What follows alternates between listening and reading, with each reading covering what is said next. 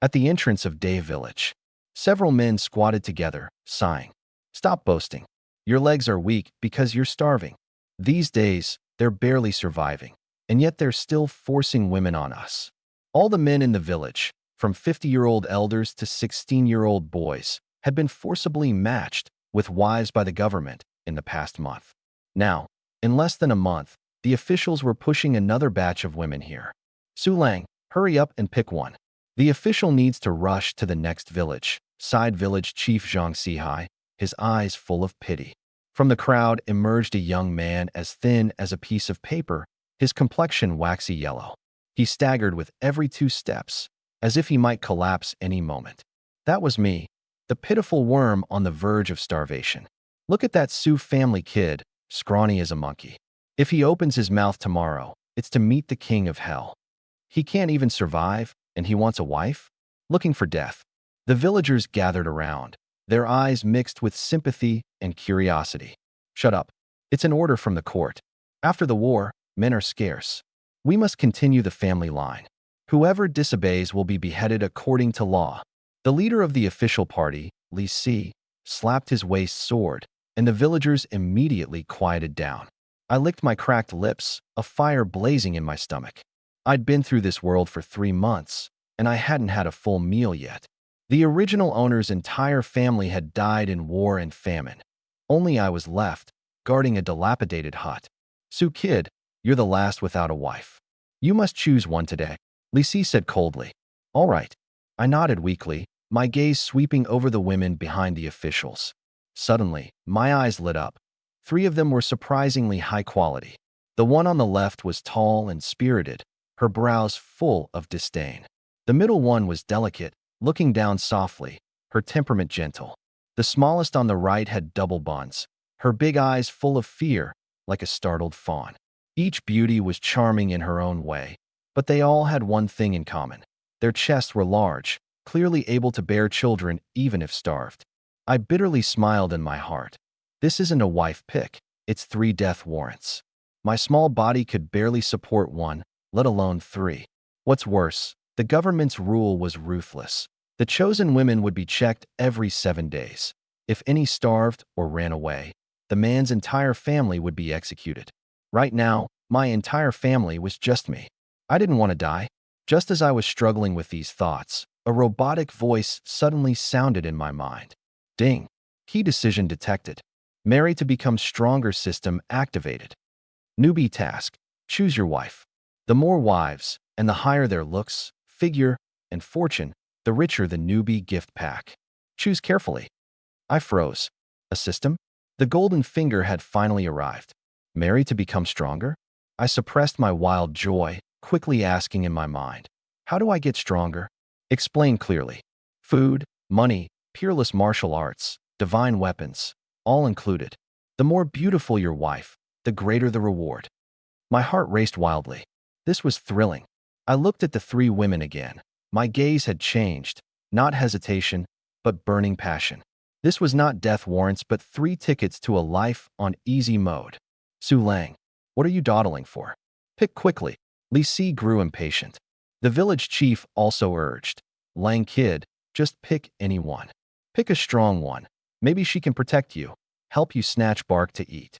That fat one's good, big but for childbirth. Ha ha ha. The villagers cheered, their eyes full of pity, as if they were already seeing me starve to death in a few days.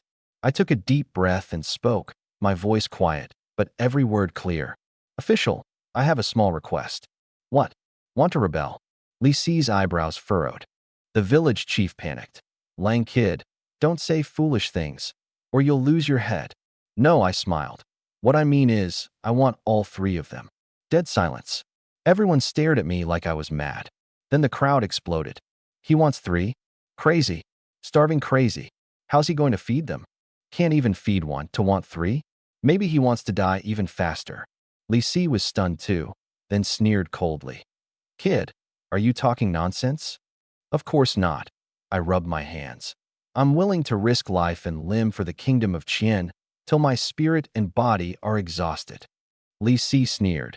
His mission was just to sell the women. If they couldn't be matched, the government had to provide grain. As for who they married or how they lived, he didn't care. In famine years, who cared about who? Lang kid, don't be foolish. Apologize quickly, the village chief stomped. Marry 3 is marry 3. No one stops me from loving my country. I said righteously. Fine, these 3 are yours. Li Si pulled 3 marriage contracts from his pocket and threw them to me. Seal with your fingerprint. I'll check in 7 days.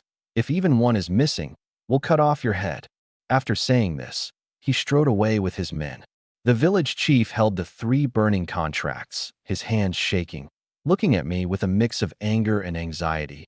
You, child, what can I say to you? The villagers pointed and whispered, mocking and pitying. Just wait, they'll be crying at his home in 3 days. 3 days?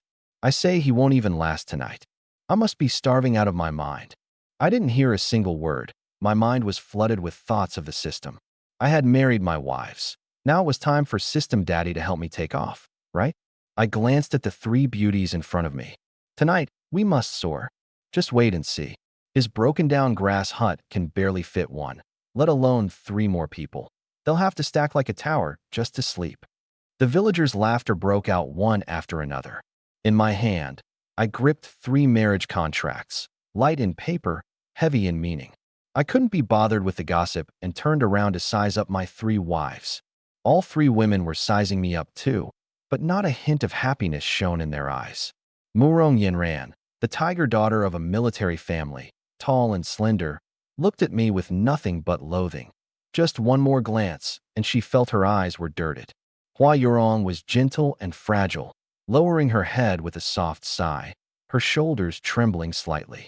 The youngest, Xia Zhuo, was terrified, clutching at the corner of her clothes tightly, hiding behind Hua Yurong. I understood their feelings.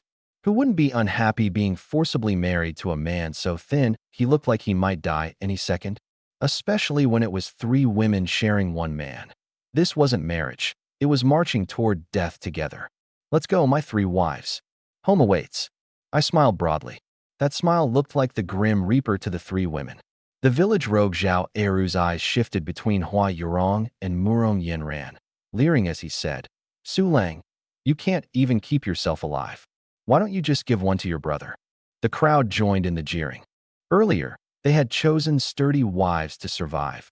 Now seeing these 3 beauties, the men's eyes glowed red with desire. I stopped walking, turned around, and calmly gave Zhao Eru a glance. That one look made Zhao Eru shiver for no reason, and the crude remarks behind him were abruptly swallowed. Leading the 3 women, I walked toward the most remote corner of the village. Along the way, there were constant whispers and ridicule. The 3 lowered their heads further and further. Murong Yinran's nails dug into her flesh, daughter of a martial champion. When had she ever been subjected to such humiliation before? Soon, we arrived at home. Calling it home was generous. It was more like a shack ready to collapse at any moment. Bamboo walls were drafty on all sides. The roof had several big holes through which the sky was plainly visible. Inside, there was nothing but a battered wooden plank bed and a cracked ceramic jar. Xia Zhuo was about to cry out loud, but Hua Yurong held her tightly. Hua Yurong herself tried to hold back tears, speaking softly. Little sister Zhuo, since we are here, let's make peace with it. Murong Yinran trembled with fury. Was this really her destiny? From a noble military family's daughter to a place dirtier than a pigsty? My 3 wives, please, sit anywhere you like. I stayed cheerful. Sit. Murong Yinran sneered. Sit where? On the ground. The ground is pretty clean, I said with mock seriousness. Murong Yinran's chest felt suffocated. Hua Yurong bowed and softly said, Husband, we're hungry. Just as she spoke, Xia Zhuo's stomach growled loudly, her face flushing red. I'll go cook then. I nodded and left the hut. The 3 women froze in place. This broken hut would make even a rat cry. With what would I cook? The northwest wind? Once I left, the hut erupted in noise. I can't take it. I'd rather be beheaded by the government than marry someone like this. Murong Yinran hissed, her voice filled with absolute refusal. Murong Yinran, running away from marriage is a capital offense. It will implicate our families. Hua Yurong hurried to stop her. Family. Murong Yinran sneered bitterly. My father died in battle. My mother passed away from illness. I have no family left. Even if I die, I, Murong Yinran, will die standing. Xia Zhuo sobbed in fear. I don't want to die. I'll listen to Sister Yurong. Hua Yurong sighed. The authorities will come to inspect in 7 days. Where could we run? There's famine everywhere outside. It's more dangerous than here. At least, here we have shelter from the wind and rain. Even she felt weak. This hut would probably be wetter inside than outside when it rained. Shelter from wind and rain? Open your eyes. Is this even a place for humans to live? Murong Yinran pointed at the hole-ridden roof. I'd rather die outside than starve alive in here. Just as Murong Yinran was about to storm outside, a system prompt sounded in my mind. Ding! Congratulations, host, you have completed the beginner task. Choose your wives. The beginner gift pack has been awarded. I rejoiced inwardly. Open. You received 100 gene of polished rice, 100 gene of white flour, 20 gene of cured meat, 10 gene of fresh vegetables, 30 eggs, seasoning gift pack. You received exclusive storage space, 10 cubic meters, time stops. Food. In this famine era where life was cheaper than grass, this was life itself. With storage space, I no longer had to worry about people discovering and threatening my life. One-time marriage to 3 high-quality wives. Rewards doubled. Acquired God-level craftsmanship skill. Acquired God-level cooking skill. Acquired physical enhancement X2.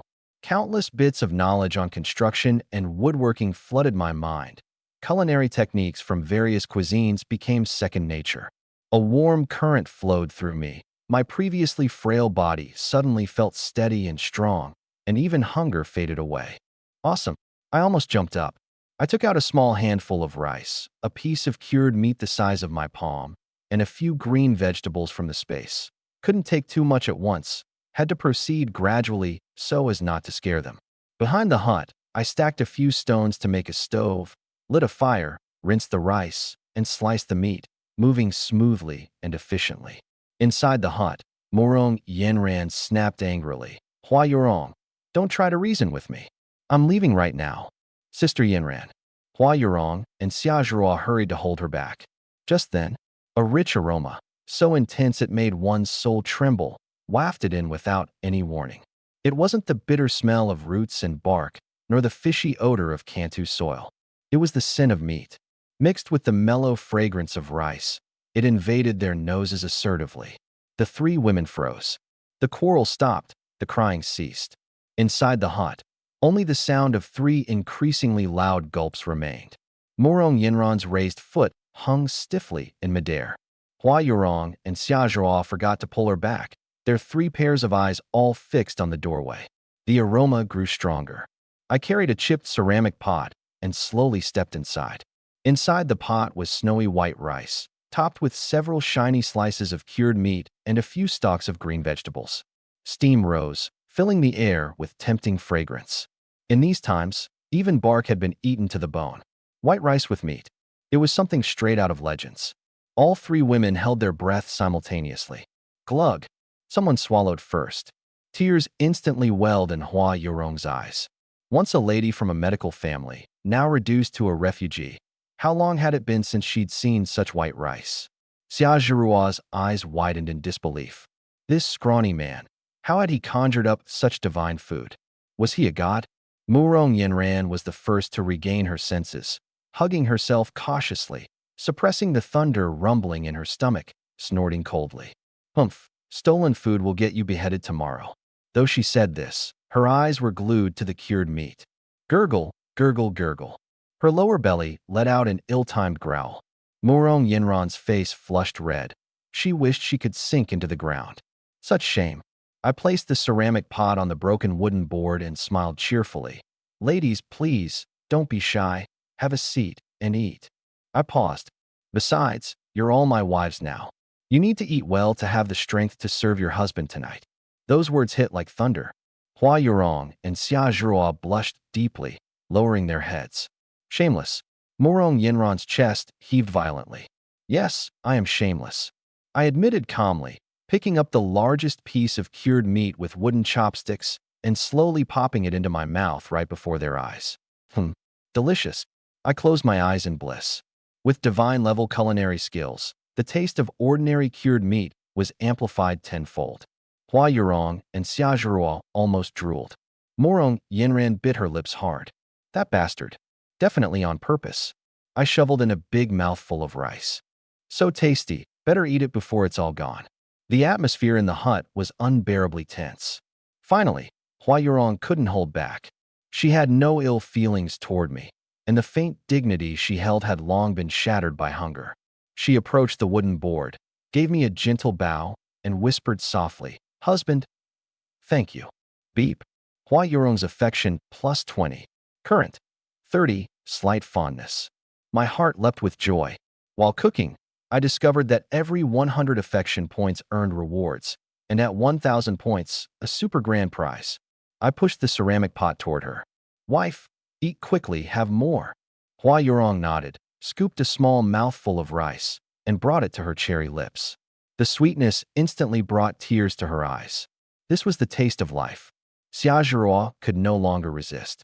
She dashed to my side, shyly imitating Hua Yurong. "Hua's sister already called you husband. I want to call you husband too." Beep. Xia Zhuruo's affection plus 30. Current. 40. Filled with trust. The little girl grew quickly, easy to fool. "Haha. Go ahead, you little foodie." "Thank you, husband." Xia Zhuruo cheered, immediately digging in. Only Murong Yanran remained frozen in place. That meaty aroma hooked her soul, tugging repeatedly. "Eat, and bow your head. Don't eat, and you would starve tonight." I glanced at her, deliberately holding a piece of cured meat in midair, teasing. "Ah, this meat smells so good. Both the first and second wives get some, but someone's not getting any." Morong Yenran stiffened. "You want some? Come here and say husband first." "You're dreaming." "Fine, then you two better finish eating quickly. There won't be any left after that." I said to Hua and Xia. Xia Zhuruo whispered, "Yenran's sister, come eat quickly. It's really delicious." That was the final straw. The proud daughter of the martial top scholar was actually being forced to eat by two traitors and a rogue. But the growling from her stomach was too honest. She closed her eyes, and when she opened them again, all her struggles had turned into resignation. She walked up to the wooden plank and squeezed out two words through clenched teeth. "Husband." Her voice was barely audible, yet filled with humiliation. Ding. Morong Yinran's affection plus 10. Current. Minus 20. Extremely disgusted. I nearly laughed out loud. From minus 30 to minus 20, that's progress. I deliberately put on a stern face. "HM. Louder. You." Morong Yinran's phoenix-like eyes blazed with fury. "Never mind if you won't say it." "Then, this last piece of meat." "Husband." This time she almost shouted. "Yeah, close enough." I handed her the chopsticks with satisfaction. "But since you called me late, you can only be the third wife. Rongrong and Zhuruo are your older sisters. I'll kill you." Morong Yinran took the chopsticks, her first instinct to stab me. But the glossy piece of cured meat made her drop her murderous intent. She devoured a huge mouthful of rice, bit into that piece of meat as if biting into my very bones. So delicious. I watched the three wives eat ravenously without care for their image, then glanced at their fairy-like faces, the proud figures hidden beneath their loose clothes. I licked my lips. "Eat slower, don't choke." My voice suddenly turned gentle. The three of them looked up at me. There was a smile on my face they couldn't understand. "You've eaten my food. From today on, you belong to me, Su Lang. Tonight, all three of you serve me together and bear me a child." The air in the hut froze instantly. Uft. Murong Yenran slammed her chopsticks onto the ground, her pretty face burning red, her chest rising and falling fiercely. "Shameless scoundrel. In your dreams." She wanted nothing more than to stab my throat with those chopsticks. This man was nothing but a rogue from head to toe. Hua Yorong's face flushed as if she could bleed, her head bowed as she twisted the corner of her clothes, too shy even to look at me. Serving her husband was her duty, but all three at once? Too embarrassing. Xia Zhuruo was half scared, half curious, hiding behind Hua Yorong, but couldn't help peeking out at me. This husband had a lot of nerve, yet seemed kind of fun. Seeing their three reactions, I had a clear idea. A rose with thorns, a gentle lamb, a curious kitten. Interesting. I wasn't annoyed. Instead, I leisurely pulled out 3 marriage contracts and waved them before their eyes. Black on white, official government seals. From the moment you place your handprints, you're my legally wedded wives, Su Lang's wives. I slapped the marriage certificates on the wooden plank. Husband and wife sharing a bed, that's heaven's decree. Am I wrong? Morong Yenran was speechless. She could call me shameless all she wanted, but couldn't refute the government contract. In this world, law was mightier than life itself. I put away my playful look and became serious. I know you all feel wronged, looking down on me, a poor wretch, and this shack isn't fit to live in. But I promise you, this is only temporary. From today on, as long as I have a mouthful to eat, you'll never go hungry. Within a month, I'll get you into a house with green bricks and tiled roofs, with meat on the table every meal. Those words landed with weight. Coupled with the fragrant cured meat rice just now, it was surprisingly convincing. Hua Yurong looked up, moved by my sincerity. A man who dared make such a promise under these circumstances. Her heart valued that deeply. Xia Zhirua's eyes lit up, thinking her husband could do anything. Green brick-tiled house. Meat every meal. Wasn't this an immortal's life? Only Morong Yenran snorted coldly. Anyone can brag. If you pull it off in a month, I'll write my name backwards. Though her words were harsh, her tone had softened a bit. This man really wasn't the starving ghost she had imagined. I didn't argue further, turning my gaze to Hua Yurong. My lady, it's getting late, Hua Yurong's heartbeat suddenly quickened, her cheeks burning hot. Under the watchful eyes of the other two, she was so embarrassed she wanted to hole up in the ground. But she understood, this was the first step to becoming a wife. She took a deep breath, smiled gently, her voice as soft as a whisper. Husband, I'm here to serve you. Ding. Hua Yurong's favorability +10. Current, 40, full trust. Got it. A joy swelled in my heart. I turned around and rummaged, dragging out several broken wooden boards and some straw from the corner. Divine craftsman skill activated. With my bare hands, and in no time, I set up a simple partition in the middle of the thatched hut. Though crooked and uneven, it at least divided the space into 2 parts. All right, let's make do. I clapped my hands. Yurong and I will stay here. Yenran and Zhirao, over there. Get some rest early. Morong Yenran trembled with anger. That bastard was really going to. She glared at the thin partition, feeling incredibly humiliated. But what could she do? Make a scene? Fight? That would only bring the authorities after them. Besides, she had just eaten someone else's meal. Silent, she pulled along the naive Xia Zhirao and stormed across to the other side of the partition. The night grew deep. I took Hua Yurong's cold little hand in mine. Don't be afraid. The warmth in my palms slowly relaxed her. She closed her eyes and nodded resignedly. On the other side of the partition, Morong Yenran and Xia Zhirao lay side by side on the straw, both wide awake. Sister Yenran, Xia Zhirua's voice trembled. I'm a little scared. Scared of what? Morong Yenran turned over irritably, facing away from the partition. But her ears unconsciously perked up. Soon, the rustling sound of clothes being removed. Then the low whispers from me, Hua Yurong's mosquito-soft replies. Both girls' breathing faltered simultaneously. Creak. The rickety wooden bed groaned under the strain. Asterisk creak. Creak. Asterisk. In the silent night, the sound was amplified endlessly, accompanied by Hua Yurong's restrained, broken moans. The pain, the tension, gradually laced with a different kind of meaning.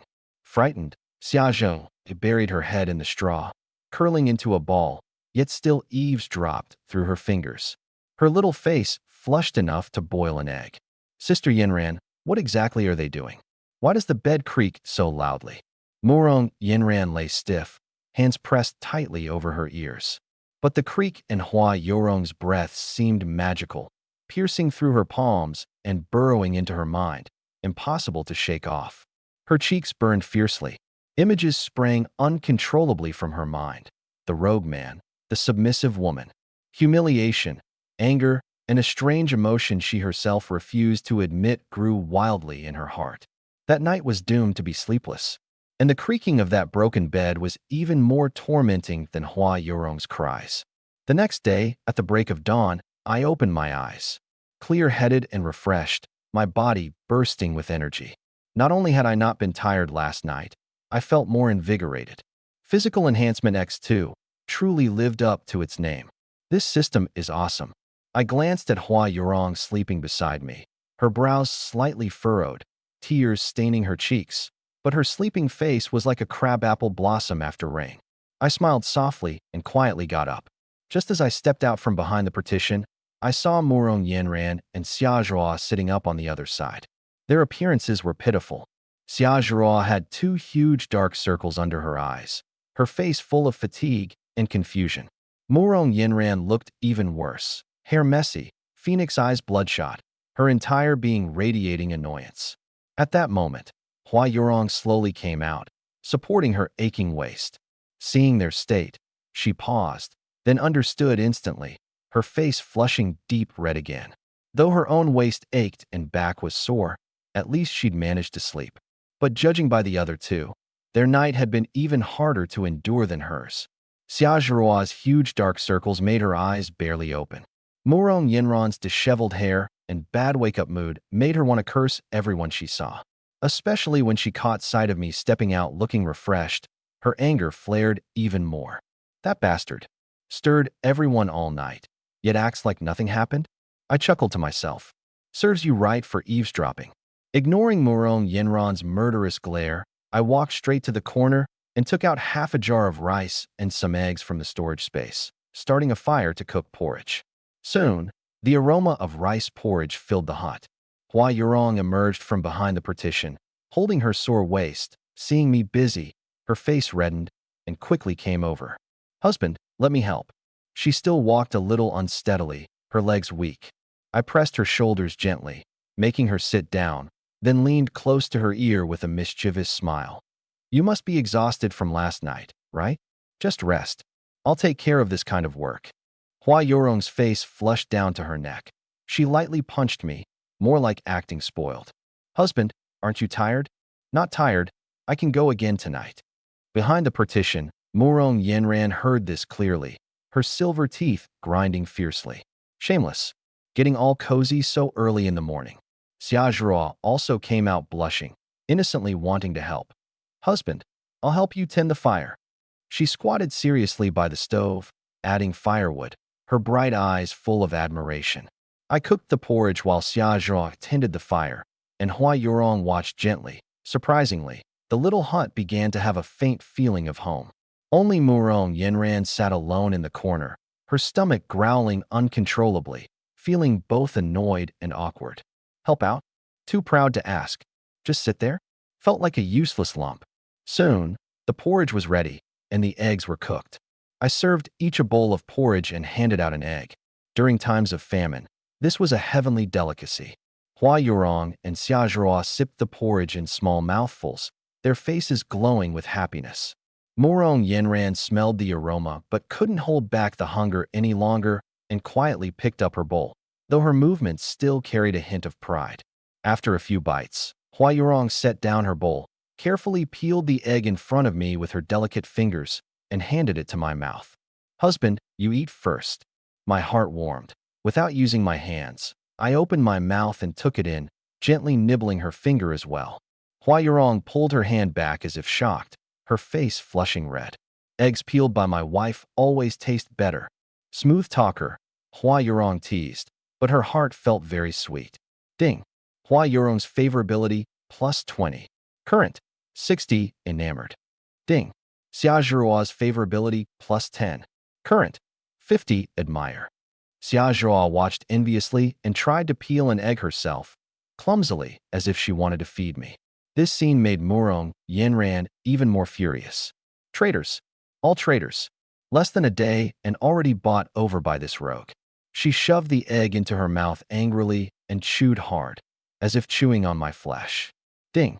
Murong Yenran's favorability, +5. Current, -15, dislike lessened. Huh. Even this Tsundera's score increased?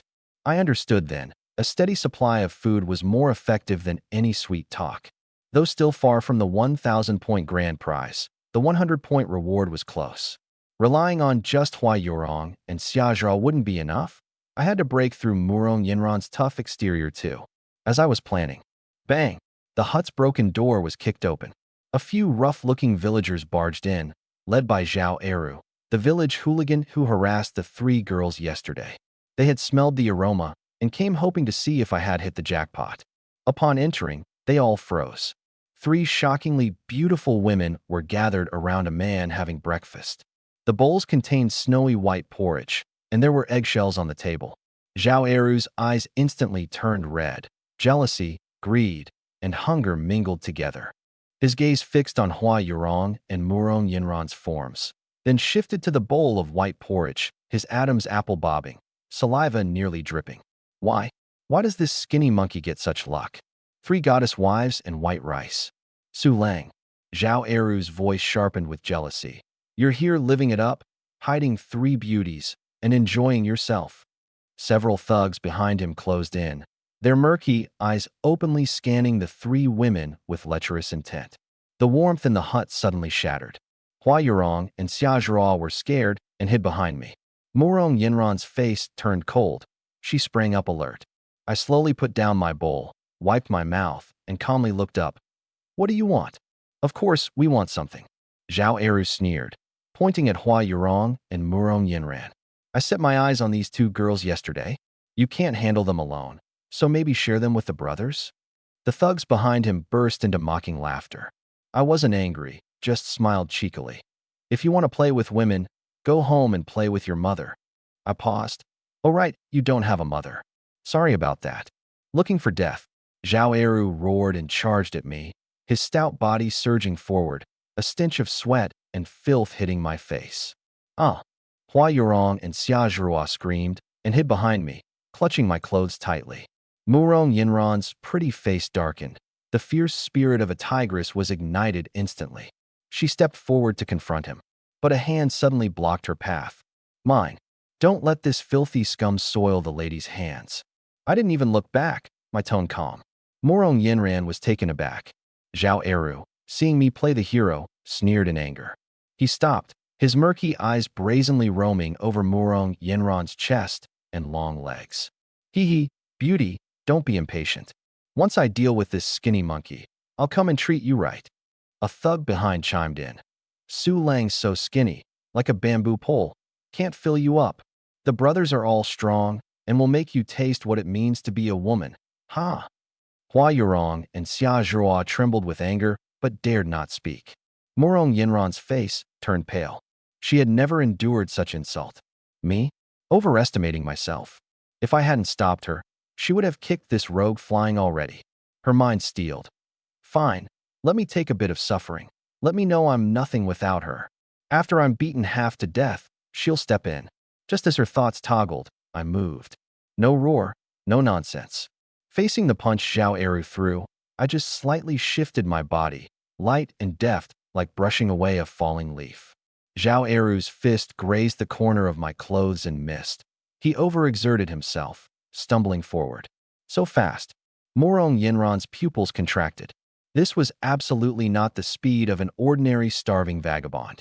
Before she could recover, I closed in, my right hand like lightning, grabbing Zhao Eru's wrist and twisting it outward fiercely. Crack! The crisp sound of bones breaking exploded inside the hut. Ah! Zhao Eru screamed like a pig being slaughtered. That thick arm twisted at a grotesque angle, and he collapsed to his knees in excruciating pain. All the other thugs were dumbfounded. The boss who was just flaunting his power a moment ago had his arm crippled in the next. I didn't stop. A kick hit Zhao Eru's chest, sending him flying like a broken sack straight into the thatched wall. Bang! The entire hut shook. Let's get him together. Kill him. A thug with bloodshot eyes grabbed a firewood stick and swung it at my head. 2 others gathered their courage and tried to flank me from the sides. I didn't even look. I delivered a side kick. Bang! The thug at the front didn't even wait for the stick to come down. He was like a horse hit him. His body bent and flew backward, unconscious on the spot. In a flash, I appeared like a ghost in front of the one on my left. That thug felt his vision blur. Thud! His nose collapsed, blood gushed out wildly, and he fell back, rolling on the ground. Only one was left. Terrified, he screamed and turned to run. No sooner had he turned than his neck tightened. I grabbed his throat with one hand and lifted him up like a small chicken. His feet left the ground as he struggled wildly, his face turning purple, eyes bulging out. Bang! I casually threw him beside Zhao Eru. The whole process was clean and decisive, taking no more than a dozen breaths. Four aggressive thugs, one with a broken hand, one unconscious, one disfigured, and one half-dead, all writhed and wailed on the ground. The hut was deathly silent. Hua Yurong and Xia Zhuruo hid behind me, stunned. Is this really the weak husband who would collapse at the slightest breeze? Xia Zhuruo's little heart pounded hard, staring at my not very tall but incredibly reliable back, her eyes sparkling with stars. Husband, so handsome. Morong Yinran was struck as if by lightning, frozen in place, her mind blank. She had imagined 100 outcomes. I beg for mercy on my knees. I am bloodied and beaten, even that I am killed, but never this. A crushing defeat, utter and complete annihilation. How could such terrifying strength explode from this frail body? Such clean and resolute killing. He's definitely not an ordinary farmer. Just now, she had wanted me to suffer a little before stepping in to save me. That was a huge joke. Shock, shame, and curiosity churned in her chest. Who exactly is this man? Ding. Morong Yinran's affection plus 30. Current. 15. Shocked and curious. Ding. Hua Yurong's affection plus 10. Current. 70. Fondness and admiration. Ding. Xia Zhuruo's affection plus 20. Current. 70. Admiration and dependence. The system notified me, and my mood soared. A fight raises affection really fast, especially for Morong Yinran, the wild horse finally climbing out from negative numbers. I clapped my hands and turned to flash a brilliant smile at my three stunned wives. Then, I calmly walked toward Zhao Eru, who was clutching his broken arm, trembling. I crouched down, picked up the firewood stick, weighed it in my hand, and looked at him with a playful smile. My voice was soft but sent chills down Zhao Eru's spine. Just now, who did you want to mess with? Zhao Eru was terrified out of his soul, warm wetness spreading in his pants, the stench thick around him. I was wrong. Grandpa, I was wrong. Too late. I raised the firewood stick. None of these scumbags would be spared. Zhao Eru clutched his broken arm, crying and kowtowing. Grandpa, I was wrong. I'm not human. Please spare me. I smiled and swung the firewood stick with more gusto. I glanced back at my three pale-faced wives. Ladies, turn around. It's a bit bloody down here. Hua Yurong and Xia Zhuruo immediately turned and closed their eyes. Only Morong Yinran didn't move, her phoenix-like eyes fixed on me. She wanted to see what I dared to do. I ignored her and looked down at Zhao Eru. Be a good man in your next life. The firewood stick swept down with a whoosh. PFT. A muffled sound. It wasn't the cracking of bone, but the smashing of something wetter and heavier. Zhao Eru's pleas abruptly ended. His head splattered like a crushed watermelon, red and white splashing everywhere. Two other thugs who were still awake had their eyes nearly popping out and made a few scared huff-huff sounds before fainting. The hut was silent as death again. The blood and stench mixed into a nauseating smell. I tossed the firewood stick aside like I'd done something trivial. Too noisy. Hua Yurong and Xia Zhuruo couldn't help but glance back, immediately retching. Morong Yinran's face turned pale. Born from a military family and having seen battlefield carnage, she knew war was between two armies. She had never witnessed such a calm, straightforward execution. I kill like crushing an ant. You killed someone. Her voice trembled. I glanced at her and said calmly, yes, I killed them. These scumbags ran wild in the village, with at least 2 deaths on their hands. The authorities ignore it, but I don't. Keeping them around will only harm more people. This is justice by heaven's will. Morong Yinran was speechless. It made sense, but my cold indifference chilled her more than the killing itself. Ding. Morong Yinran's affection plus 5. Current. 20. Deepening curiosity. I dragged the 4 corpses out of the hut one by one like dead dogs and threw them into the village's mass grave outside. Inside the hut, the 3 women looked at each other, trembling. When I returned, the bloodstains had already been wiped clean, and I looked as if nothing had happened. I looked at the 3 frightened little quails and grinned. Are you all scared stiff? Don't worry, I'm ruthless only to bad guys. To my own women, I can't even express enough tenderness. Xiaozhao burst into laughter through her tears, the relief still mingling with fear in her eyes. Hua Yurong also exhaled in relief, her gaze toward me complicated, with fear, admiration, but mostly reassurance. This man's methods were harsh, but he was protecting them. Murong Yinran snorted coldly and turned her head away, but her tense shoulders quietly relaxed. I scanned the three women, and my gaze suddenly halted. They were still wearing the rough, patched-up clothes they had on when they were brought in, covered in dirt and patches. Hua Yurong had been tormented last night. The neckline of her shirt was ripped open. The clothes are all torn like this. They need to get changed. I walked to the corner pretending to search for something, but actually retrieved a small bag of white rice and a few boiled eggs from the storage space. Take these to town and exchange them for some fabric. The three women froze. In these times, human life was worth less than grass. A single mouthful of grain could buy a life. And yet he was willing to trade such precious food to get cloth, just to make new clothes for them? Tears immediately welled in Hua Yurong's eyes. Xiaozhua's small mouth parted silently, so moved she couldn't speak. Even Murong Yinran's heart was struck hard. Her father, when alive, had cared for her like that too. Husband, we'll go with you. Hua Yurong quickly spoke up, not trusting me to go alone. Yes, we'll keep you company on the road. Xiaozhua nodded repeatedly. I thought for a moment and nodded in agreement. Someone had just died in the hut. It really wasn't safe to leave them behind alone. The four of us tidied up a bit and set off toward the town. On both sides of the road were starving, skin-and-bones beggars, their eyes hollow, like walking corpses. A man dragged his 7- or 8-year-old daughter and pleaded to a passing merchant caravan. Sir, please have mercy. I'll sell you my daughter for half. Just half a small cake. The girl was pale and gaunt, passively pushed by her father, neither crying nor resisting. Not far away, a man was beating his newlywed wife with fists and feet. You useless burden. Since marrying you, I don't even have a crust to eat. I'll beat you to death. The woman curled up on the ground holding her head. Stop hitting me. Where else can I find food? Just kill me if you want. These tragic scenes slammed hard into the hearts of the three women. Tears silently streamed down Xiaozhua's cheeks. Hua Yurong's delicate face turned pale as she clutched my sleeve tightly. They all shared the same thought. If they hadn't met their husband, would that girl being sold, or that woman being beaten, have been themselves?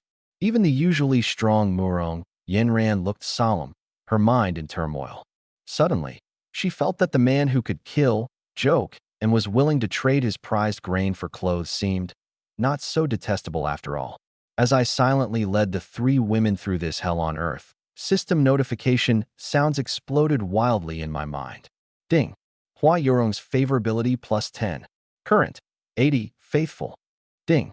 Xiaozhua's favorability plus 10. Current. 80. Faithful. Ding. Murong Yinran's favorability plus 15. Current. 35. Favorability doubling. I froze, turning around bewildered. All three wives kept their heads down, following behind, none looking at me.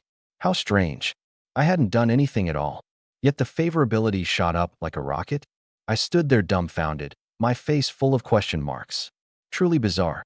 Curious, I called out to the system. How is favorability calculated? Hua Yurong and Xiaozhua are already at 80. Can it still increase after reaching the max? Host attention. Favorability 100 denotes faithful, but it is not the upper limit. Love has no end. It can continue accumulating beyond 100. Friendly reminder. Each time a wife's favorability reaches an integer multiple of 100, the system will grant special rewards. My heart leapt, joy surging up. Hua Yurong and Xiaozhua were both at 80, just 20 short of 100. Almost there. 2 special rewards secured. Xiaozhua, this little girl, was truly a treasure, practically won over without much effort. Hua Yurong was a slow conquest. Xiaozhua was simply easy to deceive. As for Murong Yinran, I glanced at this third wife, still scowling but with a noticeably softer aura. 35 points wasn't high, but at least she was out of the danger zone. The future was promising. Suppressing my excitement, I led the three women onward toward the center of Qingshi town. The town was even more desolate than the village's outskirts, streets empty, most shops closed, and the few pedestrians in sight had the hollow, hunger-dazed eyes of starvation. The four of us soon found the only open fabric shop in town. Calling it a fabric shop was generous. A worn sign hung faded, the door battered. Behind the counter lay a man so thin his face was gaunt. When someone entered, he lazily lifted his head. "What do you want, sir?" His voice quivered like he might pass out at any moment. The fabric inside was coated with thick dust. "Boss, how much is the cloth?" I asked. Boss Zhang waved his hand dismissively. "Not for sale. These days, silver can't put food on the table." His cloudy eyes swept over the four of us as he spat out a few words. "Only for food." No sooner had he spoken than I grabbed a large handful of rice from my cloth bag. It wasn't coarse rice mixed with sand, but pure white, crystal clear, each grain plump and full. In the dim shop, that handful of rice shone dazzlingly. Boss Zhang's breath caught instantly. The three women were all stunned as well. "Husband," Hua Yurong quickly tugged my sleeve. "So much rice, it's such a waste." Her face was full of heartache.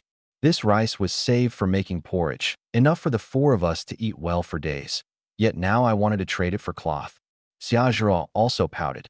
"Husband, we still have clothes to wear. It's not worth it." Murong Yenran was even more direct, speaking coldly. "Su Lang, are you crazy? Do you know what 1 grain of rice can be exchanged for outside? A few feet of ragged cloth." Her words carried an urgency for the family's welfare she didn't even realize herself. I hadn't replied yet. Thud. Boss Zhang slid straight down from behind the counter and knelt heavily on the ground. He stared fixedly at the handful of white rice, his emaciated body trembling violently, strange ho-ho sounds coming from his throat. "Rice, it's white rice."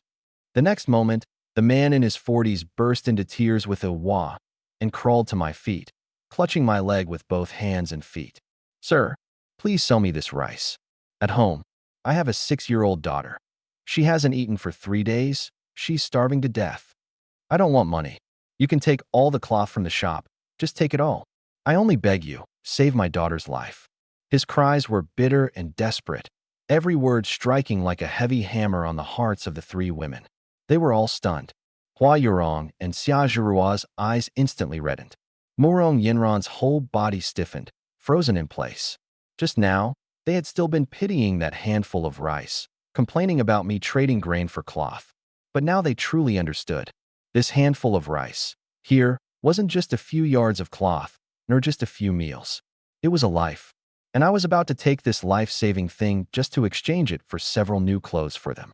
A warm current mixed with guilt, emotion, and shock swept away the last bit of restraint in their hearts. Hua Yurong gazed dreamily at my profile. This man, who looked carefree and even somewhat roguish, harbored the deepest gentleness for them in his heart. Xia Zhirua's eyes were brimming with tears, feeling her husband was the best man in the world. Murong Yenran was also deeply shaken. She looked at the father kneeling at her feet, begging bitterly for his daughter's life, then at the silent man who had been quietly paying for them. These two images gradually merged in her mind.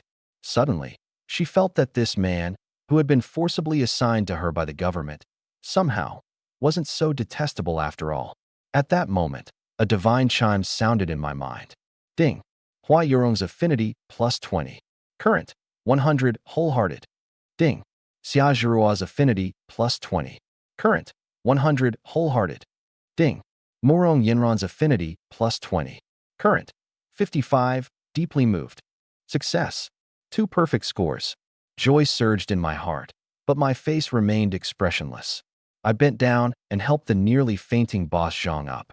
"Boss, get up first." I poured the entire handful of rice into Zhang's trembling hands. "Take this rice and make porridge for your daughter. As for the cloth, just take whatever you need." No sooner had I spoken than, ding, detecting 2 wives' affinity reaching 100 points for the first time, calculating special rewards. Ding, rewards being sent. Ding, congratulations, host received. Food gift pack, 500 gene of polished rice, 500 gene of flour, 100 gene of cured meat. Ding, congratulations, host received. Physique enhancement X2. A warm wave exploded fiercely, several times stronger than before. My bones crackled, muscles quietly becoming resilient. My physique had doubled again, now 4 times that of an ordinary person. Awesome. Before I could recover, the system chimed again. Ding. Super Seed Gift Pack. 100 gene each of potatoes, sweet potatoes, and corn. Ding. Divine level hunting skill. My heart raced. Potatoes, sweet potatoes, corn, high-yield crops from the future were miraculous treasures in these times. The divine hunting skill was even more powerful, instantly imbuing me with tracking, setting traps, archery, and close combat abilities, turning me into a seasoned hunter of the wilderness overnight. This meant an endless supply of meat. I suppressed my excitement and regained my composure. Zhang was still kneeling, clutching my leg and crying. The three beautiful wives stood nearby, stunned and moved. Boss, the floor is cold, get up. With one hand, I lifted the skinny boss Zhang up. The steady strength surprised him again. I stuffed the rest of the rice into his arms. Take it home and make porridge for your daughter. The child's the priority. Sir, you are my savior. Boss Zhang choked on his tears, holding the rice tightly. He turned and dashed into the back room to retrieve a set of keys. Sir, take any cloth you want from the shop. Even the stockroom. Take it all if you want. In this famine era, a bag of rice could save a life.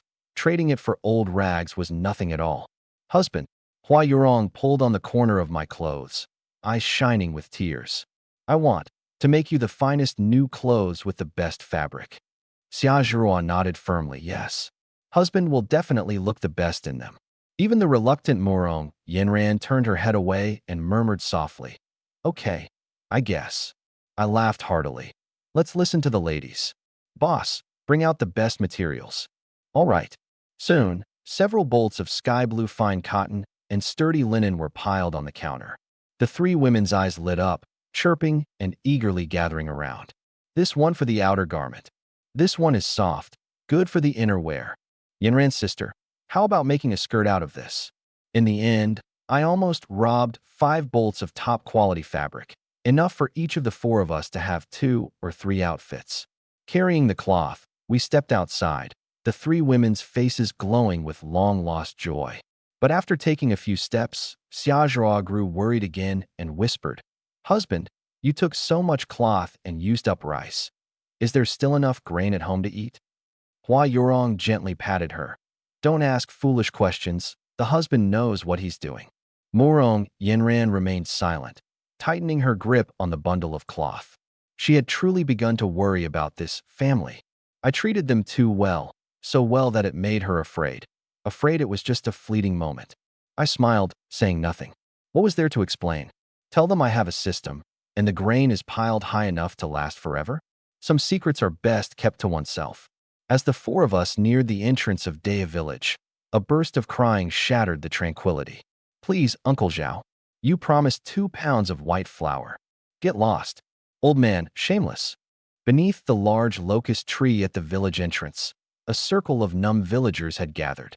In the center of the crowd, a burly man with a face full of rough flesh was roughly dragging a young woman. Even her simple hairpin and cloth skirt couldn't hide her delicate beauty. Li Xiuji, the village's famed beauty.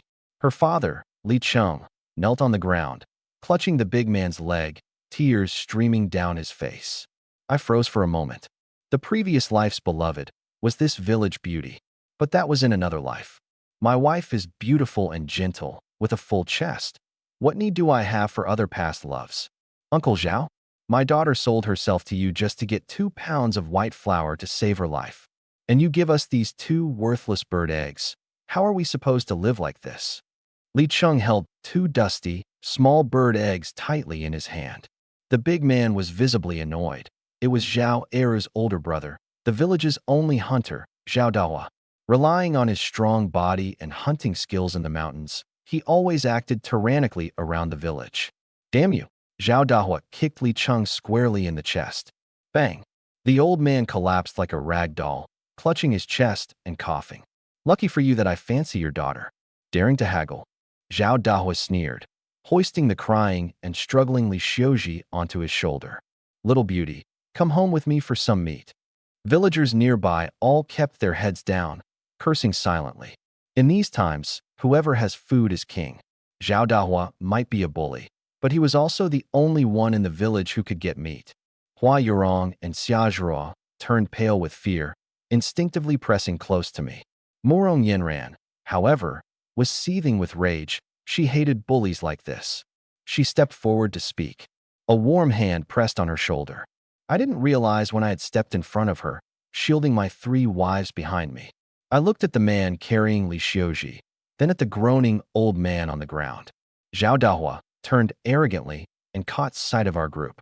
His gaze swept over Hua Yurong and Murong Yinran, lecherous light burning brightly in his eyes. Well, who's this young lady showing up out of nowhere? Much prettier than Li Xiuji. The weak and frail Li Xiuji, slumped from the rain like a small white flower, was pitiful. But the 3 before him were truly top-tier beauties. The fullest figure was gentle and tender, obviously someone who would care deeply. The youngest was lively and adorable, her big, sparkling eyes making you want to pull her close. The most eye-catching was the woman clutching the cloth, with a cold expression, tall and proudly poised. Her broken clothes couldn't hide her heroic aura. Such a wild horse was worth conquering. Zhao Dahua's Adam's apple bobbed. Wicked flames surged straight to his forehead. His brother Zhao Eru had boasted yesterday that Su Lang, that useless man, had 3 fairy wives. Zhao Dahua hadn't believed it until today. Damn, even Zhao Eru was holding back that story. As for me, he didn't even see me as a threat. Everyone in Daya village knew I was a sickly weakling who'd collapse in the slightest wind. Su Lang, you're one lucky bastard. Zhao Dahua sneered, tossing Li Xiuji to the ground like a sack, then pointed at Hua Yurong and Murong Yinran. I'm in a good mood. Let me borrow these 2 wives for a few days, and I'll spare you. His lackeys egged him on. Brother who? You fancy his women. That's your favor to him. You sick monkey, can you even handle 3? I was hesitant at first. Saving Li Xiuji was a kindness, but the previous life's love didn't concern me, and there was no need to provoke the local gangsters. But now, this was no longer a trivial matter. Daring to my wives. This wasn't about profit or loss. It was courting death. Brother who's marrying 4 today. One lackey continued to flatter. Zhao Dahua puffed his chest and laughed loudly. Exactly. Su Lang, bring out the 3 marriage contracts and make your marks. Hua Yurong and Xia Zhirua shrank behind me, their faces pale. Morong Yinran trembled with anger. At that moment, Li Xiuji struggled up and stood in front of me. She didn't cry, but glanced back at me, eyes full of urgency. Brother Su Lang, you should go. This has nothing to do with you. With that, she turned and knelt heavily before Zhao Dahua, banging her head on the ground. Uncle Zhao, I'll go with you. Please spare Brother Su Lang. His health is fragile and can't take this kind of turmoil. The surrounding villagers all looked on with pity in their eyes. Zhao Dahet paused for a moment, then laughed even more wildly. Little beauty, you're quite loyal. Once I finish with this trash, I'll come cherish you. I was stunned, looking at this girl who tried to shield me with her frail shoulders. Somewhere deep inside, I felt touched. Very well. I had only intended to break his legs, but now, let him go down and reunite with his brother. I stepped forward, pulled Li Xiuji up, shielded her behind me, and looked at Zhao Dahet with a smile. Want to play with my woman? Still want my marriage contract? Zhao Dahet was taken aback, immediately feeling his authority challenged. Trash still wants to resist? I smiled even brighter, raising 3 fingers. Count to 3, kneel down, and count out to my 3 wives to apologize. Otherwise, bear the consequences yourself. Silence engulfed the whole place. The next second, Zhao Dahet and his lackeys burst into uproarious laughter. He's asking Brother Hu to kneel? This kid's gone mad. Brother Hu, kill him. Zhao Dahet laughed until tears came out, his knuckles cracking as he clenched his fists, stepping forward menacingly. You little bastard, I'll teach you what death means. His fist, as big as a clay pot, carried the wind, heading straight for my face. I didn't move.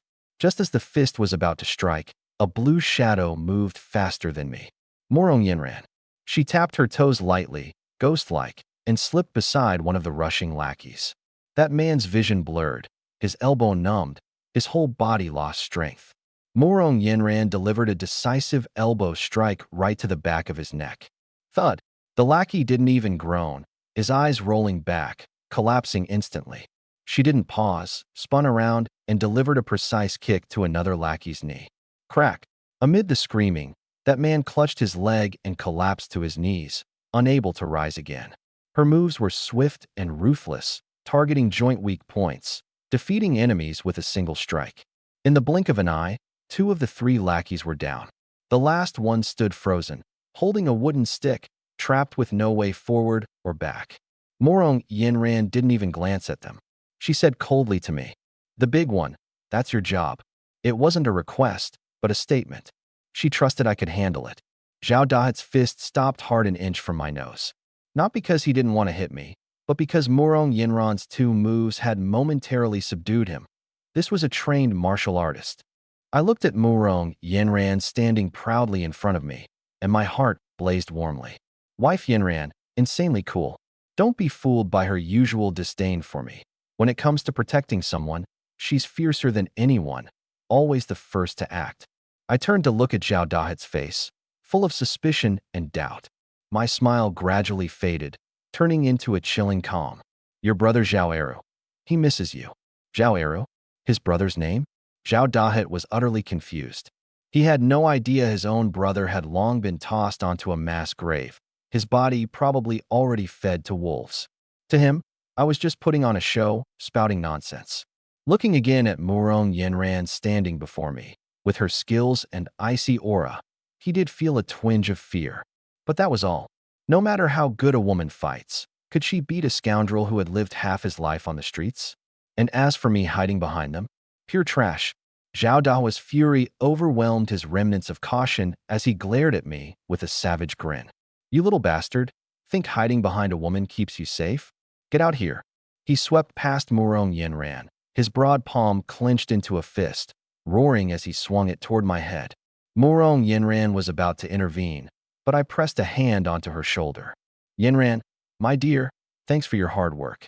No need to use a sledgehammer to kill a chicken. She turned her head toward me, eyes filled with suspicion. Was I crazy? I didn't dodge, didn't block, didn't even take a defensive stance. I met Zhao Dahua's punch head-on and struck back with a punch from my other hand, colliding with brute force. Looking for death, Zhao Dahua snarled. Test strength? There was no one in Qingshui town who could best him. The onlookers gasped in shock. Is Su Lang crazy? That arm's ruined. Li Xiuji closed her eyes in fright. Bang! 2 fists of vastly different size slammed hard into each other. The scene I expected, bones breaking, tendons snapping, didn't happen. Instead, crack, a sharp sound of finger bones dislocating. Arg! Zhao Dahua groaned in pain, his sturdy body staggering backward 5 or 6 steps, his face swelling to a dark purple, like pig liver. The iron fist he prided himself on now hung crookedly, fingers twisted in a grotesque shape, the back of his hand swollen terribly. As for me, I only took half a step back, shook my hand, and my expression didn't even change. A dead silence fell over the crowd. Everyone's mouths gaped, eyes wide. What the hell just happened? That weakling who couldn't even hurt a chicken had just injured the top brute in Qingshui town with a single punch? Zhao Dahua's remaining lackey dropped his wooden club with a clatter, his legs going weak. Morong Yinran's beautiful eyes were filled with shock too. She understood better than anyone how terrifying that punch had been, even stronger than what it took to handle Zhao Erwo. How many secrets did this man's body hide? I felt the rushing power surging within me, ecstatic beyond words. I stepped closer to Zhao Dahua, a cold smile like ice on my lips. I gave you 3 seconds. Too bad you didn't heed. It's too late if you want to run now. Cold sweat poured down Zhao Dahua's face.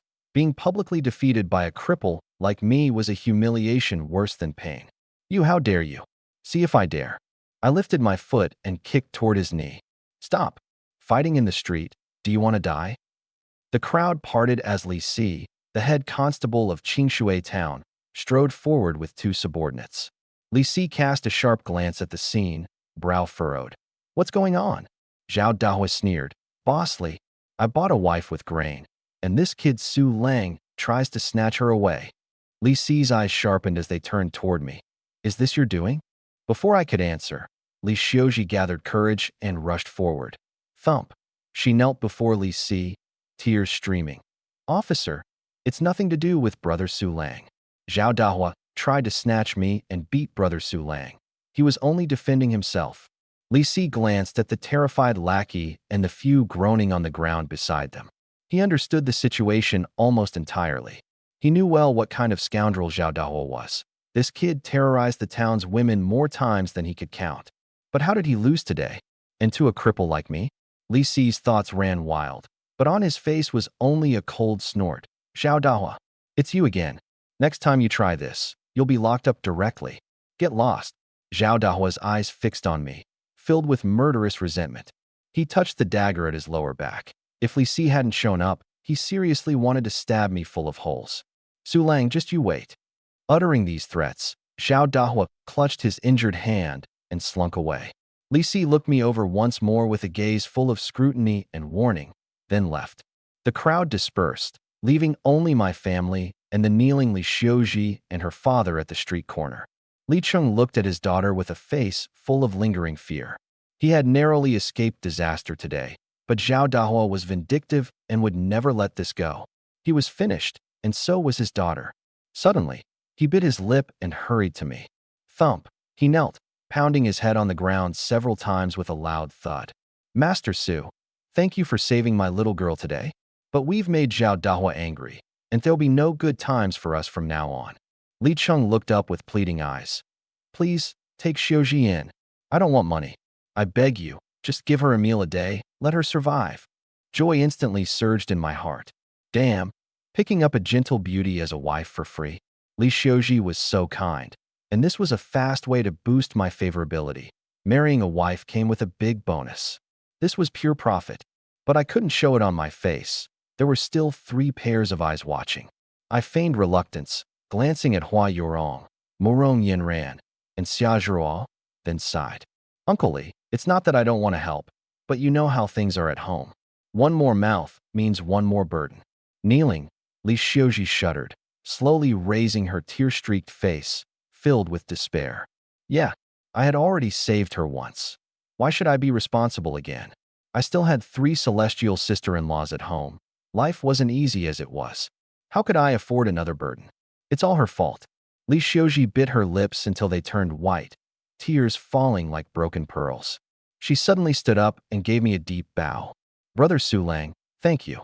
I won't be a burden to you. After saying that, she actually turned around and staggered off in the direction Zhao Dao had left. I'm going to find Zhao Dao. I'll tell him not to bother you anymore. Her voice was full of determination. I told him, as long as he doesn't trouble Brother Su Lang, I'll obey him in everything. I only ask, Brother Su Lang to be safe. Hua Yurong, Morong Yinran, and Xia Zhou watched Li Xiuji's fragile figure, willing to sacrifice herself rather than bring trouble to her benefactor, and their hearts softened simultaneously. This girl, too foolish and too kind. Hua Yurong reacted the fastest, taking a quick step forward to tightly embrace Li Xiuji from behind. She looked back, tears glistening in her eyes as she looked at me. Husband, that single word was as soft as a feather, scratching right at the tip of my heart. I was already bursting with joy inside, but I couldn't let it show on my face. Morong Yinran was still watching attentively. If I showed too much eagerness, the goodwill I just gained would instantly drop into the negatives. Stay calm. I pretended to be troubled and let out a long sigh, putting on a face full of righteousness and inner struggle. I, Su Lang, stand tall as a man of integrity. How could I take advantage of someone in a vulnerable state? You 3 ladies are all officially married in the eyes of the government, and I have sworn to treat you well for life. If I accept Xiuji today, wouldn't that make me a frivolous and lustful man? You all understand me. These noble words both steadied the emotions of the 3 women and, at the same time, tested Morong Yinran's attitude. But to Li Xiuji's ears, it was the final straw that broke her. Yes, Brother Su Lang was right. He was a hero who stood tall and upright. How could he want a burden like her? Despair and gratitude churned in her heart. Brother Su Lang must be saying this to save her from embarrassment. He really was a good person. Because of this, she couldn't bring him down. Sis-in-law, let go of me. Li Xiuji suddenly struggled fiercely, her strength surprisingly great, crying out as she tried to break free. It's me who's dragging Brother Su Lang down. I'll go find Zhao Dao. As long as he never troubles you again, I'm willing to do anything.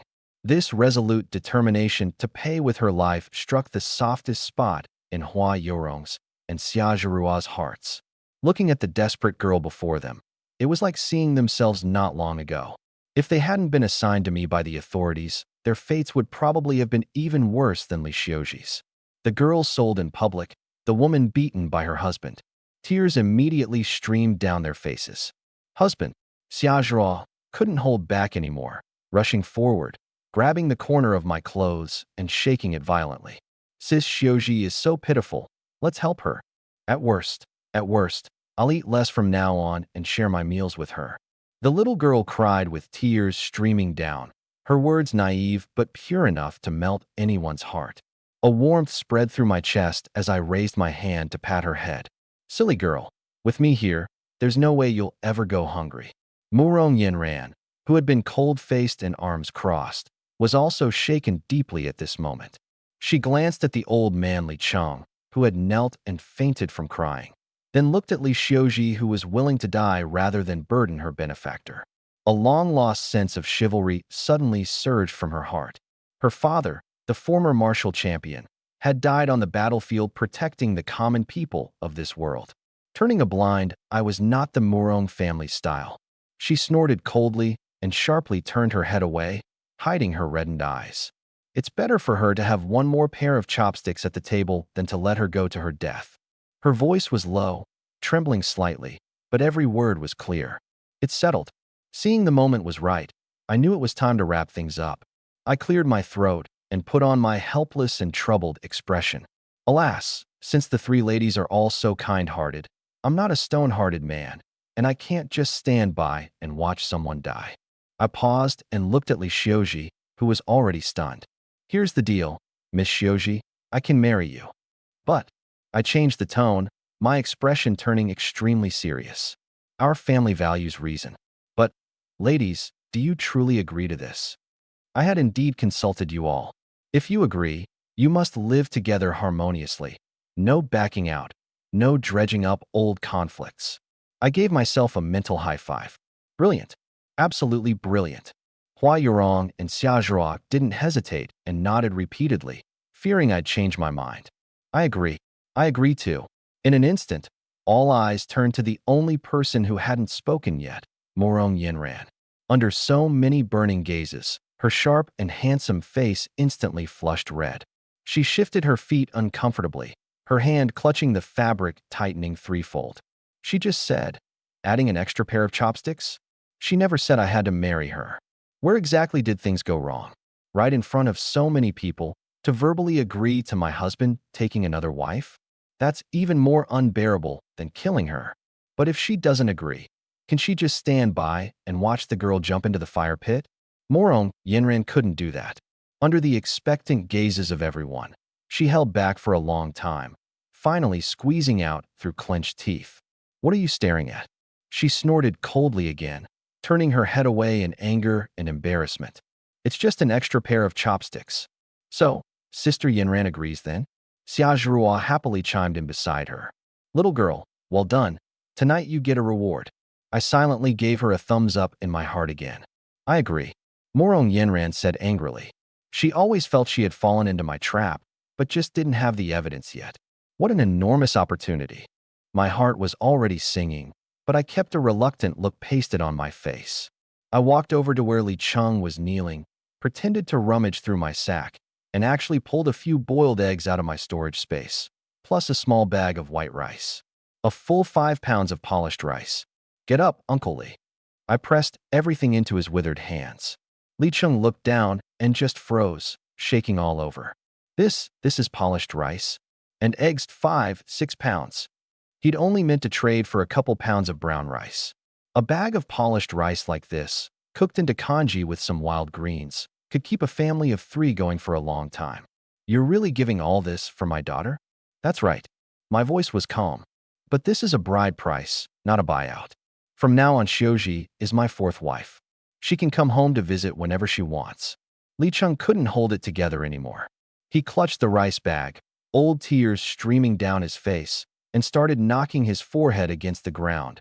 Bang, bang, bang. My savior. You're our family's savior.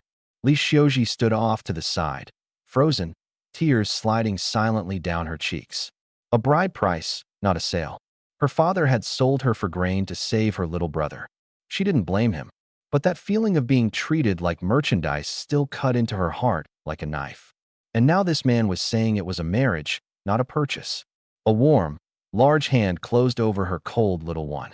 Xiaoji, as long as I've got food to eat, you'll never go hungry. Her body trembled. She kept her head down, tears splashing into the dirt, but inside, it was like flowers had bloomed. Ding. Li Xiaoji's affinity plus 30. Current. 60. Devoted to you. Ding. Married your fourth wife. Distributing reward. Ding. Acquired. Superwell Blueprint X1. Constitution Enhancement X2. A warm current surged through my whole body in an instant. 3 rounds of doubling. That's 8 times the Constitution. If an ordinary person's punch hits with 70 pounds of force, mine now lands with 500. I honestly felt like I could kill an ox with a single punch. And the well blueprint. You need water to farm, and farming is what finally lets you put down roots. I was thrilled. I sized up Li Xiaoji. The village beauty wasn't as fair and delicate as Hua Yorong, and she didn't have Murong Yenran's sharp, spirited edge, but with that round face still carrying a bit of baby fat, those big bright eyes, and those full lips, she looked like she'd bear children easily. I brought my newly married fourth wife back to the thatched hut, and all 5 of us fell silent. The hut was already cramped with 4 people. Now there was one more. 1 broken wooden bed, 1 busted partition, 1 patch of dry hay. How was anyone supposed to sleep? Hua Yorong's face went red first. She'd experienced my combat power firsthand, from dusk to dawn without a break. 1 more person on top of that. Xiazhira and Li Xiaoji were still clueless, just feeling cramped and awkward. Murong Yenran stood in the doorway clutching her bundle of cloth, brow furrowed, not even sure where to put her feet. This rundown place was no place for human beings to live. 1 look and I made up my mind. We needed a new house, and we needed it now.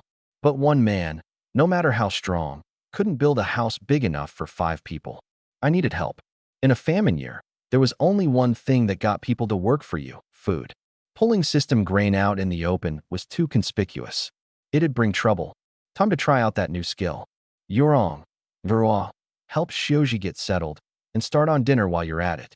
Husband, where are you going? Hua Yorong asked, worried. I tipped my chin toward the deep mountains beyond the village.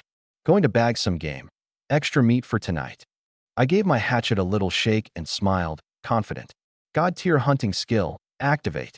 The moment they heard I was heading into the deep mountains, Hua Yorong and Murong Yenran both went pale.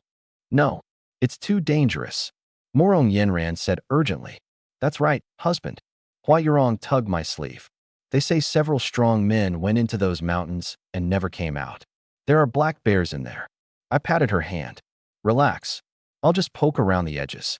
With that, I turned and strode out of the hut. The land around the village was barren. The wild hares and pheasants were long gone. Even the grass roots and tree bark had been stripped clean. To find game, you had to go into the deep mountains. I gripped my hatchet and walked into the dark forest.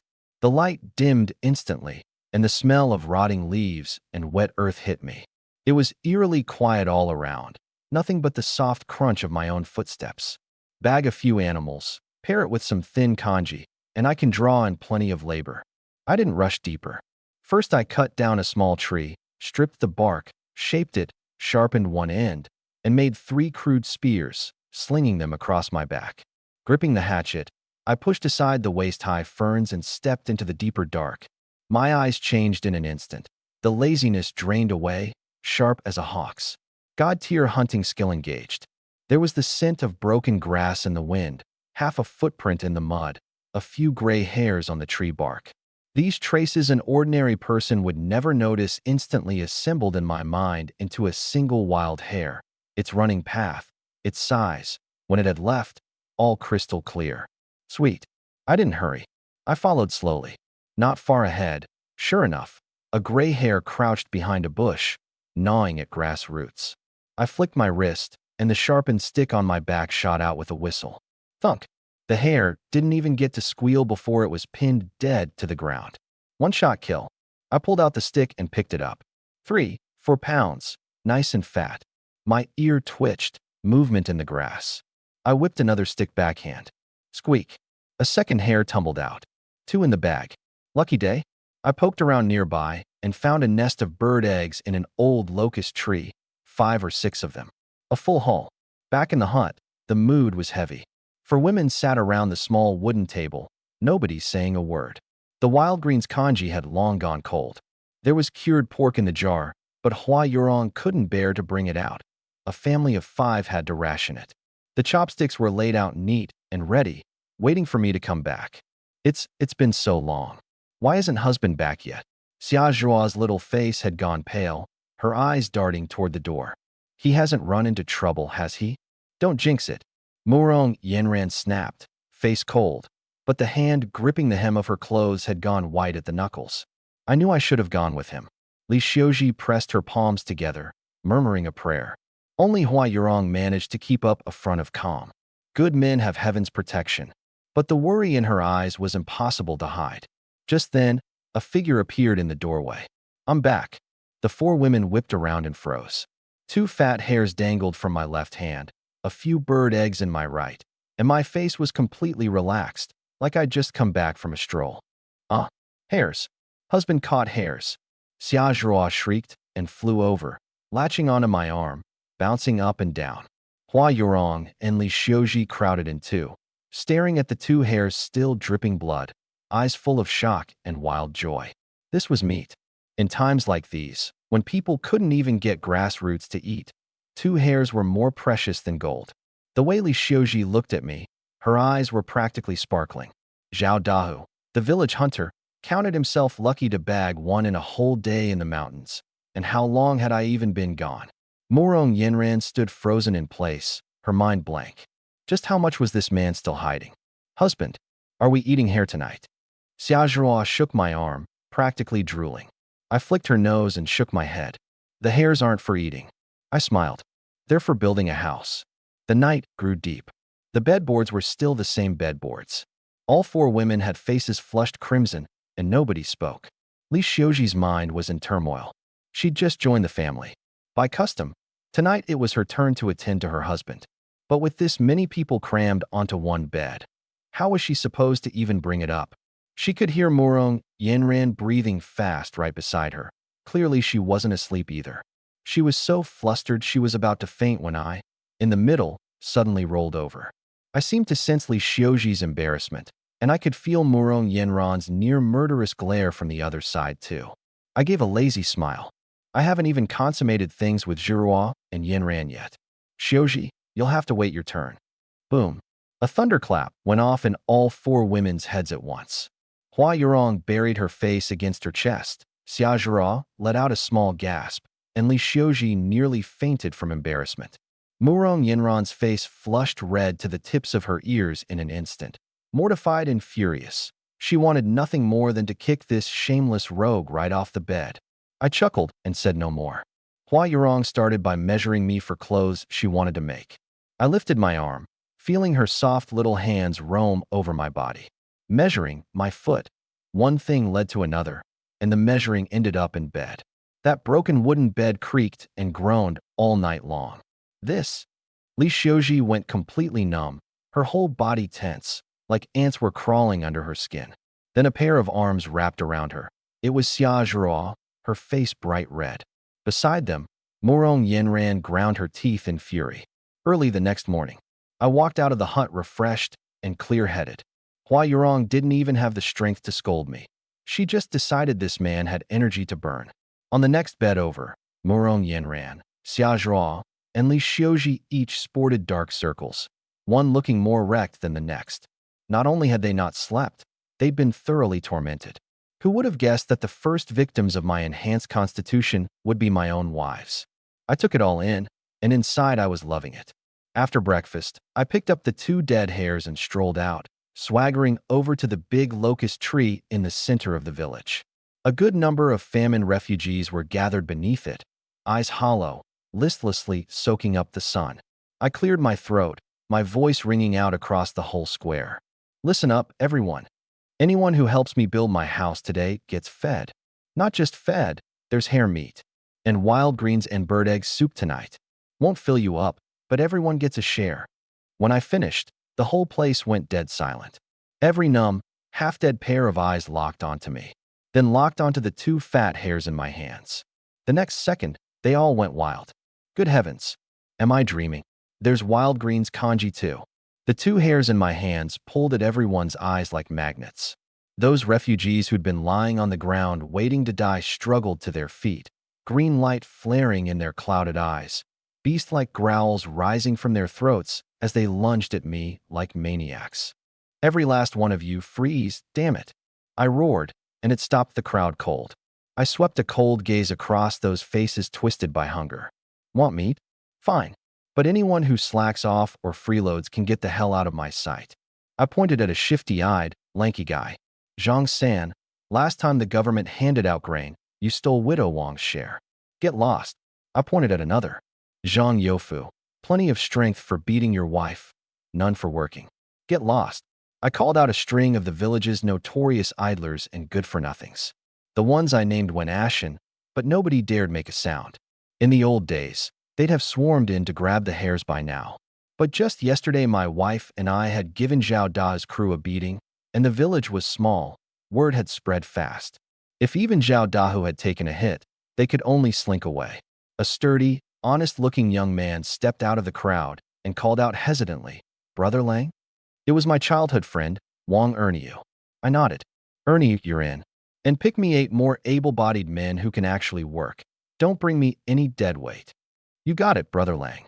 Soon, 9 broad-shouldered, strapping men stood before me, eyes full of awe.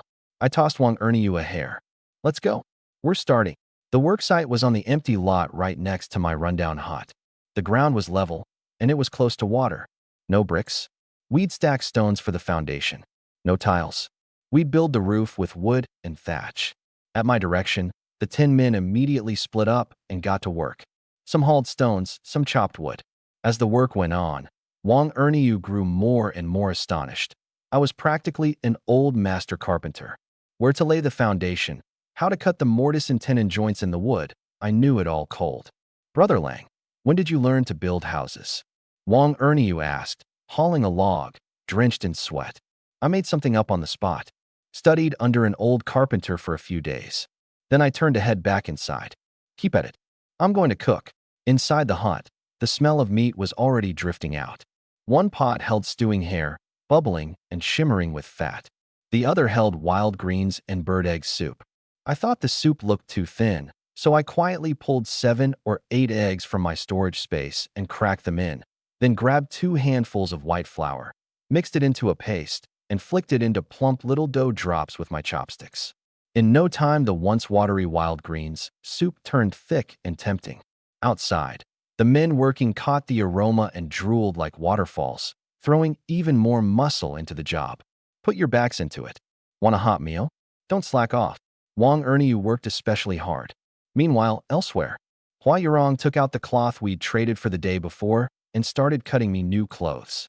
Murong Yenran, Xia Zhuo, and Li Xiuji gathered around, clumsily trying to help. Hua Yurong's needlework flowed like running water. But those 3 were a completely different picture. Ow! Xia Zhuo got pricked by a needle, eyes welling up. Li Xiuji was sweating buckets, unable to get a single thread through the needles, after ages of trying. The worst off was Murong Yenran, a proper daughter of a military family, a master with blade and spear, but this embroidery needle was harder to handle in her grip than a 1,000-pound lance. Damn it! My hand slipped, and the needle jabbed straight into the pad of my finger. A bead of blood welled up at once. Embarrassed and frustrated, I was about to throw the thing down when a large hand suddenly closed around my wrist. "How are you so careless?"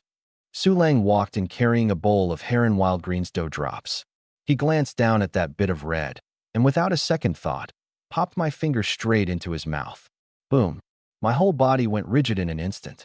A current shot from my fingertip through my entire body, my face flushing crimson all the way down to my neck, my heart pounding wildly out of rhythm.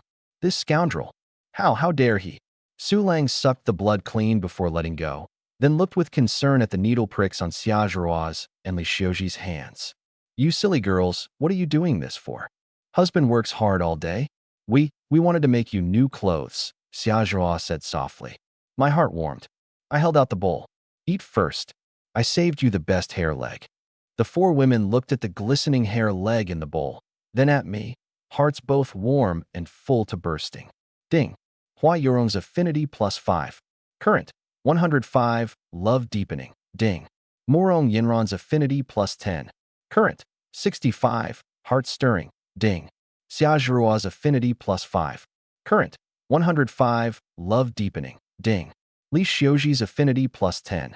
Current, 70, devoted adoration.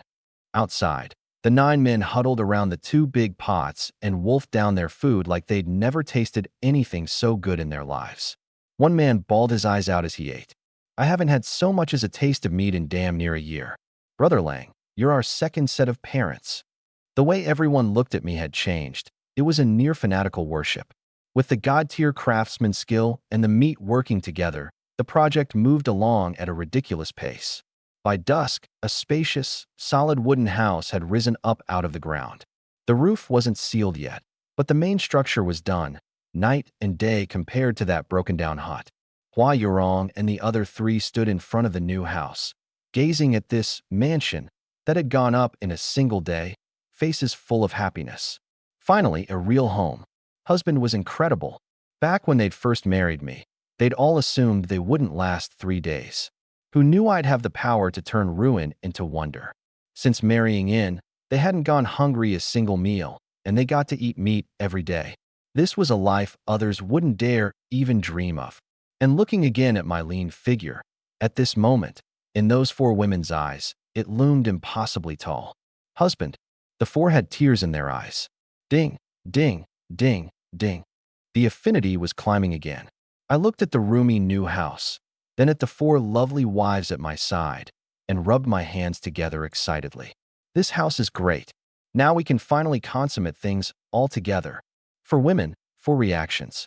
Hua Yurong and Li Xiuji flushed instantly, heads down, too shy to look at me, bashful and lovely. Xiaozhua blinked her big eyes, curious and excited. She tilted her head to look at me, then at her sister wives, completely failing to grasp the weight of what I'd said. Only Morong Yinran's pretty face went red first, then furious. She crossed her arms and glared at me coldly. Rogue, don't even think about it. I ignored her anger and ambled over to stand in front of Xiaozhua and Morong Yinran, stroking my chin and making a show of thinking it over. This is a problem. Yurong's the first wife, Xiuji's the 4th and just joined. No rush on consummating with them. I paused on purpose. But you 2 haven't consummated with me yet. By rights there should be an order. Yinran's the 3rd wife, Zhirua's the 2nd. But Zhirua's the youngest. I spread my hands and just dumped the hot potato on Morong Yinran. Yinran, you say, who keeps me company tonight? It was a vicious question. It put Morong Yinran straight over the fire, making an unmarried maiden decide out loud whether she or another woman would attend the marriage bed first.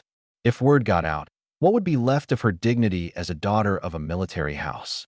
But if she didn't speak up, this rogue would surely pick the meek, obedient Xiaozhua. The thought of ranking behind that little girl had Morong Yinran stewing. She was a daughter of the Morong family. How could she lose to some little girl? Xiaozhua hadn't yet realized she'd become the eye of the storm. She looked at me, then at Morong Yinran's heaving chest, and asked quietly, with a hint of anticipation, Husband, how about me first? That line lit the powder keg completely. No. Morong Yinran practically shouted it. She shot me a fierce glare, swept a glance at the innocent Xiaozhua, and forced a few words out through gritted teeth. Hua Yurong's the eldest, I'll accept that. But what gives some little girl the right to go ahead of me? Tonight, it's me. The moment she finished, her face flushed so red it could have dripped blood, and she whipped her head around, refusing to look at anyone. Done.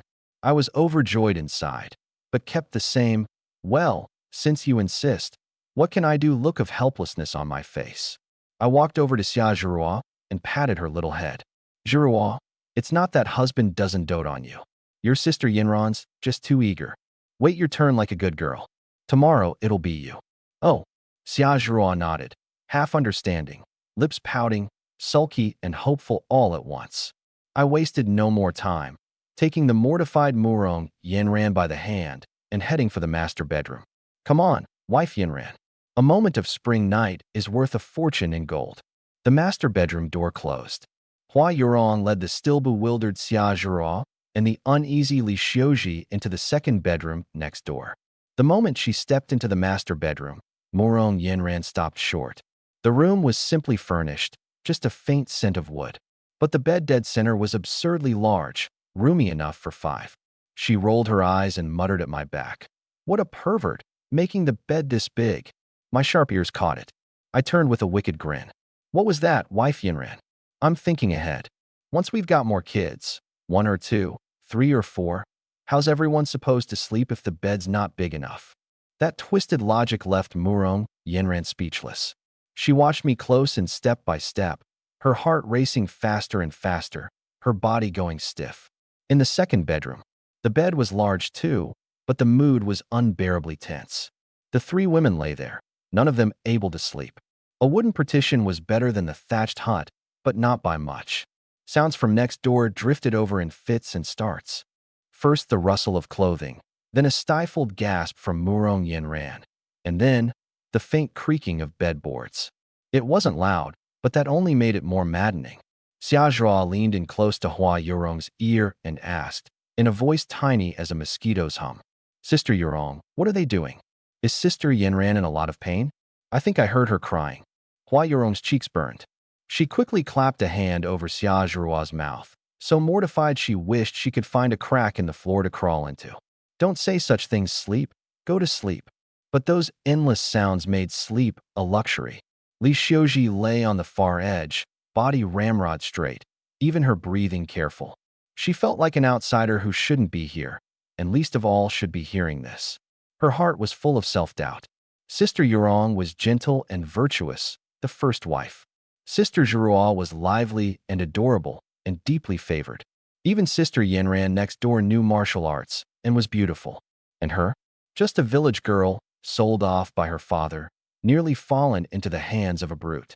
That her husband was willing to take her in was already an enormous kindness. How could she dare hope for more? Listening to the sounds next door, she felt both envious and afraid. The 3 women, faces flushed red, didn't sleep a wink all night. Meanwhile, on the east end of the village, Zhao Dahe drank in sullen silence. Damn it, that little bastard Zhao Eru. Where the hell did he go? He kicked over a wine jar and bellowed at his remaining lackeys. It's been 2 days. Didn't he say he was going to deal with those women of Sulang's? The women aren't dealt with, and now he's vanished too. A lackey answered, trembling. Brother who? I searched everywhere second master usually goes. Nobody. And Lu San and Wang Wu who went with him are gone too, like they vanished off the face of the earth. Zhao Dahe went still. A thought flashed through his mind. He suddenly remembered the scene at the village entrance yesterday, Su Lang knocking him back with a single punch. He remembered that man's frighteningly calm face. And he remembered that line he hadn't understood at the time. Your brother's name is Zhao Eru. He misses you. A chill shot from the soles of his feet straight to the crown of his head. He shot to his feet, shaking with shock and rage. Su Lang. Zhao Dahe ground his teeth until they creaked, madness and hatred blazing in his bloodshot eyes. Eru, something's definitely happened to him. He turned, lifted the sharp hunting knife off the wall, and gripped it tight. You dare touch my brother. I'll send your whole family to the grave with him. And those wives of yours, every one of them's going to become my woman. Early the next morning, Murong Yanran walked out of the master bedroom, one hand braced against her waist. That spirited, pretty face was full of exhaustion and embarrassment, yet it gave off a charm she wasn't even aware of. The 3 women outside watched her with varying expressions.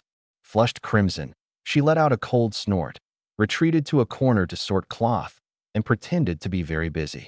I, on the other hand, felt great. 8 times the constitution, even Murong Yanran, who trained in martial arts, couldn't handle me. Invincible, as expected. I looked up at the sky, overcast, with a biting north wind. It's getting colder by the day, I said to Hua Yurong, who was boiling water. Cloth alone won't do it. Without cotton, there's no real warmth. Hua Yurong sighed. It's a famine year. You can't even find cotton seed. I grinned and grabbed my hatchet. No cotton. We've got fur and hide. I went out to the yard, picked out a mulberry branch, and felled it in a few strokes. With god-tier craftsman and god-tier hunting skill both working, my technique was like an old craftsman's with decades of experience. Selecting the material, carving, sanding, all in one smooth flow.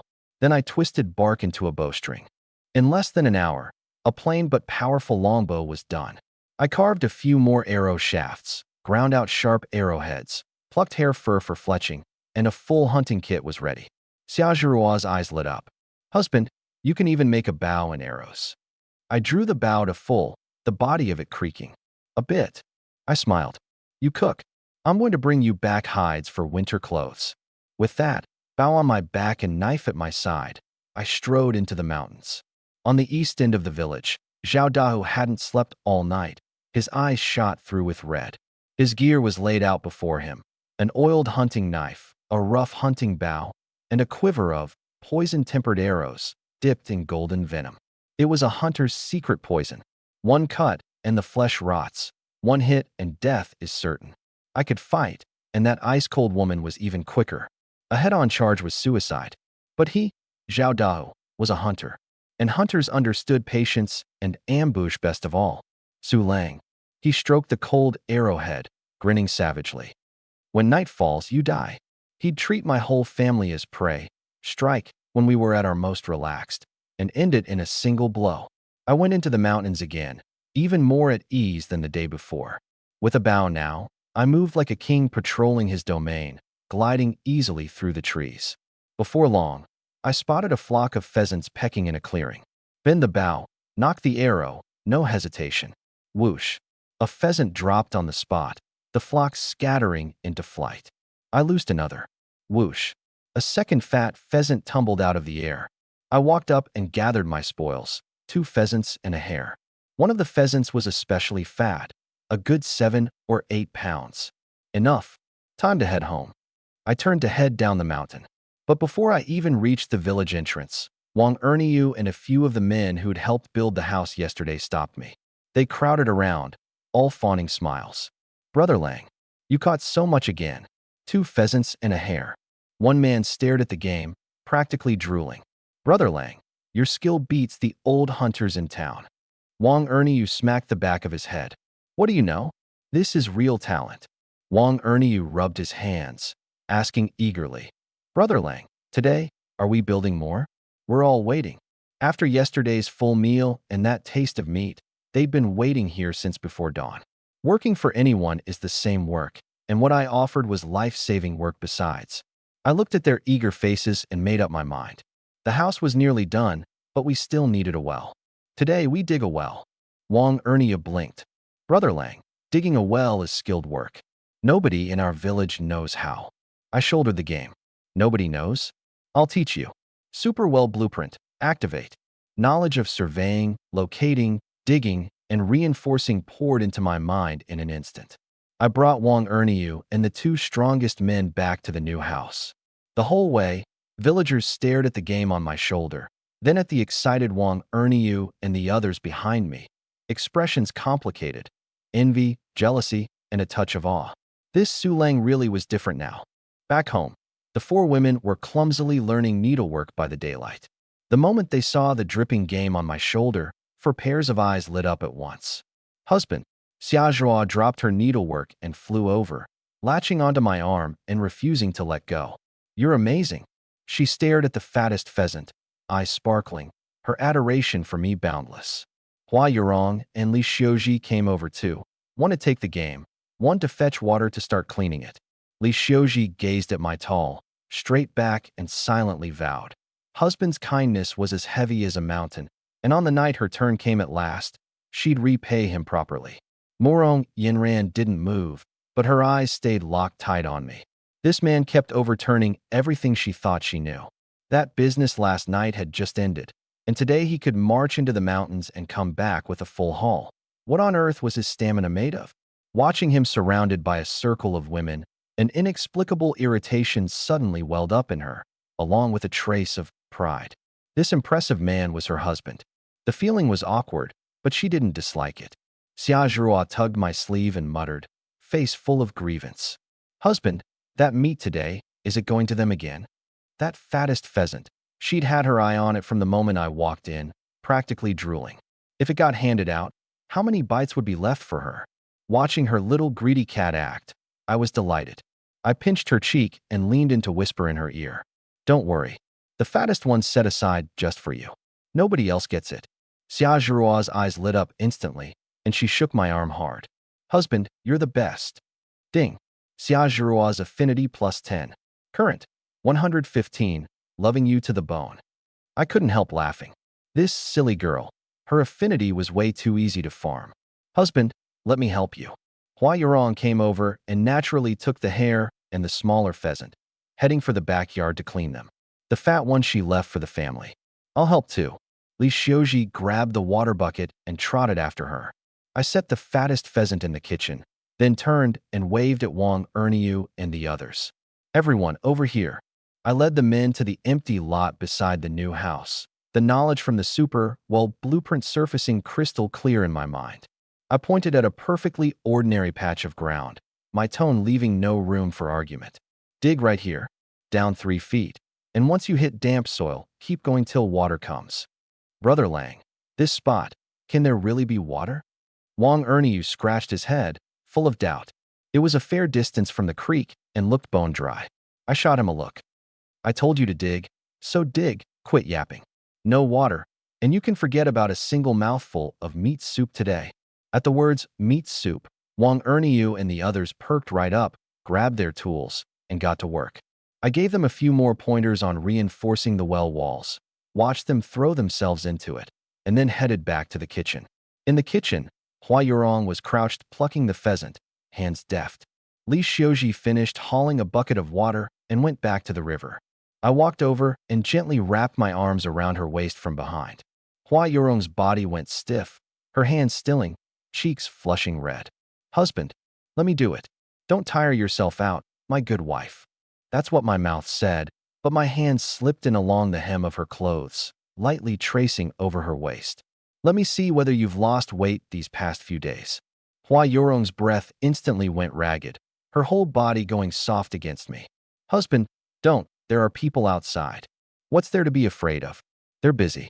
I turned her around, pinned her against the stove, and bent down to kiss her. The temperature in the kitchen shot up sharply. Hua Yurong already cared for me, and last night, while Murong Yanran and I were in the room, she'd held herself back the whole night. Now it was dry tinder meeting fire, one spark, and it caught. An hour later, Hua Yurong was limp all over, pushing at my chest with a flushed face. Husband, I really can't anymore. Keep this up and they won't have any dinner. Please, let me off. That tear-tinged plea was enough to melt a man's bones. I let her go, still wanting more, and planted a hard kiss on her red, swollen lips. Fine, I'll let you off for today. Granted a reprieve, Hua Yurong straightened her clothes and bolted out of the kitchen like she was fleeing. The moment she stepped out, she ran right into Li Xiuji, standing in the doorway with a handful of greens, frozen stiff. Li Xiuji's face went red enough to bleed. Seeing Hua Yurong come out, she ducked her head and spun around to flee like a startled hare. She'd heard every bit of the commotion in the kitchen just now. Hua Yurong's face burned even hotter. Wishing she could find a crack in the floor to disappear into, she dashed back to her room in a streak. I took over the kitchen. With god-tier cooking skill working its magic, 1 pheasant and 1 hare came out of my hands in perfect order. The chicken was stewed tender, the aroma spreading everywhere. The hare, bones and all, simmered with wild greens and dough drops into a big pot of rich soup, the smell domineering enough to fill the entire yard. I picked out the fattest drumstick, the wing, and a few good pieces of meat, and set them aside in a big bowl. I carried the bowl into the main room, and the sight before me warmed my heart. The 4 women sat together, the cloth we'd traded for the day before in their hands, clumsily stitching me new clothes. Even Hua Yurong, who'd been thoroughly worn out, even Murong Yanran, who'd glowered at me before, both held needle and thread, faces serious. Their handiwork was honestly nothing to write home about, and Xiaozhua and Li Xiuji had picked up several more needle pricks on their fingers, but the thought behind it moved me deeply. I hadn't doted on them for nothing after all. Stop fussing, all of you. Eat first. I set the bowl of meat and vegetables on the table. I picked these out for you. The four women looked at the glistening meat in the bowl, then at me, hearts all warm. I instinctively glanced at the system panel. Ding. Hua Yurong's affinity plus 20. Current 125, heart and soul devoted. Ding. Murong Yinran's affinity plus 30. Current 95, love rooted deep. Ding. Xia Zhirua's affinity plus 20. Current 135, heart and soul devoted. Ding. Li Xiuji's affinity plus 25. Current 95, love rooted deep. Watching this affinity secretly skyrocket, I was grinning ear to ear. My wives were secretly farming affinity for me. Too much. Ha ha ha. Husband, aren't you eating? Hua Yurong asked quickly, seeing me get up to leave. It's just for you. I looked at the bowl of the best meat on the table, then at the four pairs of eyes watching me, and my heart warmed. None of the four wives had touched their chopsticks. What are you looking at me for? Eat. Hua Yurong pushed the bowl toward me and said gently, Husband, you work the hardest. You eat first. Right. Xia Zhirua nodded over and over like a chick pecking grain. If husband doesn't eat, we won't either.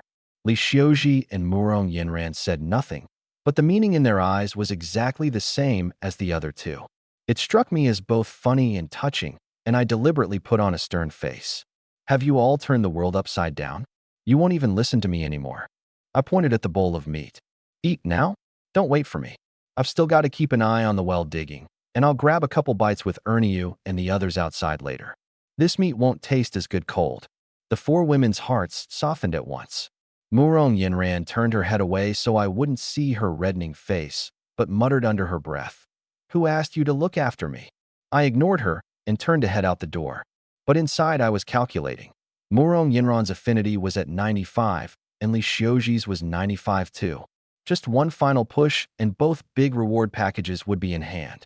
Please, no more constitution enhancement. I wailed inwardly.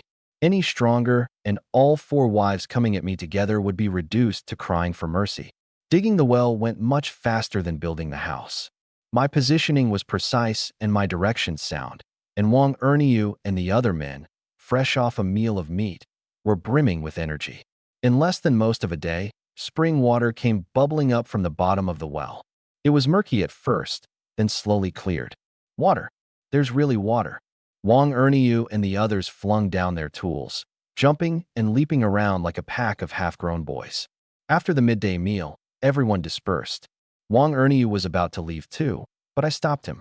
I scooped the leftover harehead and wild greens soup from the pot into a chipped clay jar and pressed it into his hands. Take it. Let your wife and kid have a taste. Then I stuffed 2 pounds of white flour on him as well. Wang Erniu's eyes went red on the spot. Brother Lang, I can't take this. Your family also. Quit your damn yapping. I clapped him on the back. We grew up in split-bottom pants together. Since when do you stand on ceremony with me? Take it. Over the years, Wang Erniu had helped me plenty. If he hadn't been starved down to skin and bone himself, he'd never have let me go hungry. I'm going into the mountains again tomorrow. Come with me, learn to hunt. The 7-foot-tall man's tears spilled over instantly. He nodded hard, clutching the clay jar, and left looking back over his shoulder every few steps. Night fell.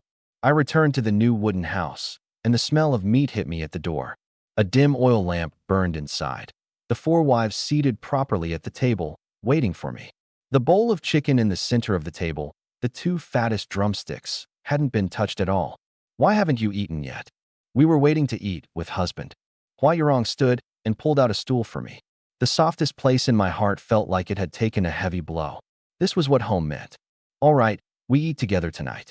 I picked up a drumstick, and instead of putting it in my own bowl, I brought it straight to Xia Zhirua's lips. Here, Zhirua, take a bite first. Xia Zhirua's face flushed instantly. She looked at me, then at the other wives, and shook her little head like a rattle drum. No, no, no, you eat. Husband. I said eat, so eat. Only then did she timidly open her mouth and take a small bite, her eyes immediately curving into little crescents. I fed Hua Yurong and Li Xiuji in turn. When it came to Murong Yinran, she meant to refuse, but meeting my gaze, in the end she awkwardly took a bite, face flushed. 1 drumstick, 5 people taking turns, bite by bite. It was gone in no time. So was the other. The mood in the room was warm, with a touch of something tender. When we finished, I cleared my throat, eyes sliding slyly over Murong Yenran and Xia Zhihua. Ahem, by what we agreed yesterday, tonight's Zhihua's turn, isn't it? In a flash, Xia Zhihua's little face went red enough to bleed. She wrung the hem of her clothes, head down, and let out an tiny as a mosquito's hum, full of anticipation. Shameless. That's all you ever think about. Murong Yenran spat, but inwardly she felt a pang of sourness. After being worn half to death by me last night, today he was lively as ever and already thinking of someone else. Was I made of iron? All the menfolk of our great Qian have died in battle. Isn't the whole point of the government handing out wives to make more babies? I said with a perfectly straight face. I'm not being lewd. I'm willingly draining myself dry for the sake of the country. Pa. Murong Yenran's face went red down to her neck. Hua Yurong and Li Xiuji were too embarrassed to lift their heads. Only Xia Zhihua looked at me with admiration. Husband, you're so noble. I want to bear husband's children. And just as the air was turning so charged it could have caught fire. Bang, bang, bang. Frantic pounding at the door shattered the peace in the room. We all froze. This late, who could it be? I'll go check. I walked to the door, frowning, and pulled back the bolt. The moment the door opened, a dark figure pitched straight into my arms. A thick, bloody stench rushed up my nose in an instant. I looked down, and my pupils contracted sharply. It was Wang Erniu. A knife wound deep enough to show bone gaped across his chest, half a blood-soaked wooden stake jutting from his belly. The man was already drenched in blood from head to toe. Brother Lang. Wang Erniu gripped my arm with all his strength, blood welling endlessly from his mouth. Run quick. Zhao Dahu, he's coming to kill you. The words barely out. His head lolled, and he passed out cold. Blood. Thick, iron-smelling blood, soaking through the front of my clothes. Erniu. I looked down at his face. That honest face that always wore a foolish grin, now gray without a trace of color. The gash across his chest had all but split him in two. The thick wooden stake in his belly had cruelly punched clean through his body. Husband, what happened? The women rushed out of the room. At the sight, screams and sobs burst out all at once. Xia Zhihua's little face went white as paper, and she collapsed straight to the floor. Li Xiuji's legs gave out, and Hua Yurong barely caught her. Hua Yurong knew some medicine, and a single glance told her Wang Erniu was beyond saving. Murong Yenran reacted fastest. She lunged to my side in a single bound, a martial artist's aura erupting from her in an instant. Look out! Before the words were even out, whoosh! A black arrow split the air, streaking straight for my face. Clutching Wang Erniu's body, I threw myself violently backward, barely dodging. The arrow thunked into the door frame, its tail humming. Get inside now. My eyes blazed red as I dragged Wang Erniu's body into the room and kicked the door shut. Yurong, take them to the second bedroom, away from the doors and windows. Murong Yenran barked, snatching up a wooden club as thick as a door bolt and standing guard at the master bedroom door. Whoosh, whoosh, whoosh.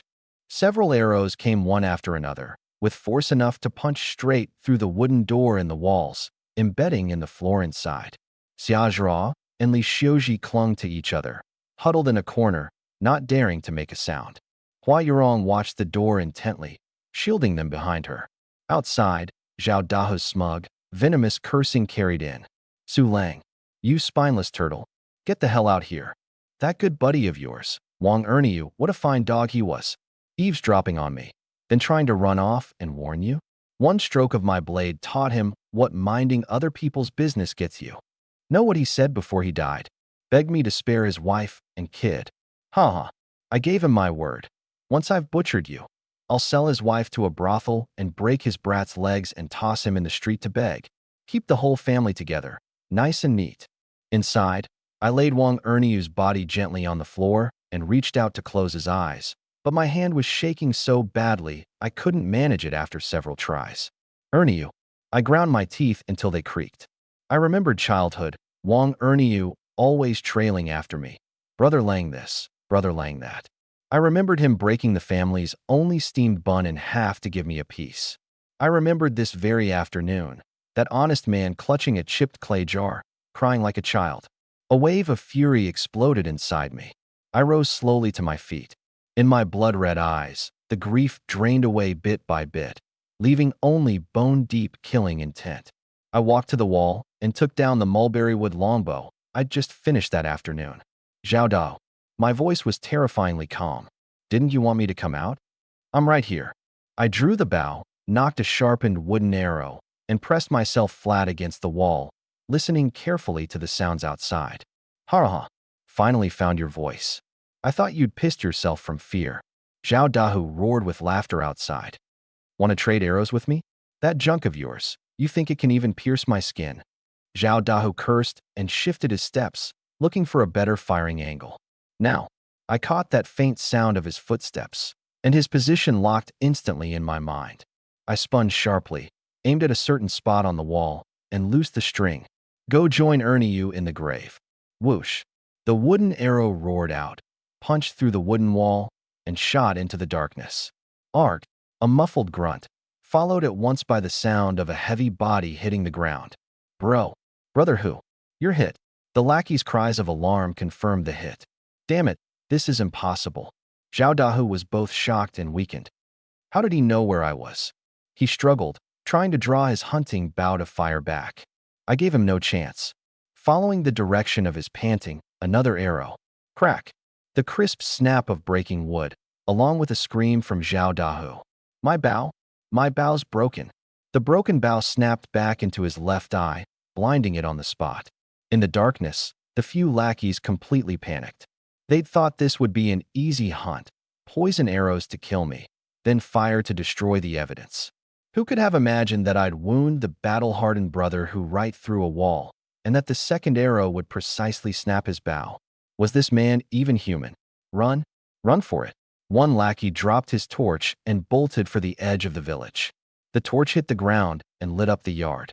Zhao Dahu clutched his right chest, blood pouring out, and fell back in horror, the hunting bow at his feet already snapped in two. Trying to run? A cold smile rose on my face. I kicked the door open, bent the bow, and knocked an arrow, fast as lightning. Whoosh! The lackey running out front took a stab of pain in his back. No time even to scream before pitching face first to the ground. Whoosh! Whoosh! 2 more arrows, one through a throat, one through a skull, killing both on the spot.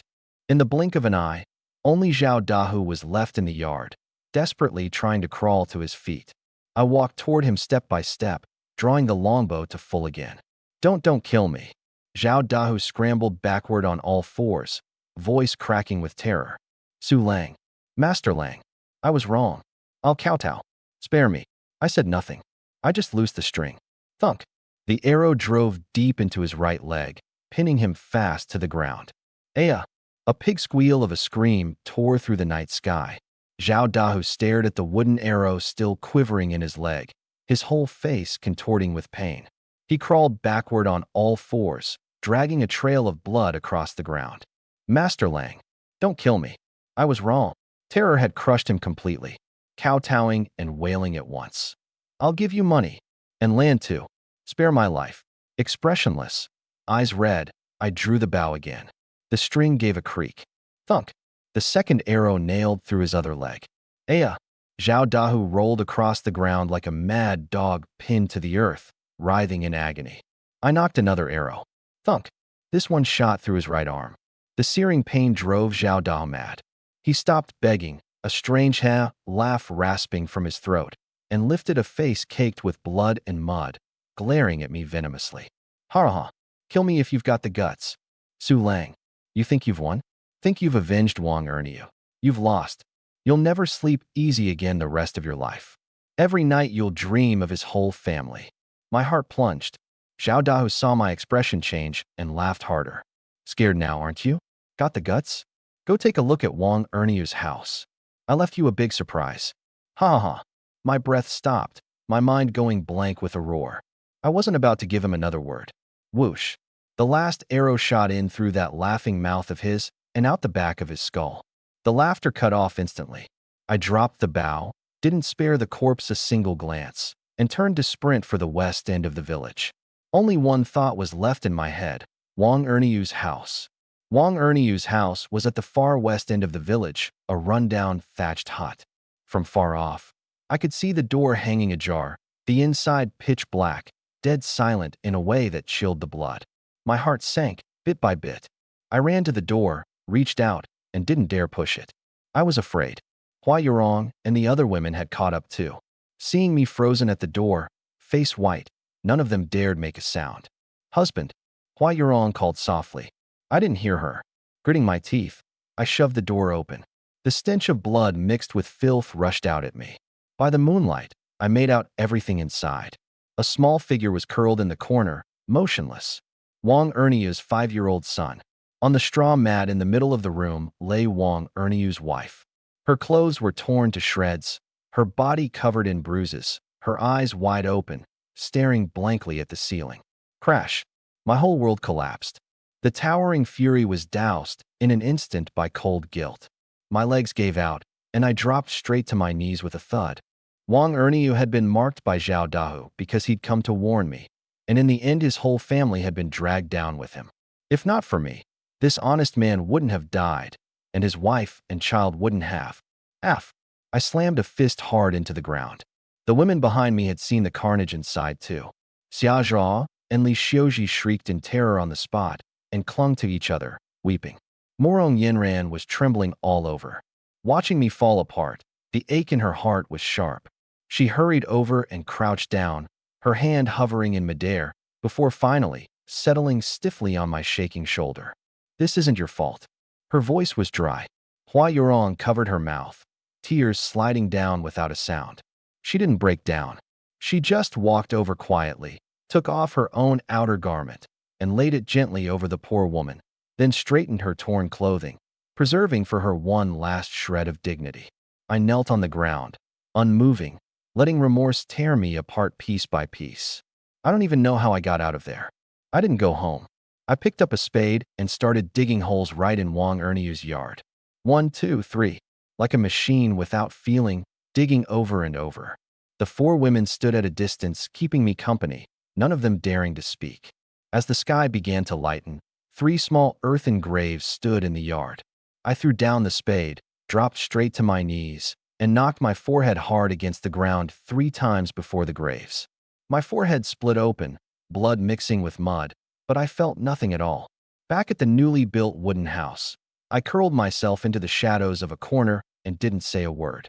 The 4 women hadn't slept all night, and watching me in this walking corpse state, their hearts clenched into knots.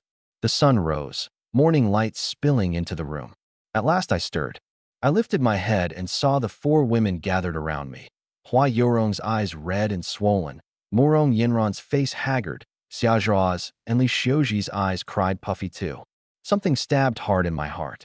I dragged out a smile uglier than crying. "I'm fine." My voice was badly hoarse. "Life has to go on." I said it word by word. "I can't keep you living in fear because of me. I've still got to provide for you, get you to bear me sons and daughters." With that, I struggled to my feet, walked to the kitchen, and saw that fattest pheasant I'd deliberately set aside the day before. A thought slowly took shape in my mind. For people had died over this. Even though Zhao Dahu had come looking for trouble first, in chaotic times like these, the authorities couldn't possibly let it slide. There had to be a settlement. I picked up the pheasant and turned. "I need to go to town and pay a visit to Constable Li Si. I'm coming with you." Morong Yinran was the first to step forward. She was worried about my current state, afraid I'd come out on the losing end. "If they won't listen to reason, I can at least protect you." I glanced at her and shook my head. "With that fiery temper of yours, going there wouldn't help. It'd only make a mess." "You." Morong Yinran was left speechless, her pretty face flushing red. She stamped her foot and turned her head away. "Umph. I was only worried about you. Ungrateful. Go by yourself. Who cares?" Her words were hard, but the concern in her eyes couldn't be hidden. "Husband, let Sister Yinran go with you. She knows martial arts. She can protect you." Hua Yurong chimed in too, and fished a small porcelain vial from her clothes to press into my hand. "This is wound-healing medicine I made. Take it, just in case it might come in handy." The 2 girls, Xia Zhao and Li Xiuji, had long since cried their eyes out. "Husband, you have to come back safe. We'll be waiting for you." I looked at those several pairs of cried red eyes, then at Murong Yenran with her tough mouth and soft heart, and the corner of my heart that had frozen to ice over Wang Erniu's death quietly cracked open a fissure. I reached out and patted each of the women on the head in turn. Don't worry, I know what I'm doing. Then I deliberately teased Murong Yenran. With that temper of yours, if you came along you'd stir up trouble where there was none. Be good and watch the house. Su Lang, you bastard. Murong Yenran stamped her foot in fury, her face flushing crimson. Treating good intentions like a donkey's liver and lungs. Better if you die out there. I'll just remarry. After yelling it, she whipped her head around, puffed up with anger, refusing to look at me. I smiled, picked up the pheasant, and pushed the door open to leave. The cold morning wind cleared my muddled head a few degrees. The moment my figure vanished at the village entrance, Murong Yenran spun around, drew a coldly gleaming dagger from her boot, and pressed it into Hua Yurong's hand. You all wait here. I'm going to follow him in secret. If those dog officials dare pull any tricks, I'll bring him back if it kills me. The words barely out, she gathered her breath and sprang off, vanishing in a few bounds. Day Village wasn't far from town, but I walked extremely slowly. Wang Erniu's death pressed on my chest like a boulder, every step a struggle for breath. But I couldn't fall. If I fell, what would become of the 4 women at home? In town, I found Constable Li Si yawning at the gate of the government office. Li Si picked at his teeth, eyes askance, face full of impatience. What do you want? Where are you from? I said nothing and set the heavy pheasant in my hand down on the table. A muffled thud. The 7 or 8 pound fat pheasant, its glossy feathers gleaming in the sunlight. Li Si's tooth-picking hand stopped, and his murky eyes lit up in an instant. Oh ho! He snatched up the pheasant and hefted it. All his laziness gone, nothing left but greed on his face. Now that's something. 7, 8 pounds. Brother, what's this here? Constable, a small token of regard. I cupped my hands and got straight to the point. Something happened in Day Village last night. Then, embellishing freely, I painted myself as a law-abiding commoner bullied by a brute who'd risen up to fight back. Zhao Da broke into my home at night with his men, with designs on my wives. In the heat of the moment, I killed them by accident. The smile slowly faded from Li Si's face. He set the pheasant back on the table and tapped his fingers lightly. By accident. He looked at me with a smile that wasn't a smile. One man, accidentally killing Zhao Dahu and 3 of his brothers? Su Lang, is it? You take me for a 3-year-old. He leaned in closer and lowered his voice. This is a tricky one. For lives, reporting it up, losing your head would be getting off light, and I can't carry that. Unless. He drew out the last syllable on purpose, sly eyes darting over me. I sneered inwardly but feigned dread, pulling a small cloth pouch from my clothes as if to fetch some loose silver. My hand trembled, and with an "oh no," the pouch dropped to the ground, its mouth falling open, snow white, glistening rice grains rolling all over the floor. It was a bumpy road. This is rice I was bringing home for my wives. Crouching down to gather it with feigned dismay, I secretly watched Li Si's reaction. Li Si's breath stopped in an instant. He stared fixedly at those white grains of polished rice on the floor, his Adam's apple bobbing up and down, all but drooling. Polished rice. In all his years as constable, he'd never seen rice this fine. Brother Su, what are you doing? Li Si's attitude did a complete 180. He clamped a hand on my shoulder, excessively warm. Why didn't you say so sooner? That Zhao Dahu and his crew were village tyrants to begin with, guilty of all kinds of evil. What you did was rid the people of a scourge, a great service. He helped me up, clapping me affectionately on the back, while his foot swiftly raked the rice over to his own side, mouth still spouting righteous talk. I'll settle this case for you. We'll call it bandits falling out among themselves, killed in a brawl, richly deserving their deaths. He thumped his chest, taking it all on. Don't you worry. That backwater Day Village, my word goes. From now on, anything happens in the village, just invoke the name Li Si. Anyone who dares touch you is crossing me. This, Constable. Still Constable. Brother Si. Now you've got it. Li Si clapped him on the shoulder. From now on you're my own little brother.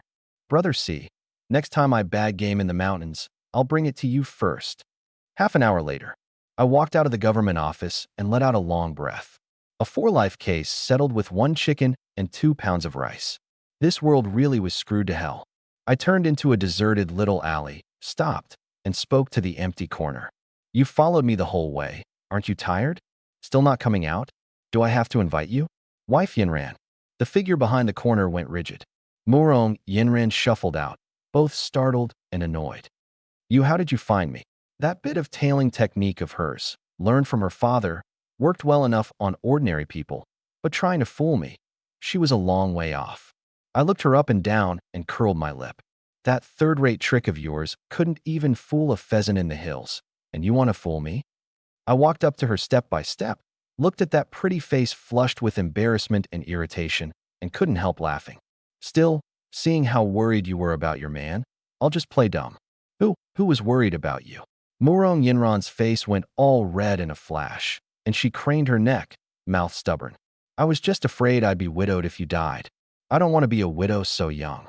Her mouth was fierce, but those big, watery eyes were full of lingering fear and relief. I smiled and teased her. Won't let you be a widow. Tonight I'll make you a happy, well-satisfied wife instead.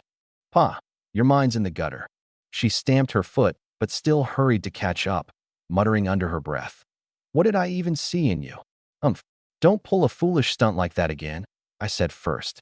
Who pulled a foolish stunt? She said stubbornly, even as her steps drifted unconsciously closer to mine. I was just afraid you'd botch it and drag the rest of us down. I didn't argue with her. By the time we reached the courtyard gate, a whole night's exhaustion finally came surging up. The door creaked open. Husband, Xiaozhua was the first to rush out, throwing herself into my arms, her little head nuzzling against my chest, her voice tear-choked. You're finally back? I thought you weren't going to make it home. Hua Yorong and Li Xiuji came out after her, eyes rimmed red, clearly having gone the whole night without sleep. Hua Yorong said nothing, just looked me over carefully, and only let out a breath once she'd confirmed I wasn't hurt. Li Xiuji stood timidly off to the side, watching me with a pair of big, watery eyes. All right, I'm back, aren't I? I patted Xiaozhua's back to comfort her. She lifted her head, saw Murong Yinran, and her little mouth instantly pouted. Only you gotta go with husband, leaving us home to worry.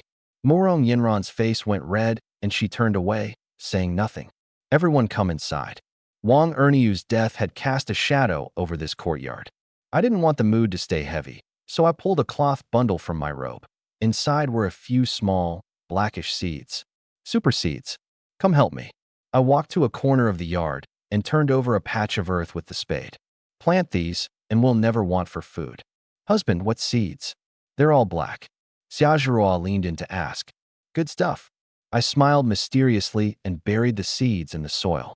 The women all came to help. Hua Yorong's movements were practiced, clearly used to farm work. Li Xiuji watered diligently. Murong Yinran hesitated a moment, then rolled up her sleeves too, awkward but putting in real effort. Only Xiaozhua was all thumbs, either pouring on too much water or tamping the soil down hard, which had me laughing. Silly girl, let me teach you. I guided her hand by hand. In the sunlight, the women chattered around that patch of earth, and the courtyard finally had a bit of life to it. Watching the scene, the wound left in my heart by Wang Erniu's death was slowly soothed by that bit of warmth. Night. The mood at the dinner table was even stranger than during the day. Xiaozhua fidgeted, her little face flushed pink, sneaking glances at me before quickly ducking her head to shovel down rice. Murong Yinran's face was cold, even her eating carrying an edge of temper. Hua Yorong and Li Xiuji exchanged a glance and silently lowered their heads. When we'd finished eating, I cleared my throat. So, Zhirua. Xiaozhua jolted, nearly dropping her bowl. As we agreed, tonight. I know. She stood up before I could finish, face red, let out a hum tiny as a mosquito, and fled into the master bedroom. Lecture. Murong Yinran spat the word, slammed down her chopsticks, and went back to the second bedroom. I rubbed my nose and followed into the master bedroom. Inside, Xiaozhua sat awkwardly on the edge of the bed, little hands wringing the hem of her clothes. Husband, what's there to be afraid of? I sat down beside her and gathered her into my arms. The little thing's body was stiff, yet it still trembled with a trace of anticipation. Husband, They said it'll hurt a lot. Don't worry. I'll be gentle. I bent and kissed her. She responded clumsily, her whole body slowly going soft in my arms. What came after? I won't spell out in detail. That night, the wind outside the window was faint, but the lamp inside the room went dark very late.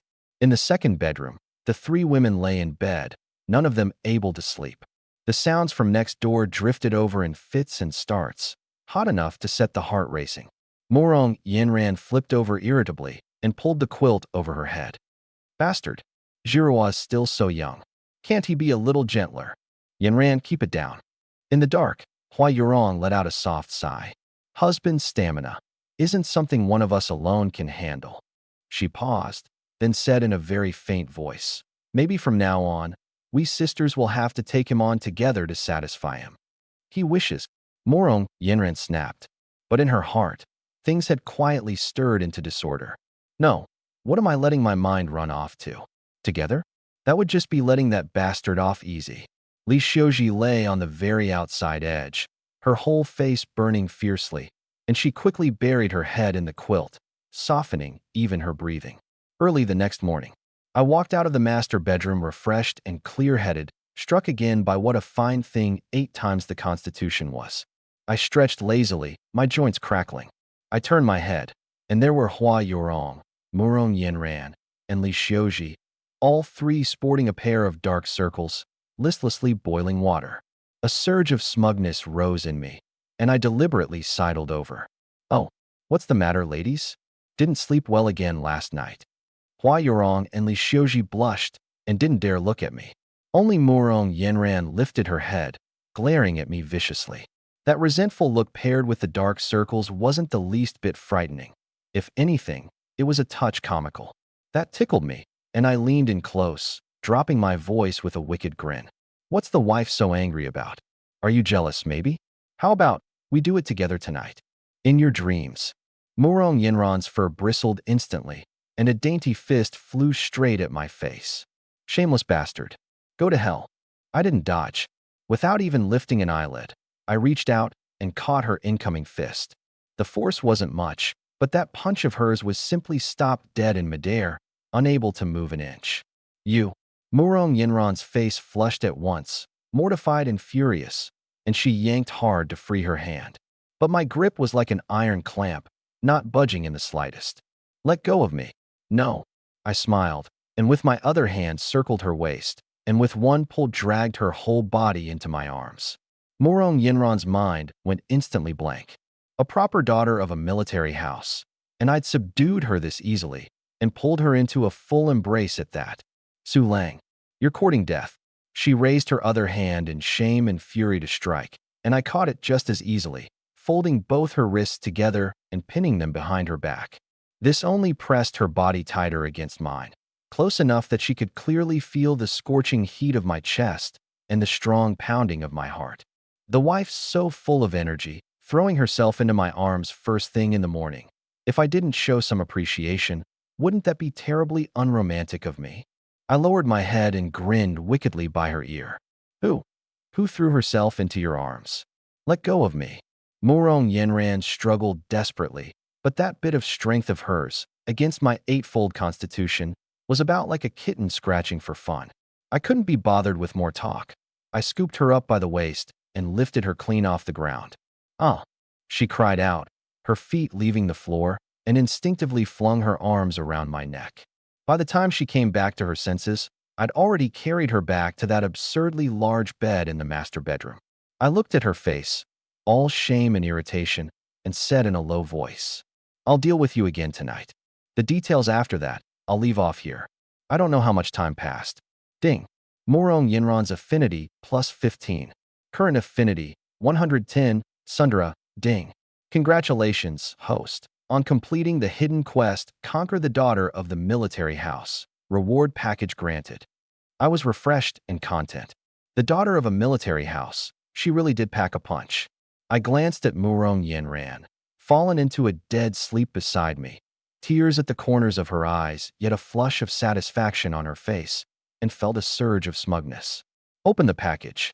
Congratulations, host, on receiving 100 pounds of premium pork belly, 100 pounds of fine northeastern rice, and wild wind blade technique, beginner. The next second, countless blade moves and knacks of channeling force came pouring wildly into my mind. Hack, chop, sweep, thrust, from the fundamentals to the variations, as if I'd already trained hard at it for a dozen years. All of it turned into instinct. Good stuff. This finally patched the weak spot where I'd had nothing but brute force and no technique. From now on, I wouldn't have to rely on the bow and my fists alone. I worked my wrist a little and felt that if I picked up a blade now, I could put on a flowing, seamless routine. The sun outside had already climbed to its zenith. Midday somehow. I got up, dressed, and walked out of the master bedroom. In the front room, Hua Yurong, Xiaozhuo, and Li Xiuji sat around the table, the dishes still steaming, no one having touched their chopsticks. Husband, the moment Xiaozhuo saw me, she stood right up, her little face full of concern. She'd recovered, though her walk was still a little unnatural. Why didn't you eat first? We were waiting for husband and sister Yanran to come together. Hua Yurong answered gently. The words had barely fallen when the master bedroom door opened and Murong Yanran came out slowly, one hand braced against her waist. She'd changed into clean clothes, but the flush all over her face and her disheveled hair were impossible to hide. Three gazes at the table swung over in unison, carrying a knowing, teasing edge. That pretty face of hers went red in a flash, nearly red enough to drip blood. Especially Hua Yurong's line, waiting for husband and sister Yanran to come together, left her so mortified she wanted to find a crack in the floor to crawl into. Humph. She gave a heavy snort, sat down at the table, and buried her head shoveling down rice, refusing to look at anyone ever again. This meal, the mood was both charged and awkward. Just then, bang, bang, bang, a frantic knocking sounded. I set down my bowl and chopsticks and went to open the door. Outside, a woman in ragged clothes, sallow and gaunt, dropped to her knees with a thud and kowtowed to me desperately. It was the village's widow Wang. Master Su, I beg you, have mercy, give us a bite to eat. My child hasn't eaten in 3 days. Her forehead struck the gravel ground, blood streaming, her voice shrill and full of despair.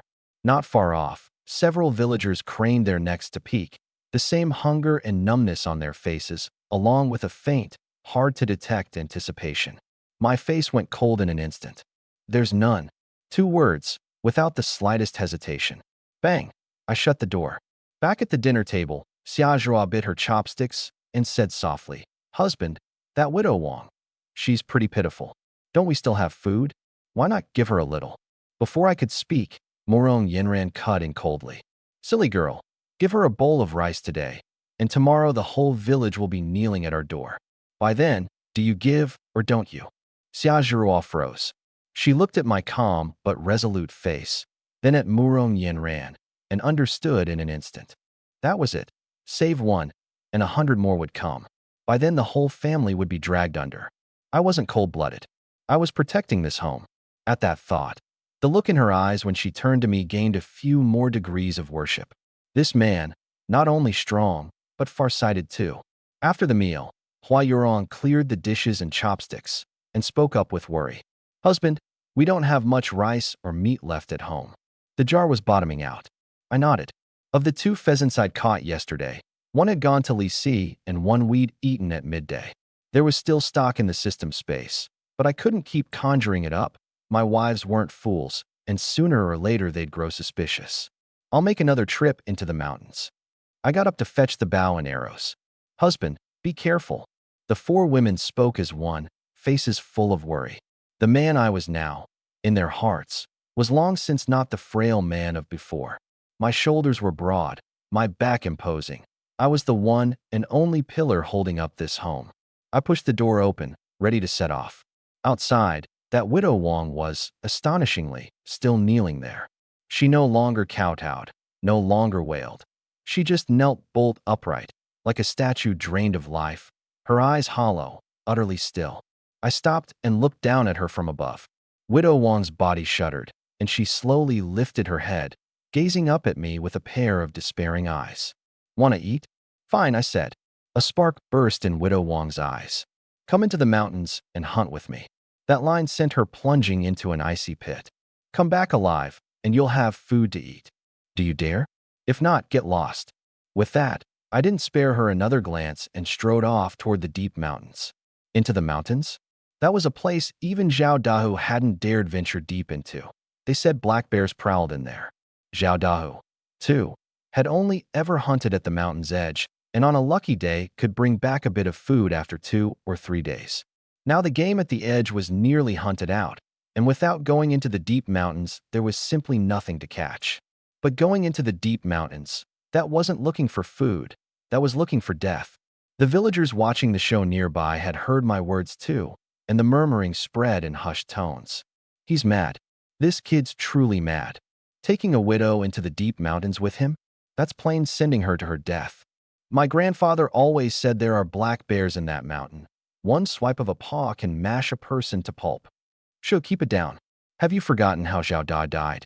This Su Lang, he's even more ruthless than Zhao Dao. The same hunger and numbness sat on the villagers' faces, but more than that, an indifference and fear of someone keeping the matter at arm's length. I stopped and turned slowly. My gaze, like 2 blades, swept over those faces tinged the color of vegetables from hunger. Everyone it landed on quickly ducked their heads, not daring to meet my eyes. The same goes for all of you. My voice held not a shred of feeling. Whoever's household is about to starve to death, who can't hold out for the government's millet, you can come into the mountains with me. I make no promises you'll come back alive, but as long as you do, you'll have meat to eat. The whole place was dead silent. No one moved. No one even dared to breathe loudly. Go into the deep mountains and stake your life against wild beasts? What kind of joke was that? The government's millet was mixed with sand and chaff and scraped the throat going down, but at least it could keep a breath in you. Dig up a few wild greens, gnaw a bit of tree bark, and though you'd be dizzy and seeing stars from hunger, at least you were alive. Being alive mattered more than anything. I swept a cold gaze over this cowering crowd and sneered inwardly. Pathetic and laughable. When Zhao Dahu had run roughshod over the village, where was there half a word of resistance then? They'd skirt clear at the mere sight of his shadow. Now that I'd butchered Zhao Dahu, they had the nerve to kneel at my door and shackle me with morality. Did they really take me, Su Lang, for a soft persimmon? The grim death of Wang Erniu's family had already taught me. In this chaotic world, misplaced kindness was a life-claiming poison. I couldn't be bothered with more talk, and turned to leave. Su, Brother Su. A timid yet resolute voice came from the back of the crowd. My steps halted. A short, sturdy-looking, honest man squeezed his way out. It was Zhang Xing from the village. He hurried up to me, so nervous the flesh on his face was trembling. You want to go into the mountains too? Zhang Xing nodded hard, not daring to lift his eyes, gripping the hem of his clothes as he said, My ma, a few days ago she bore me another little brother. The family, we really can't keep the pot going. I want to go into the mountains with you, Brother Su, and try my luck. He raised his head, his eyes full of pleading. If we bag any game, you take the lion's share. I only want a little, enough to stew my ma a bowl of soup to build her strength back, and I'll be satisfied just to have gone. The great Qian had warred year after year, its menfolk dead and wounded in droves, 9 houses and 10 standing empty. The government had issued an iron decree. Any household that added a son would be granted 10 pounds of rice. The rice was mixed with junk, but in a famine year of people eating people, it became the greatest hope of countless families. Zhang Xing's mother had risked her life to bear another child for exactly that, those 10 pounds of life-saving rice. The child had been born, but the new mother was too weak to leave her bed, without so much as a mouthful of hot soup to drink. I looked at Zhang Xing's face, written all over with filial devotion and resolve, and somewhere in my heart was lightly touched. It was as if I were seeing Wang Erniu again, clutching that clay jar, crying like a child. Both of them men who'd risked their lives to keep their families alive. Fine. I spat out the one word. Go back and grab a handy tool, a hatchet, an iron spade, either works. Wait for me at the head of the village. Zhang Xing's eyes lit up at once, scarcely able to believe it. Yes. Thank you, Brother Su. Thank you, Brother Su. He bowed several times and ran for home like a madman. The surrounding villagers watched, expressions complicated, shock, bafflement, and more than anything, the kind of pity you'd give a fool. Another one with no regard for his own life. A moment later, at the village entrance, Zhang Xing came running up panting, a rust-eaten woodcutting blade slung over his shoulder, dressed in even more ragged clothes. Clearly he'd put on the best the household had. "Brother Su, I'm here." I nodded and turned to head for the deep mountains. Zhang Xing followed close on my heels, step for step. The two figures in the morning mist carried a bleakness shot through with a kind of tragic solemnity. Widow Wang still knelt where she was, gazing in the direction we'd vanished, and at last 2 streams of murky tears spilled from her hollow eyes. The deeper into the mountains we went, the dimmer the light grew. Towering trees blotted out the sky, and the smell of damp rot hung among the trees. Birdsong and insect calls gradually vanished, leaving only the crunch of 2 pairs of feet on dead leaves. Zhang Xing's palms were drenched in sweat, gripping his woodcutting blade, not daring to stray a step too far from me. The atmosphere here pressed on him until he could hardly breathe. Suddenly, I, walking in front, stopped and abruptly threw up a hand. Zhang Xing jolted in fright and halted at once, his whole body taut. Brother Su, what is it?" He dropped his voice, which shook badly. I didn't turn my head, didn't answer. I only slowly raised my other hand, pointing at the ground ahead. Zhang Xing looked where I pointed. In the wet mud 3 steps away was pressed, plain as day, a gigantic footprint, bigger than 2 grown men's soles put together, sunk deep into the mud, its edges bearing 5 clear claw marks. A black bear. Zhang Xing's face went white in a flash, his woodcutting blade clattering to the ground, his whole body shaking like a sieve. "A bear, it's a bear." His teeth chattered, the words barely intelligible. I paid him no mind, only fixed my eyes on that footprint. God-tier hunting skill told me, an adult male bear, at least 400 pounds. A thing like that was the overlord of these woods. I had 8 times the constitution, but I was still flesh and blood, and a head-on fight was too costly. Besides, bear meat was sour and tough, not worth it. There were 4 lovely wives waiting at home for my return. No sense trading my life for a hunk of lousy meat. "Pick up your blade. We go around it," I said calmly. "Okay, let's run." Only then did Zhang Xing snap to, scooping up his blade and falling in behind, not daring to breathe a sound. In the village, no sooner had I left than a few hooligans came sniffing around. The one leading them was the village's notorious ruffian, Han Xiaoqiang. He stared at that new wooden house, picturing the 4 fresh young women inside, his eyeballs rolling, nothing but wicked fire rising in his chest. "Pa, a poor wretch half-starved to death. What gives him the right to have food and 4 wives both?" Han Xiaoqiang spat on the ground. "Brother Chong, Su Lang's not one to mess with." Even Zhao Dahu went down. A underling reminded him in a low voice. "Bullshit." Han Xiaoqiang smacked him across the face. "Dumb luck, that's all. Besides, he's gone into the mountains. What can a few women do? Turn the sky over?" He worked up his nerve, walked to the door, and lifted a foot to kick it. "Open up. I know you've got grain in there. Hand it over nice and easy, or I'll come in and take it myself." Inside, the 3 women, Hua Yurong, Xia Zhuo, Li Xiuji, went pale with fright. "What do we do?" "It's Han Xiaoqiang." Xia Zhuo's voice trembled. "Don't be afraid. Hold the door." Hua Yurong forced herself to stay steady, but her voice was shaking too. Murong Yen ran, cold-faced in the corner, shot to her feet, walked to the door, and yanked back the bolt. "Get lost." One icy word. Han Xiaoqiang was stunned. The one who'd opened the door was the prettiest, coldest of the women. Then a lecherous grin spread across his face. "Oh ho, the little lady's quite a spitfire. Man's not home. Lonely, are you? How about Big Brother comes in and keeps you company?" The words weren't even out when Murong Yenran moved. A whip kick, whistling with wind, slammed viciously into Han Xiaoqiang's gut. Bang! Han Xiaoqiang flew out 3 meters and crashed hard to the ground, clutching his belly, unable to get up for the longest time. The watching villagers and the underlings were all dumbstruck. Who could have guessed that this slender-looking woman struck so brutally? Murong Yenran didn't spare him a glance, just turned and shut the door. You dare hit me? You filthy bitch. I'll kill you." Hauled up by an underling, Han Xiaoqiang charged the courtyard, eyes red. Just as he reached the door, a flash of cold light. A dagger was already pressed to his throat. The icy blade froze him on the spot. One more step, you die? Murong Yinran's tone was cold as ice. The whole place was dead silent. The villagers watching the show all clammed up now. Only then did they understand. This new wife of mine was no weak woman.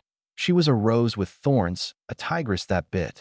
No wonder I dared go toe-to-toe with Xiao Dao. There was such a fierce character hidden in my home. The look in everyone's eyes at that wooden house changed completely, from jealousy and resentment into awe and fear.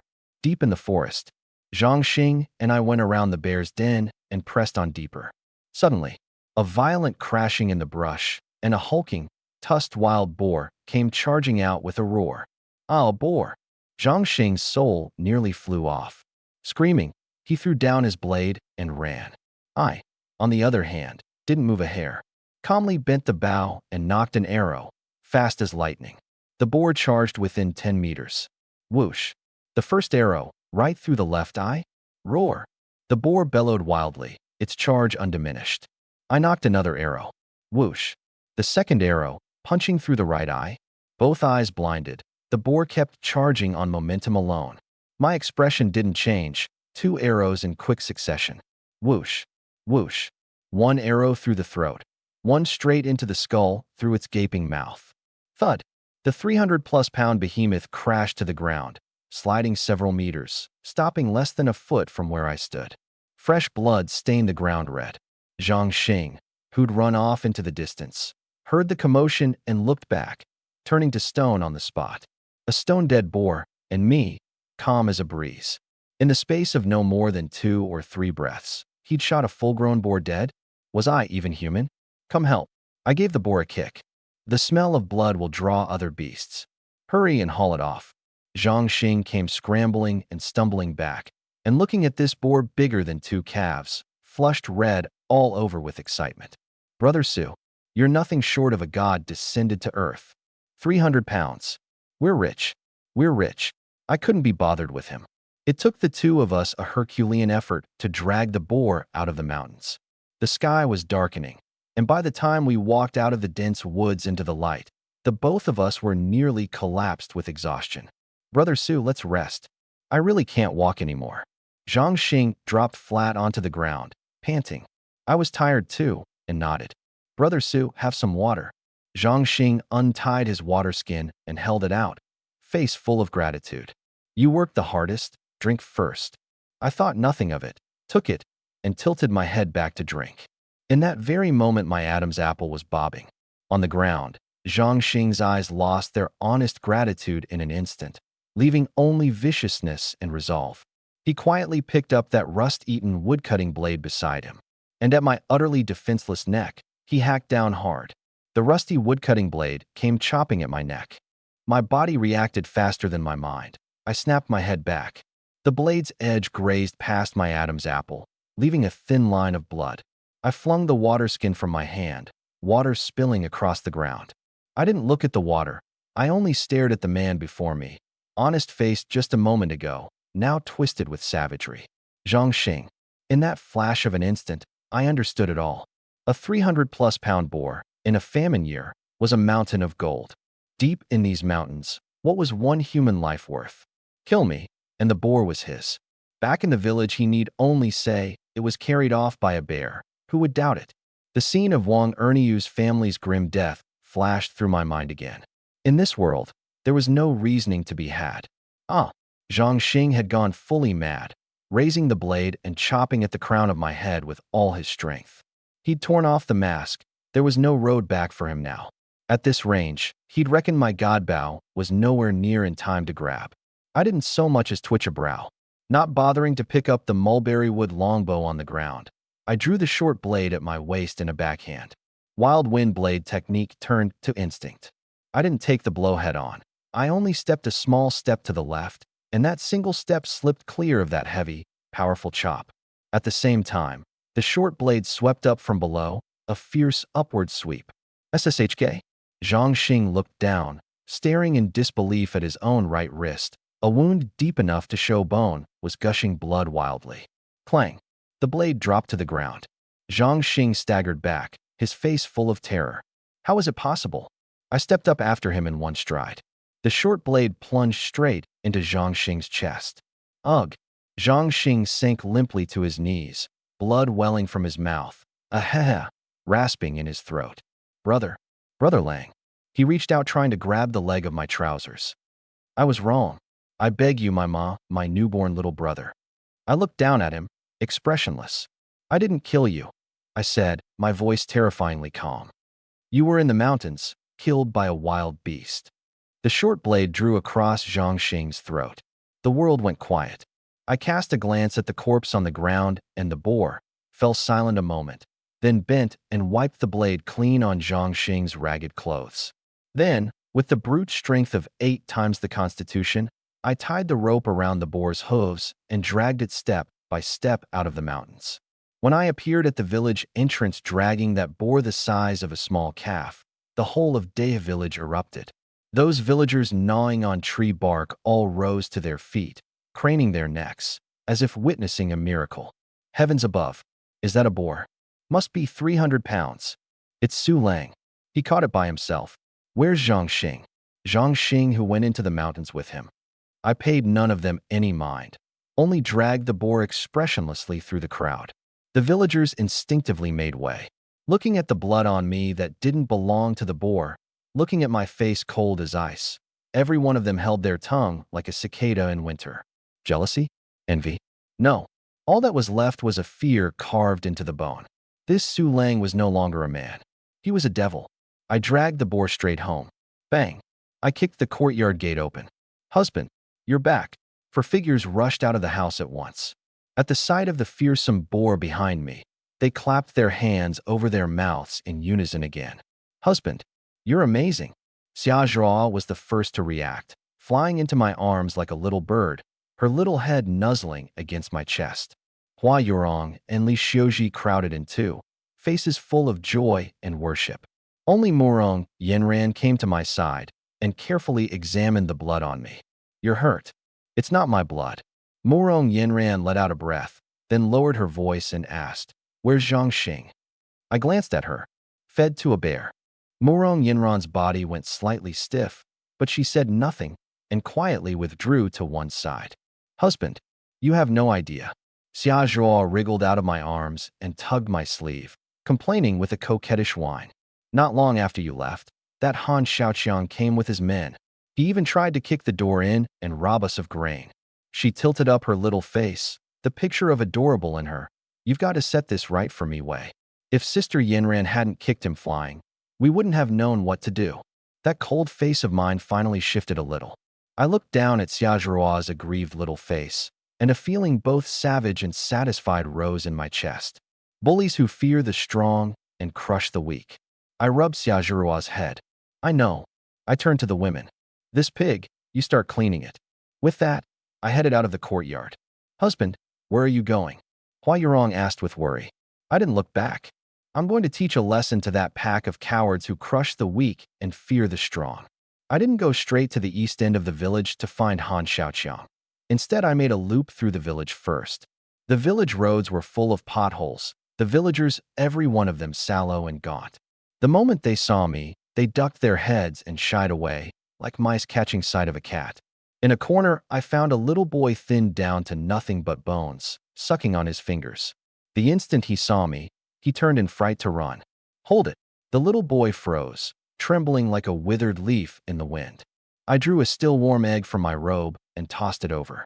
The scent of egg slid into his nose, and the little boy stared fixedly at it, drooling. Want it? He nodded frantically. Run an errand for me. Get it done, and there's meat soup tonight too. The 2 words meat soup made the little boy's eyes light up at once. Just say it. I'll do anything.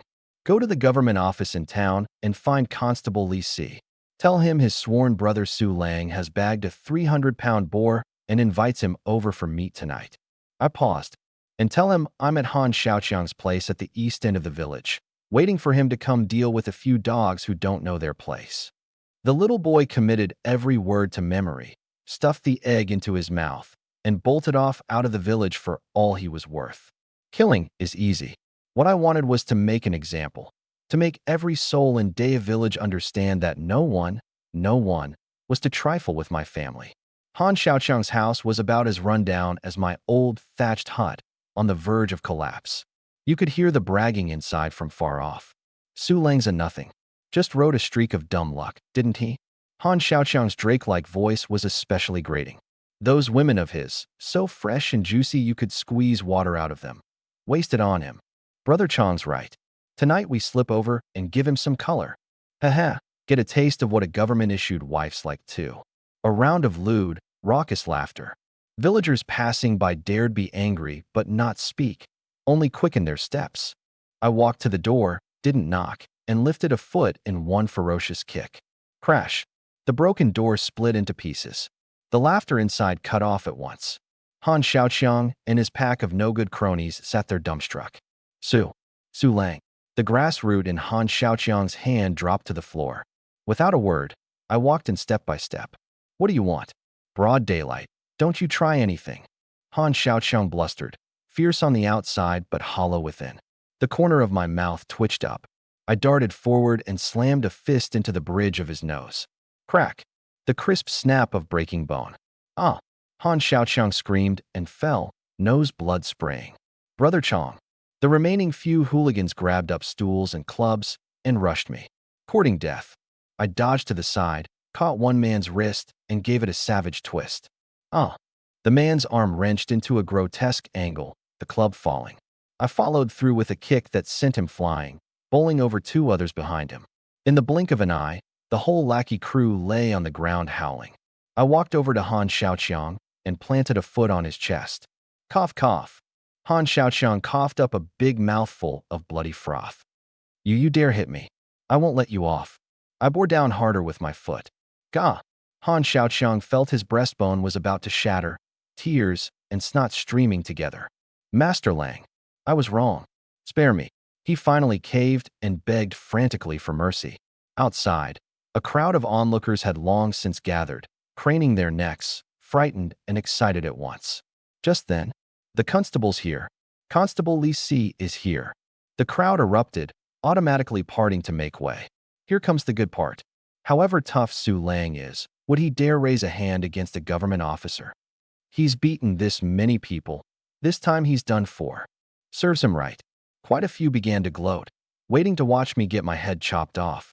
Han Xiaoqiang clutched at the news like a drowning man at straw, hope rekindling in his eyes. Li Si swaggered in with two bailiffs, taking one look at the bloody room and freezing for a moment. Constable Li, save me. Han Xiaoqiang reached out, pleading. It's Su Lang. He's trying to kill me. Everyone assumed Li Si would draw his blade and take me down. But Li Si only spared Han Xiaoqiang a glance, walked straight up to me, his face all smiles. Io. And here I wondered who it was. Brother Su, why waste your temper on trash like this? With that, he lifted a foot and stomped viciously into Han Xiaoqiang's face. Pa! Han Xiaoqiang, you damn well tired of living. Li Si spat a thick gob of phlegm onto his face. Brother Su's wives are registered on the government's books, given to propagate for the great Qian. You dare set your crooked mind on them. You're setting yourself against the court. Today I'm dealing with you myself. The entire courtyard fell deathly silent. The villagers, the hooligans sprawled on the ground, all stunned. Li Si wasn't arresting me. He was helping me beat people instead. Li Si threw an arm around my shoulder and bellowed loud enough for the whole yard to hear. Su Lang is Li Si's brother. Anyone who dares scheme against him again, don't blame me for turning nasty. The words barely out. His waist blade slid half out of its sheath. Both bailiffs drew at the same time. Han Xiaoqiang trembled with fright, and the villagers shrank back one after another. Enough intimidation done, Li Si licked his lips. Brother Su, I hear you bagged a big boar. Come, don't waste your time on these scumbags. Show big brother. I stayed expressionless and only gave a faint Then, under everyone's petrified gaze, I lifted my foot and stomped viciously down on Han Xiaoqiang's knee. Aya! The kneecap shattered on the spot. That bone-deep, piercing agony sent his whole body into convulsions. His eyes rolled back, and he passed out from the pain. The courtyard was deathly still. The watching villagers went white as paper, their calves quivering, crippling a man's knee right in front of a government officer. In their eyes, I wasn't just ruthless, I was mad. Li Si's two underlings rested their hands on their hilts, faces full of shock. But Li Si acted as if he'd seen nothing, still affectionately draping an arm over my shoulder, his grin even brighter. Brother Su, fine work. For a stubborn stone in a latrine like this, you've got to come down hard. Don't worry, I'll pin an intent to rebel and assault on a government dependent's household charge on him later. Make sure he rots out his days in a cell. His voice wasn't loud, yet it bored clearly into every villager's ears. Everyone felt a chill shoot from the soles of their feet to the crown of their heads. It was over. This Su Lang. No one in Daya village would dare cross him ever again. He himself was a devil king who killed without batting an eye, and he had the government backing him besides. I quirked the corner of my mouth and said nothing. This effect was exactly what I'd wanted. Come, come. Don't let trash like this hold up real business. Li Si licked his lips. Big brother followed the smell of meat all the way here. Where's that big boar? Hurry and show me. Let me feast my eyes. I gave a faint mm and turned to leave. Behind me was a courtyard in shambles and a crowd of villagers as silent as cicadas in winter. Back at the gate of my home, Li Si spotted the huge, dressed boar in the yard from afar, and his eyes lit up at once. My goodness, what a beauty! He rushed into the yard, 2 steps at a time, circling the boar and clicking his tongue in wonder. But once he saw it clearly, he froze. The 300-plus-pound boar wasn't just clean, spotless, every last bristle scraped off, but its organs had even been sorted out and laid in order. Clean and neat, not a trace of sloppiness. Brother Su, your household has a hand this skilled? Li Si seemed surprised. Before I could answer, Xia Zhuo bounced out of the house, latched onto my arm, tilted up her little face, and showed off. Of course. Sister Xiuji did it. She pointed at Li Xiuji, bustling about by the stove, that pretty face flushed red from the smoke. Sister Xiuji's amazing. Such a huge pig, and she dressed it all by herself in no time. And those black seeds husband planted. Sister Xiuji's the one watering and tending them all. Praised so, Li Xiuji went red all over and ducked her head, protesting softly. I didn't do much. It's only what I should do. Though Xia Zhuo had joined the household before Li Xiuji, she was the youngest and ordinarily called Hua Yurong and Li Xiuji's sister sweetly. I looked at that slender figure quietly hard at work, not daring to meet my eyes, and something stirred faintly in my heart. This girl was timid and self-doubting, but she was diligent and capable. She said it was nothing, yet her face was beaded with sweat.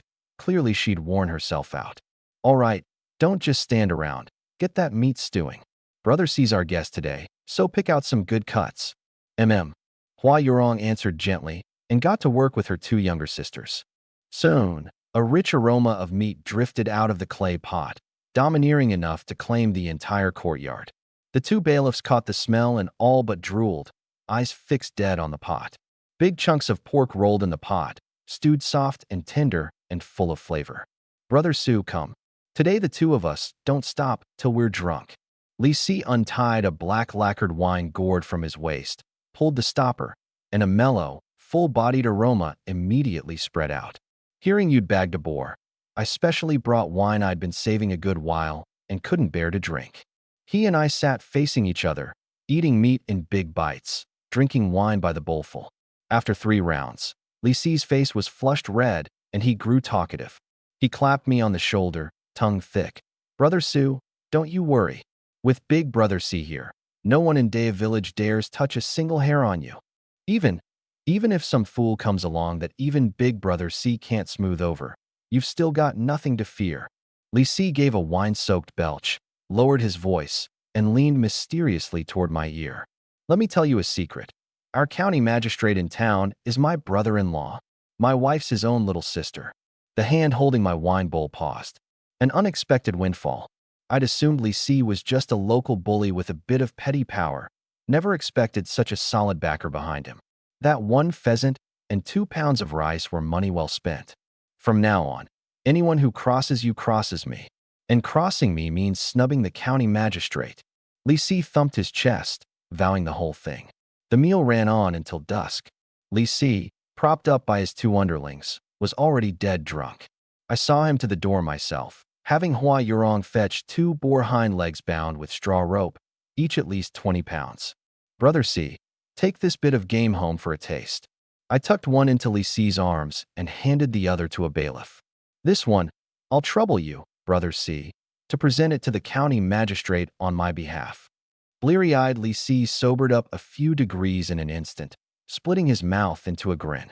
Good, good brother. This little brother of yours, I, Li Ci, claim as my own. Having seen Li Ci off, the courtyard finally went quiet.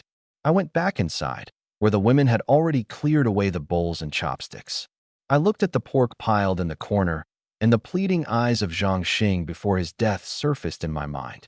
My newborn little brother. I fell silent a moment. Yurong, wrap me up 10 pounds of meat. Hua Yurong blinked, but asked nothing, nodded obediently, and wrapped 10 pounds of marbled pork in a large lotus leaf to hand me. I carried the heavy pork out of the courtyard and headed straight for that run-down thatched hut at the west end of the village. Zhang Xing's home. The door hung ajar, dim oil lamp light leaking out from within. I pushed the door open and went in. An old woman with graying hair, looking past 50, leaned weakly against the head of the bed, a swaddled infant in her arms. In truth, Zhang Xing's mother was only 40. The hardship of her days had simply aged her this way. When she saw me, confusion first flickered through her murky eyes, then turned to terror. I said nothing, walked in, and set that heavy bundle of pork on the rickety table. The old woman stared at the bundle of meat, still seeping oil, and went utterly blank. Zhang Xing came hunting in the mountains with me. I spoke, my voice flat, carrying no emotion. Along the way, we ran into a bear. He was carried off. She opened her mouth but could make no sound, only clutching the sleeping infant in her arms ever tighter, trembling all over. I wasted no more words and turned to leave.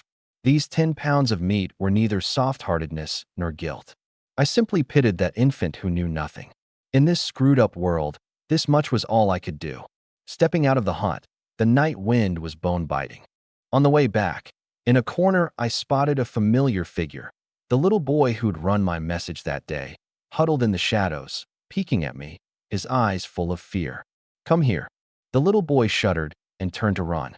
I said, come here. My voice was flat, but brooked no defiance. The little boy froze, then shuffled out, not daring even to lift his head.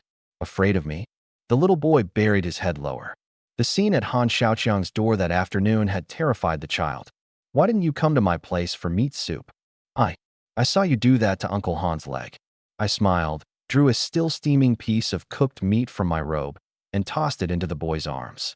I, Su Lang, am ruthless only to enemies. You helped me, so I won't shortchange you. Come to my place tomorrow at noon, all the meat you want. With that, I turned and left. I, Su Lang, never leave a debt unpaid. Back home, the courtyard had already been cleaned up. Faint light leaked through the crack of the second bedroom door, while the master bedroom door was shut tight. The women were all very perceptive. I pushed the door open and went in. Under the oil lamp, Li Xiuji sat awkwardly on the edge of the bed. She'd changed into clean clothes and combed her hair, and that fair, delicate little face was especially lovely in the lamplight. Hearing the door, she trembled all over, her hands wringing the hem of her clothes, her face red enough to drip blood. Husband. I smiled and sat down, in no rush to do anything, just looking at her. Xiuji, back in the village, the girl I most liked to look at was you. Li Xiuji's head snapped up, those big watery eyes full of disbelief. Back then I always thought you were the prettiest woman in our whole village. Li Xiuji was stunned, her nervousness vanishing entirely, leaving only shyness. How could I be? She buried her face against her chest. When we were little, the two of us even went down to the river to catch fish together. Li Xiuji's heart jumped. Of course she remembered. It was just that later, with the line drawn between men and women, they'd gradually grown distant. She stole a glance up. This man before her was no longer the frail youth of memory.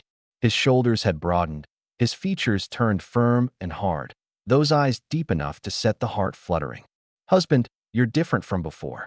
So do you like the me now, or the me before? I grinned wickedly. Li Xiuji bit her lip, her voice tiny as a mosquito's. I like both. I said no more and reached out to gather her into my arms. Her body went stiff, then quickly softened, leaning obediently against my chest. Husband, I'll serve you well. I can do any kind of work. Silly girl. I bent down and kissed her. The lamplight flickered. The bed, once again, began to creak rhythmically. Another night of passion.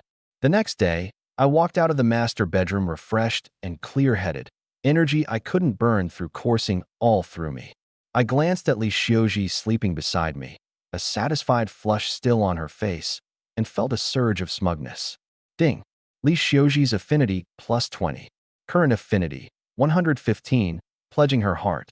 Ding. Congratulations, host, on completing the hidden quest, showering favor equally. Reward package granted. Open it. Acquired, lightness skill snowless tread, beginner, 100 pounds of premium pork belly. The next second, countless techniques of movement and footwork came pouring into my mind. I felt my whole body lighten, as if a single leap could carry me onto the rooftop. Good stuff. With this lightness skill, paired with the god-tier hunting skill and the wild wind blade technique, even if I ran into a bear in the mountains, I could run even if I couldn't win. I dressed and went out. The moment I stepped out, I saw Hua Yorong, Murong Yinran, and Xia Zhuo, all three sporting identical dark circles, sitting listlessly in the yard boiling water. Li Xiuji came out hobbling, one hand braced against her waist, and at the sight of the three women in this state, her face went red in an instant, and she ducked her head. That tickled me, and I walked up to them and cleared my throat. Oh, what's the matter, ladies? Didn't sleep well again last night? Hua Yurong only gave a gentle smile. Xia Zhuo pouted and shot me a resentful glare. Only Murong Yenran lifted her head, glaring at me viciously. I walked over and said with a grin, "You're all my women now. The way I see it, let's stop dividing into master bedroom and second bedroom from now on. Wouldn't it be livelier for everyone to sleep together? In your dreams." Murong Yenran's fur bristled instantly, and a fist flew straight at my face. I caught her wrist, pulled her into my arms with the motion, and murmured in her ear, "Want to give it a try? I guarantee it's more comfortable than sleeping alone. Get lost, shameless bastard."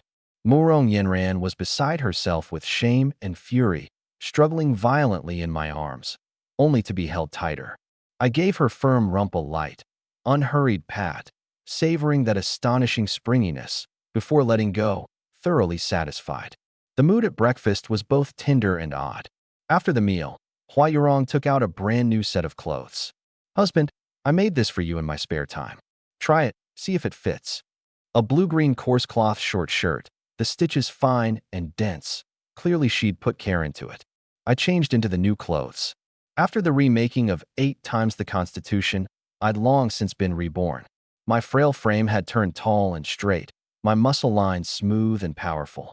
A coarse cloth short shirt on me wasn't the least bit shabby. If anything, it set off my striking vigor, like a sharp sword drawn from its sheath. The 4 women inside were all dumbstruck. Hua Yorong's eyes were full of tenderness, Li Xiuji's full of adoration, and even Murong Yenran, who'd always butted heads with me, had a flash of dazzlement cross her eyes.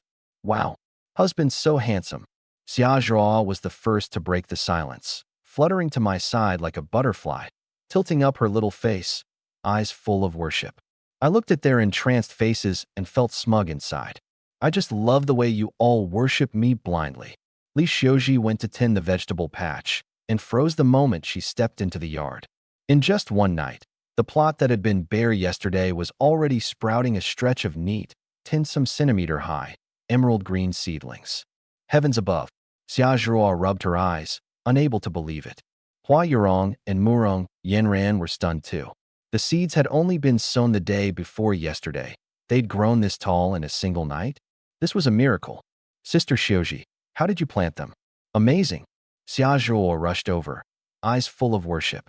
"Yes, better than an old farmer who's worked the land his whole life." Hua Yurong praised sincerely. Li Xiuji flushed red enough to bury her face in her chest, protesting softly. "It wasn't me. It's that husband gave good seeds." I smiled and didn't explain. The fewer people who knew about the super seeds, the better. At noon, the little boy who'd run my message did come, peeking around at the courtyard gate, his face full of both craving and fear. I brought out a bowl of steaming meat soup. "Come in." The little boy shuffled in, his Adam's apple bobbing at the smell of meat. Yet he shook his head. Master Su, I won't drink the meat soup. Why? Afraid I poisoned it. No. The little boy's head snapped up, looking me dead in the eye. I want to go hunting with you. I don't want to go hungry my whole life, living off other people's handouts.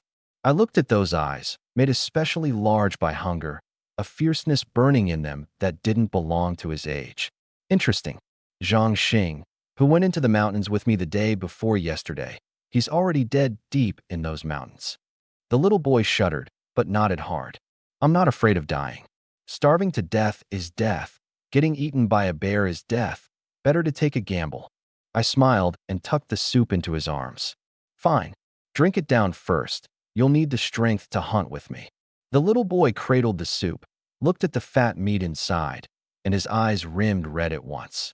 He crouched on the ground and wolfed it down. What's your name? Lu. Lu Shirtu. Who else is at home? No one.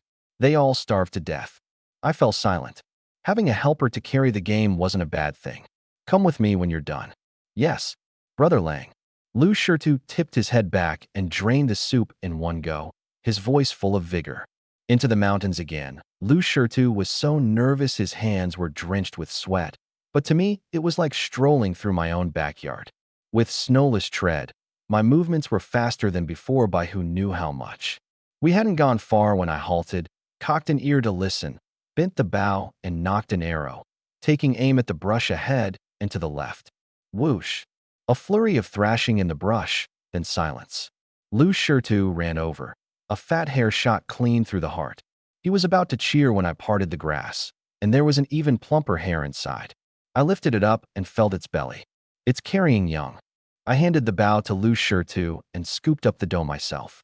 This one we don't kill. We take it back to raise. Lu Shirtu was dumbstruck. Brother Lang. Could even tell a hare was pregnant? The two of us pressed on deeper. Soon, another 2 pheasants foraging among the trees. Whoosh! Whoosh! 2 arrows through the throat. No time even for a single cry. Lu Shirtu had gone numb. This was no man. This was a mountain god. I hefted the pheasants, quite pleased. Now I can make good on wife Zhurua's drumstick. At dusk, the 2 of us returned with a full haul. The moment Xia Zhurua saw the hare wriggling lively in my arms, she shrieked and flew over. Wow! A hare! So cute. She carefully took it and hugged it to her chest. I flicked her nose. You're drooling. You want to eat it, don't you? I am not. Xia Zhurua pouted and ran off cradling the hare. I asked loudly, red braised or spicy? Xia Zhurua licked her lips. There's a male one too. Spicy, she answered at once. I laughed, and in a few quick moves lashed together a sturdy cage from wood and vine. Lu Shirtu was about to leave. I handed him a pheasant. Take it. Brother Lang, this is too much. Lu Shirtu waved his hands in fright. I said take it, so take it. I stuffed the pheasant into his arms. Anyone dares snatch it. You tell them you're Su Lang's little brother. Lu Shirtu's eyes rimmed red again. He dropped to his knees with a thud and kowtowed hard 3 times. Brother Lang's great kindness. Shirtu will never forget it as long as he lives. With that he left cradling the pheasant, looking back every few steps. I carried the other pheasant into the kitchen. Hua Yurong was rinsing rice, and gave me a gentle smile when she saw me. I hung up the pheasant, walked to the rice jar, and lifted the lid as if casually. Not much rice left. While Hua Yurong wasn't looking, I took several dozen pounds of polished rice out of the system space and poured it in. The bottomed-out rice jar was full in an instant. Hua Yurong turned to look and clapped a hand over her mouth in shock. Husband, where did all this rice come from? Oh, I traded for it with cured pork last time I was in town, and tossed it in the corner and forgot. I spun the lie without changing expression. At dinner, the table held stewed chicken and spicy hare, the mood lively beyond measure. After eating, I cleared my throat and looked at my 4 lovely, alluring wives, a warmth rising in my chest. So, the way I see it, let's not divide into master bedroom and second bedroom anymore. Everyone sleep together, much livelier. The room went instantly silent. All 4 flushed red and ducked their heads, saying nothing. I gave a wicked grin and cast out the bait. Whoever keeps me company tonight. Tomorrow I'll take her shopping in the county town. New clothes, jewelry, whatever you want, I'll buy it. Me. Xiaozhua was the first to crack, shooting her hand up, her little face all excitement. Hua Yurong, Morong Yanran, and Li Xiuji flushed even redder, mortified and irritated, yet none of them spoke up to object. Even the always cold-faced Morong Yanran went red at the tips of her ears. That delighted me, and I bent to plant a kiss on Xiaozhua's forehead. Good girl. The little thing was knocked silly, blissfully narrowing her eyes, going all soft in my arms. A single look from me and Xiaozhua understood at once, running off to tug at Li Xiuji's arm and coax her sweetly. Sister Xiuji, just say yes to husband. How nice for us sisters to be together every day from now on. Li Xiuji was timid, and being shaken so couldn't lift her head, letting out a mosquito like, Two down. I looked at Hua Yurong. Hua Yurong bit her lip. Husband, the sisters all go along with you. Only, your body. Don't worry. I pulled her into my arms. My ability. Do you all still not know it? A family ought to sleep together, all lively. Hua Yurong's face went frighteningly hot. Leaning against my chest, in the end she nodded, blushing. That left only Morong Yanran. She stood with arms crossed, cold-faced like an isolated young bride. In your dreams. Shameless. With a wicked grin, I backed her into a corner. Wife Yanran, you're the only one left. Could it be that you're scared? Who's scared? Morong Yanran's fur bristled instantly, and she thrust out her chest. I, a proper daughter of a military house. Would I be scared of a rogue like you? Bring it on. Bring it on. Whoever's scared is a puppy. The words were no sooner out than she regretted them. Wasn't this playing right into that bastard's hands? My grin grew wider. Good. Now that's what you said. Since everyone's agreed, our household needs some rules. I cleared my throat, looking at my 4 ravishing wives, smug beyond measure. Yurong is gentle and virtuous. She's the first wife. Hua Yurong answered with a blush. Yinran's got a fiery temper, but I like it, second wife. Morong Yanran gave a snort and turned her head away, but the corners of her mouth quietly curved up. Zhirua is lively and adorable, third wife. Thank you, husband. Xiaozhua bounced up. Xiuji is diligent and capable, and joined last, so she's the fourth wife. Li Xiuji ducked her head, but her heart was sweet as honey. With the titles settled, the women's hearts settled too. All right, get some rest early. I waved a hand grandly. Tomorrow I'll take you all to the county town for a stroll. Yay! Xiaozhua's eyes lit up, but Hua Yurong was a little worried. Husband, are we taking the grain and boar meat to trade for things? In a famine year, silver was no use. Grain was the hard currency. Silly girl. I flicked her nose. Autumn set in. Raw meat won't keep more than a few days, and it'd be a worse waste to let it rot. Better to trade it for something useful while it's fresh, and add a few clothes and pieces of jewelry for you all. What I was thinking, there were still several hundred pounds of meat stockpiled in the system warehouse. This much was nothing. At the mention of new clothes and jewelry, every woman's eyes lit up. No woman doesn't love to look beautiful. That night, the big bed in the master bedroom was, for the first time, packed full and more intense than any time before. Who's first? No one speaking up? Wife Zhirua, set them an example. Husband, you're awful. The next day, refreshed, I checked the system.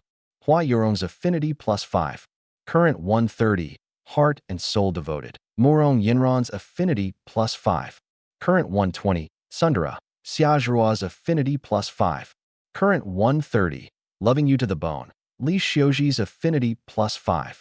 Current 125. Heart and soul devoted. I was thoroughly satisfied. I had Hua Yurong wrap 10 pounds of the best pork belly in lotus leaves.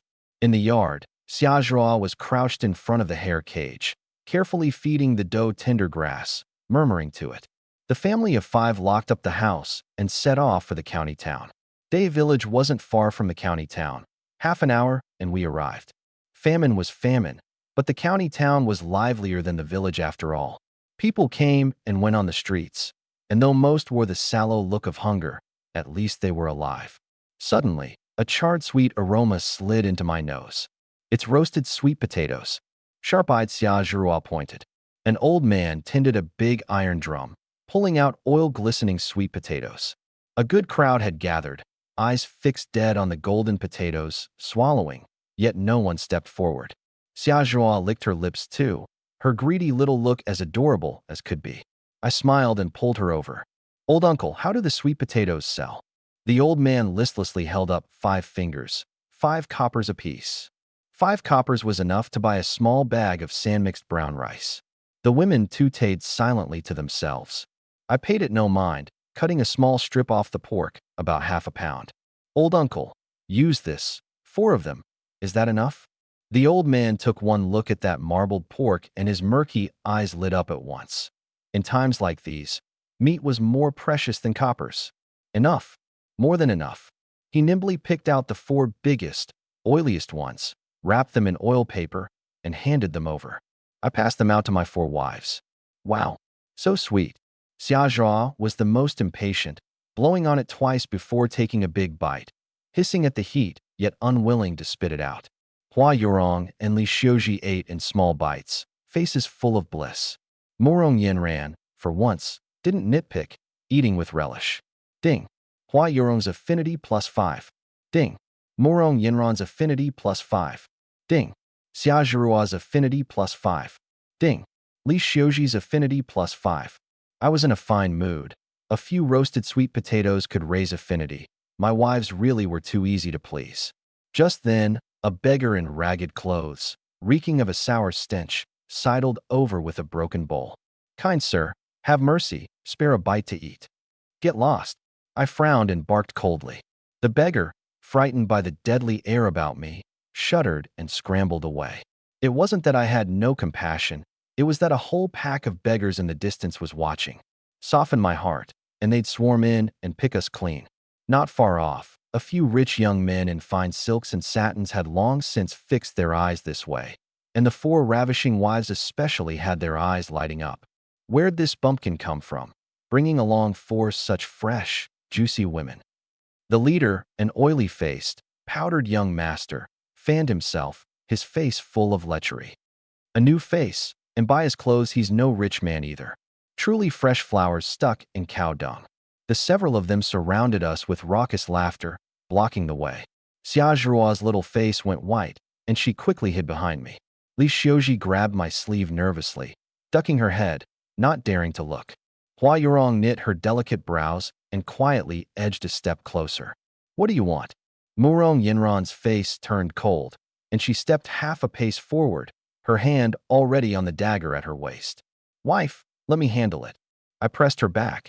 This sort of thing. Naturally, I had to take care of myself. TSK, real top-grade goods. The few hangers-on at his side jeered along. The leader, Li Yunfei, pointed at me with his fan, his face full of condescension. Boy, count yourself lucky. These few little ladies. Lend them to this young master to play with for a few days. I'll give them back once I'm bored, missing not an arm nor a leg, guaranteed. His gaze turned cold. Be smart about it, and this young master will look after you. Otherwise, not one of you walks away alive. The common folk around scattered in fright. I couldn't be bothered with talk. For people like this, hitting first is fastest. I drove a kick into Li Yunfei's lower belly. Bang! Li Yunfei bent double like a shrimp, his folding fan dropping, his handsome face contorting. You damn well dare hit me. Do you know who my father is? I looked down at him from above. Do you know who my father is? Li Yunfei was taken aback. Who? My father is your grandfather. Uffed. Someone nearby couldn't help laughing out loud.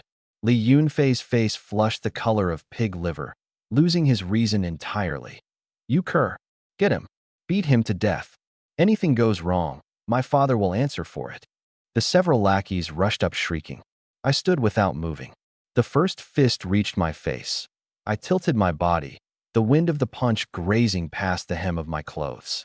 A flick of my toes, and I closed in on the second man like a phantom, fingers held like a blade chopping down on his wrist. Crack!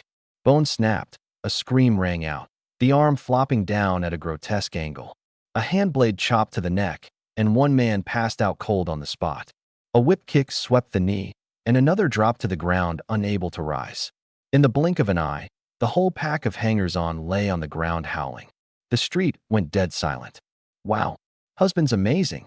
Xia Zhuo was the first to clap, her eyes full of worship. Hua Yorong and Li Xiuji let out a breath too, gazing at my back, faces full of adoration. Only Murong Yenran said nothing, but inside she was in turmoil. Something was off.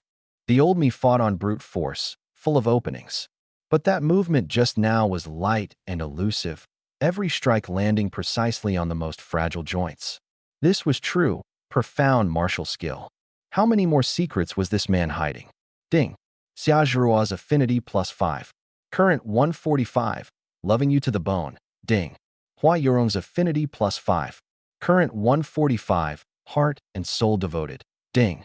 Li Xiuji's affinity +5. Current 125. Heart and soul devoted. Ding. Murong Yinran's affinity +5. Current 120. Sundara.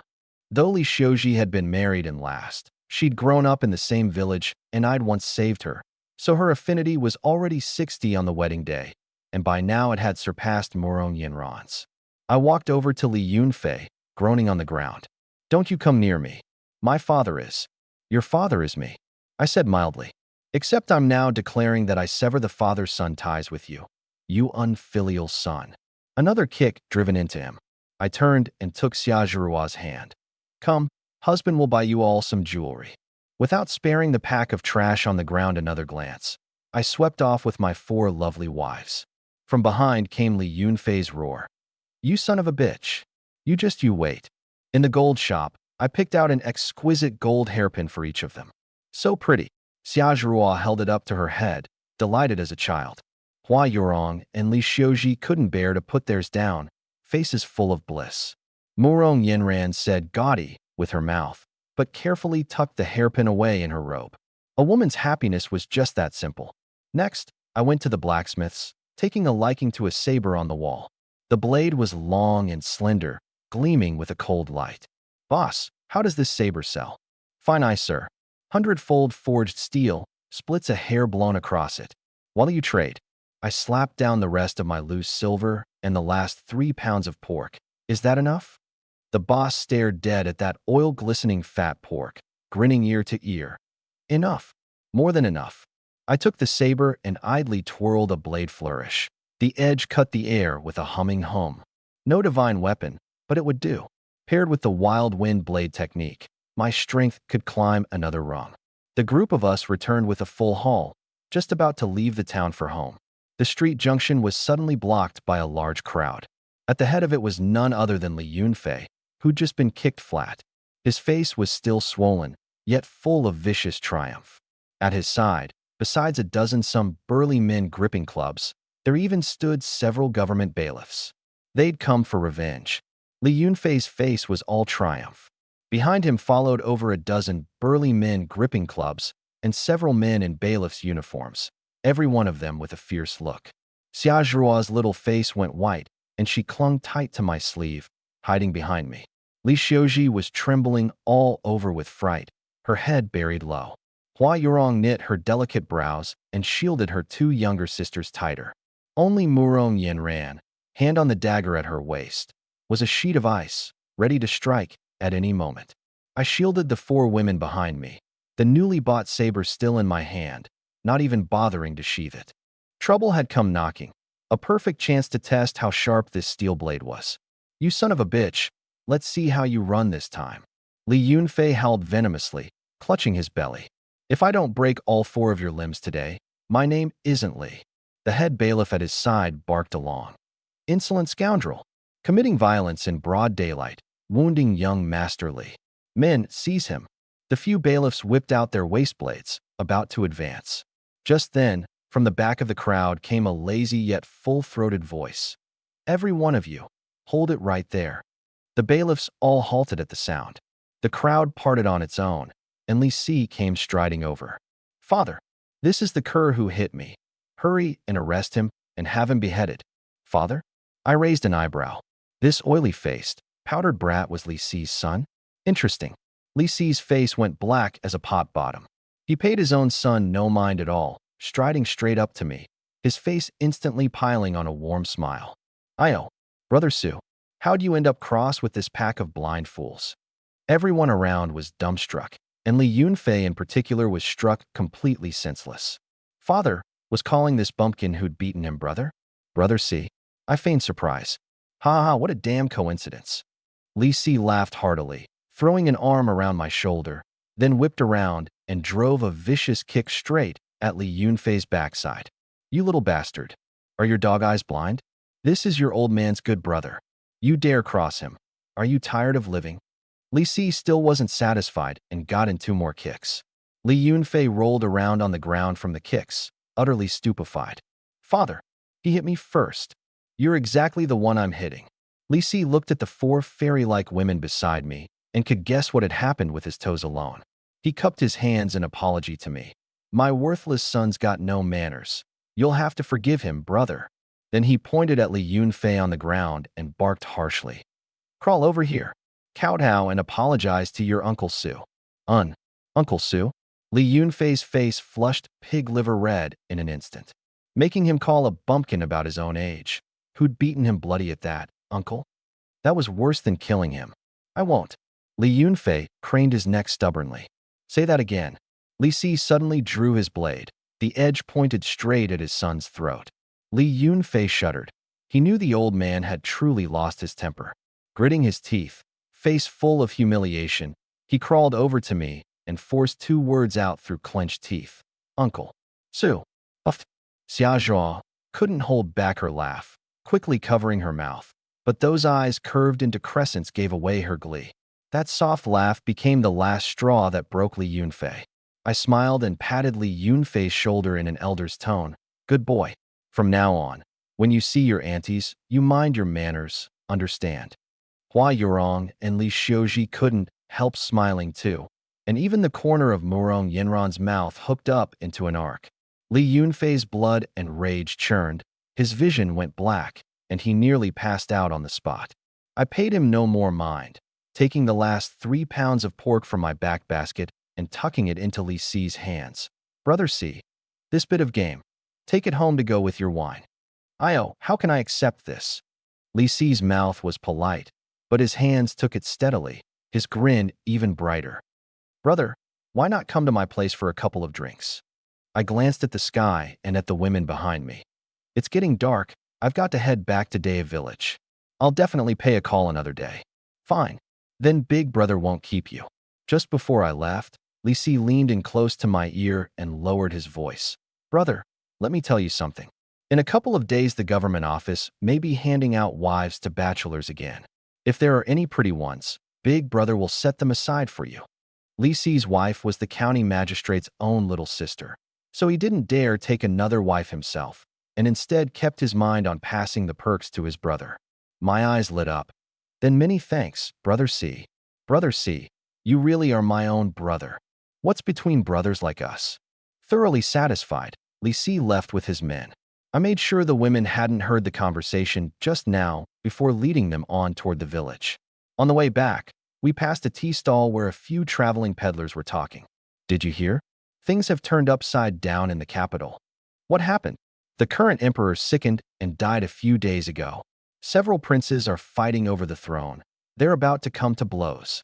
Heavens, won't the realm fall into even greater chaos then? What's chaos got to do with us? Whoever's emperor, as long as the government hands out food on time, it's fine. I listened, with no ripple in my heart. I glanced at the 4 exquisitely lovely wives beside me. Even a daughter of a military house like Murong Yinran had been distributed to me like supplies by the government. In this world, staying alive was enough. The light grew late. When our group returned to Daya Village, from afar we saw a large crowd gathered before our brand new wooden house. My brow furrowed. Drawing closer, I saw that at the courtyard gate, Lu Shirtu stood holding a rust-eaten iron spade, his thin little body bolt upright. Behind him stood several equally bony, half-grown youths, facing off against a crowd of villagers with eyes gone red from hunger. Everyone get back? This is Brother Lang's home. Anyone who dares barge in, I'll fight them to the death. Lu Shita's voice still carried a childish lilt, yet it was full of resolve. Wait till Brother Lang gets back. Every one of you will get more than you bargained for. What's there to fear? They're just a few little brats. Su Lang's not back yet. Rush in first and grab the grain. Charge. Beaten to death beats, starving to death. A burly man bellowed. The crowd stirred, and they swarmed forward. Lu Shirtu gripped the iron spade, his thin little body shaking badly, yet he held his ground squarely before the gate. Just then, "Let me see who dares touch my home." A few icy words came from the back of the crowd. The uproar fell deathly silent in an instant. The crowd turned stiffly around. I shouldered my unsheathed saber, its blade glinting cold in the setting sun. Behind me followed 4 ravishing women, killing intent radiating from us. "Brother, Brother Lang." Su Lang's back. The villagers who'd just been clamoring to charge and all shrank their necks, instinctively making way. Lu Shidu's eyes rimmed red, and he nearly collapsed to the ground. "Brother Lang," he said, voice tear-choked. I walked over, reached out, and ruffled his messy head, not saying a single word more. I helped up the village chief, who'd collapsed on the ground. "Chief, are you all right? These old bones are still sturdy." The chief sighed. "Su Lang, everyone's gone mad with hunger. There was no talking them out of it. They're all fellow villagers. Don't come down too hard." I nodded, helped the chief sit on a stone block, then turned to sweep my gaze over the crowd. Everyone my eyes landed on ducked their heads, not daring to meet them. Su Lang, never give handouts to idlers."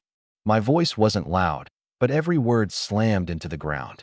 "But I won't stand by and watch fellow villagers starve to death either. Wanna eat? Fine." I paused. "Trade your labor for it." The villagers froze. Trade labor? In times like these, there was barren land everywhere. You had the strength, but nowhere to use it. "Brother Lang, you really mean it?" someone asked, working up courage. "Work, and there's food to eat?" "Of course." The crowd erupted in an instant. "I'll do it. Have me do anything." "Me too. I've got strength to spare."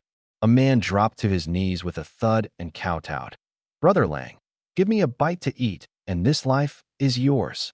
I looked at this crowd of villagers, eyes gone green with hunger and now rekindled with hope, and began to calculate inwardly.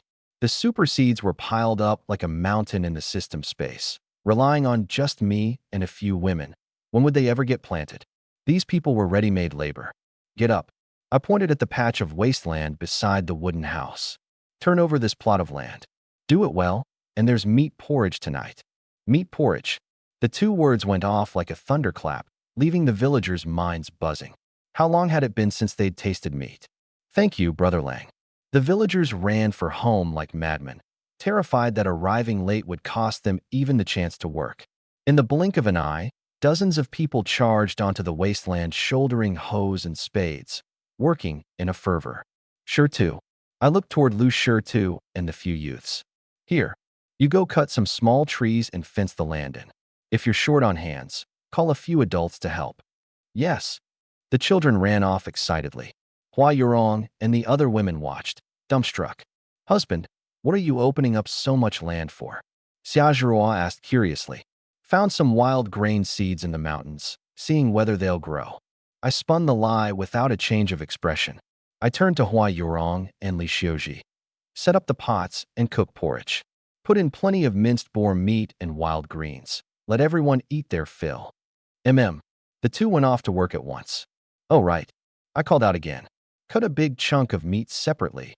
Wrap it in lotus leaf for the chief to take home." The chief hurriedly waved his hands. I couldn't. Take it." I pressed it into his hands.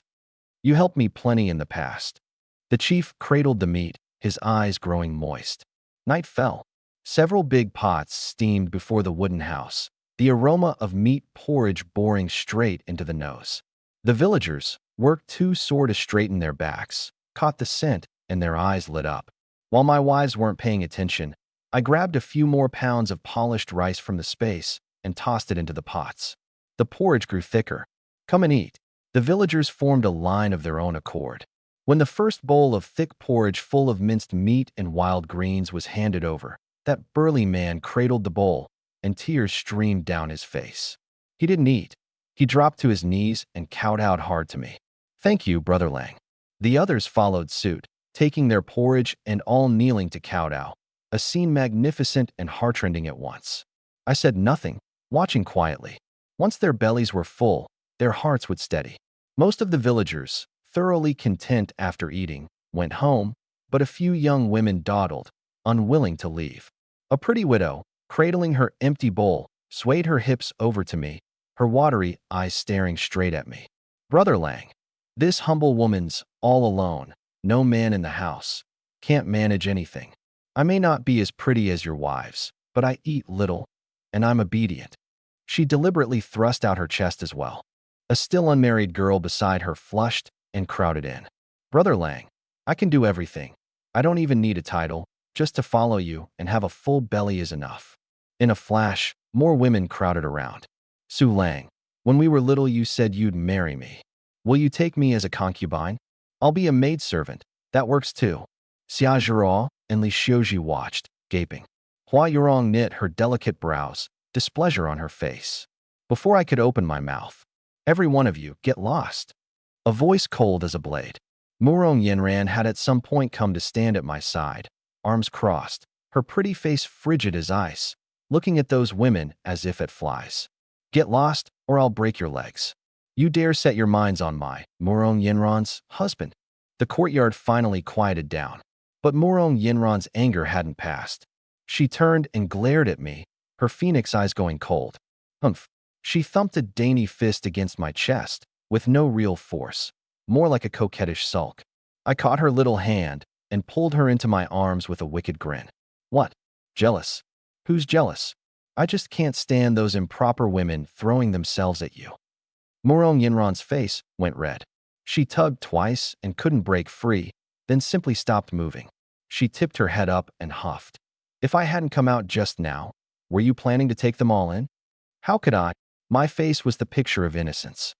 My heart's long been stuffed full with 4 wives.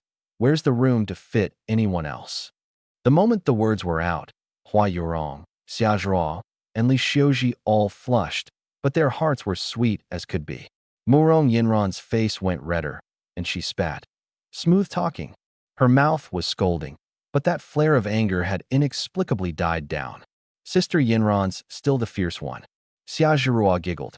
She'd disliked that crowd of women just now too. Hua Yurong and Li Xiuji said nothing, but they clearly thought the same. The sky went pitch dark and the villagers all dispersed, returning home to savor the memory of that bowl of meat porridge. I called out to Lu Shitu as he was about to leave. Shitu, stop sleeping in the street from now on. I pointed at that rundown thatched hut not far off. That's where I used to live. Rough, but it keeps out the wind and rain. You boys go stay there. Lu Shitu's eyes rimmed red, and the several youths behind him were too moved to speak. Thud. The few of them dropped to their knees in unison. Brother Lang, you're our second set of parents. This life of ours is yours from here on. Get up, it's nothing. I helped him up.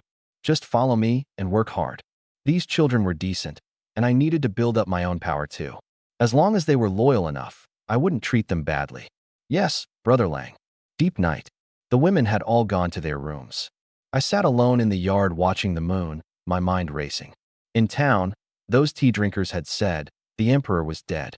Several princes were vying for the throne, and the realm was about to fall into chaos. Though it was already chaotic enough as it was. Before long, the Great Qian would surely see bandits rising everywhere. Roving outlaws running rampant, the government too busy with its own troubles to cope. A place like Daya Village was a lamb for the slaughter. No, I couldn't sit and wait for death. I had to grip the village's strength in my own hand. I didn't aim for the realm, but at the least I had to be able to protect myself and never let anyone bully their way to my women. Grain alone wasn't enough. I needed weapons, and I needed men. Just as I was pondering how to raise a militia, the door was quietly pushed open. Xia Zhirao poked her little head in. Husband, still not asleep this late. She wore thin underclothes and tiptoed up behind me, wrapping her arms around my waist from behind. Warm fragrance and soft jade in my arms. My train of thought snapped at once. I gave a wry smile and reached back to gather this little minx into my arms. Thinking about something. Thinking about what? Xia Zhirao nuzzled against me, her little hands beginning to wander. Are you thinking about how to make the sisters like you more? I sighed and simply scooped her up by the waist and strode into the master bedroom that held 4 ravishing beauties. Forget it. Serious matters could wait till tomorrow. Tonight, first I'd deal with these few little minxes. Early the next morning, the villagers, having gotten a taste of the sweetness, needed no urging. They came shouldering their tools at the first hint of dawn. I took out a big sack of those blackish seeds. Plant all of these today. The villagers looked at the oddly shaped things and muttered to themselves. These could grow grain? I didn't explain, just pointed at the vegetable patch in the corner of the yard, the first to be cultivated. The villagers crowded over for a look and all sucked in a cold breath. Heavens above. A miracle. These are divine seeds. In that plot, the seedlings that had only sprouted yesterday had, in a single night, grown to over half a meter tall. Small golden flowers had already bloomed on the emerald green stalks. By the looks of it, it wouldn't be long before they bore fruit. Whatever's left after planting, I'll divide among you, so you don't have to come eat at my place every day. I smiled. Give it to us. Brother Lang bestows divine seeds upon us. Thud, thud. The villagers all dropped to their knees, kowtowing frantically to me and to that plot of land brimming with life. This effect was exactly what I wanted. The sowing that followed needed no directing from me at all. The villagers cradled each seed like the most precious treasure, devoutly burying them in the soil. When the work was done, I divided the remaining seeds among everyone. Take them home and plant them in your own fields. You won't have to come to my place every day for food anymore. The villagers cradled the divine seeds, weeping with gratitude, and kowtowed yet another round. At noon, as usual, meat porridge to spare. Watching the villagers eat with oil glistening on their mouths, Hua Yurong knit her delicate brows. Husband, there's not much meat left from that boar, and the rice and white flour are nearly gone too, she said softly. It won't hold out more than a few days. Winter's coming soon, and game will be even harder to catch in the mountains. I nodded and flicked the tip of her nose. Don't worry, I've got it figured out.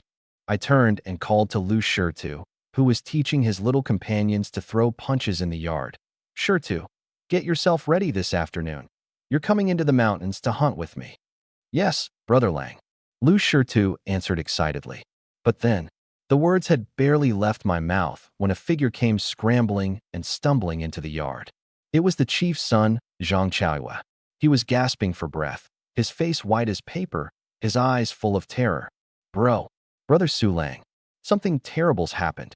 Zhang Chaoyue collapsed flat on the ground, his voice tear-choked as he screamed. The horse bandits from Black Wind Fort. They just bathed the neighboring Liushi village in blood.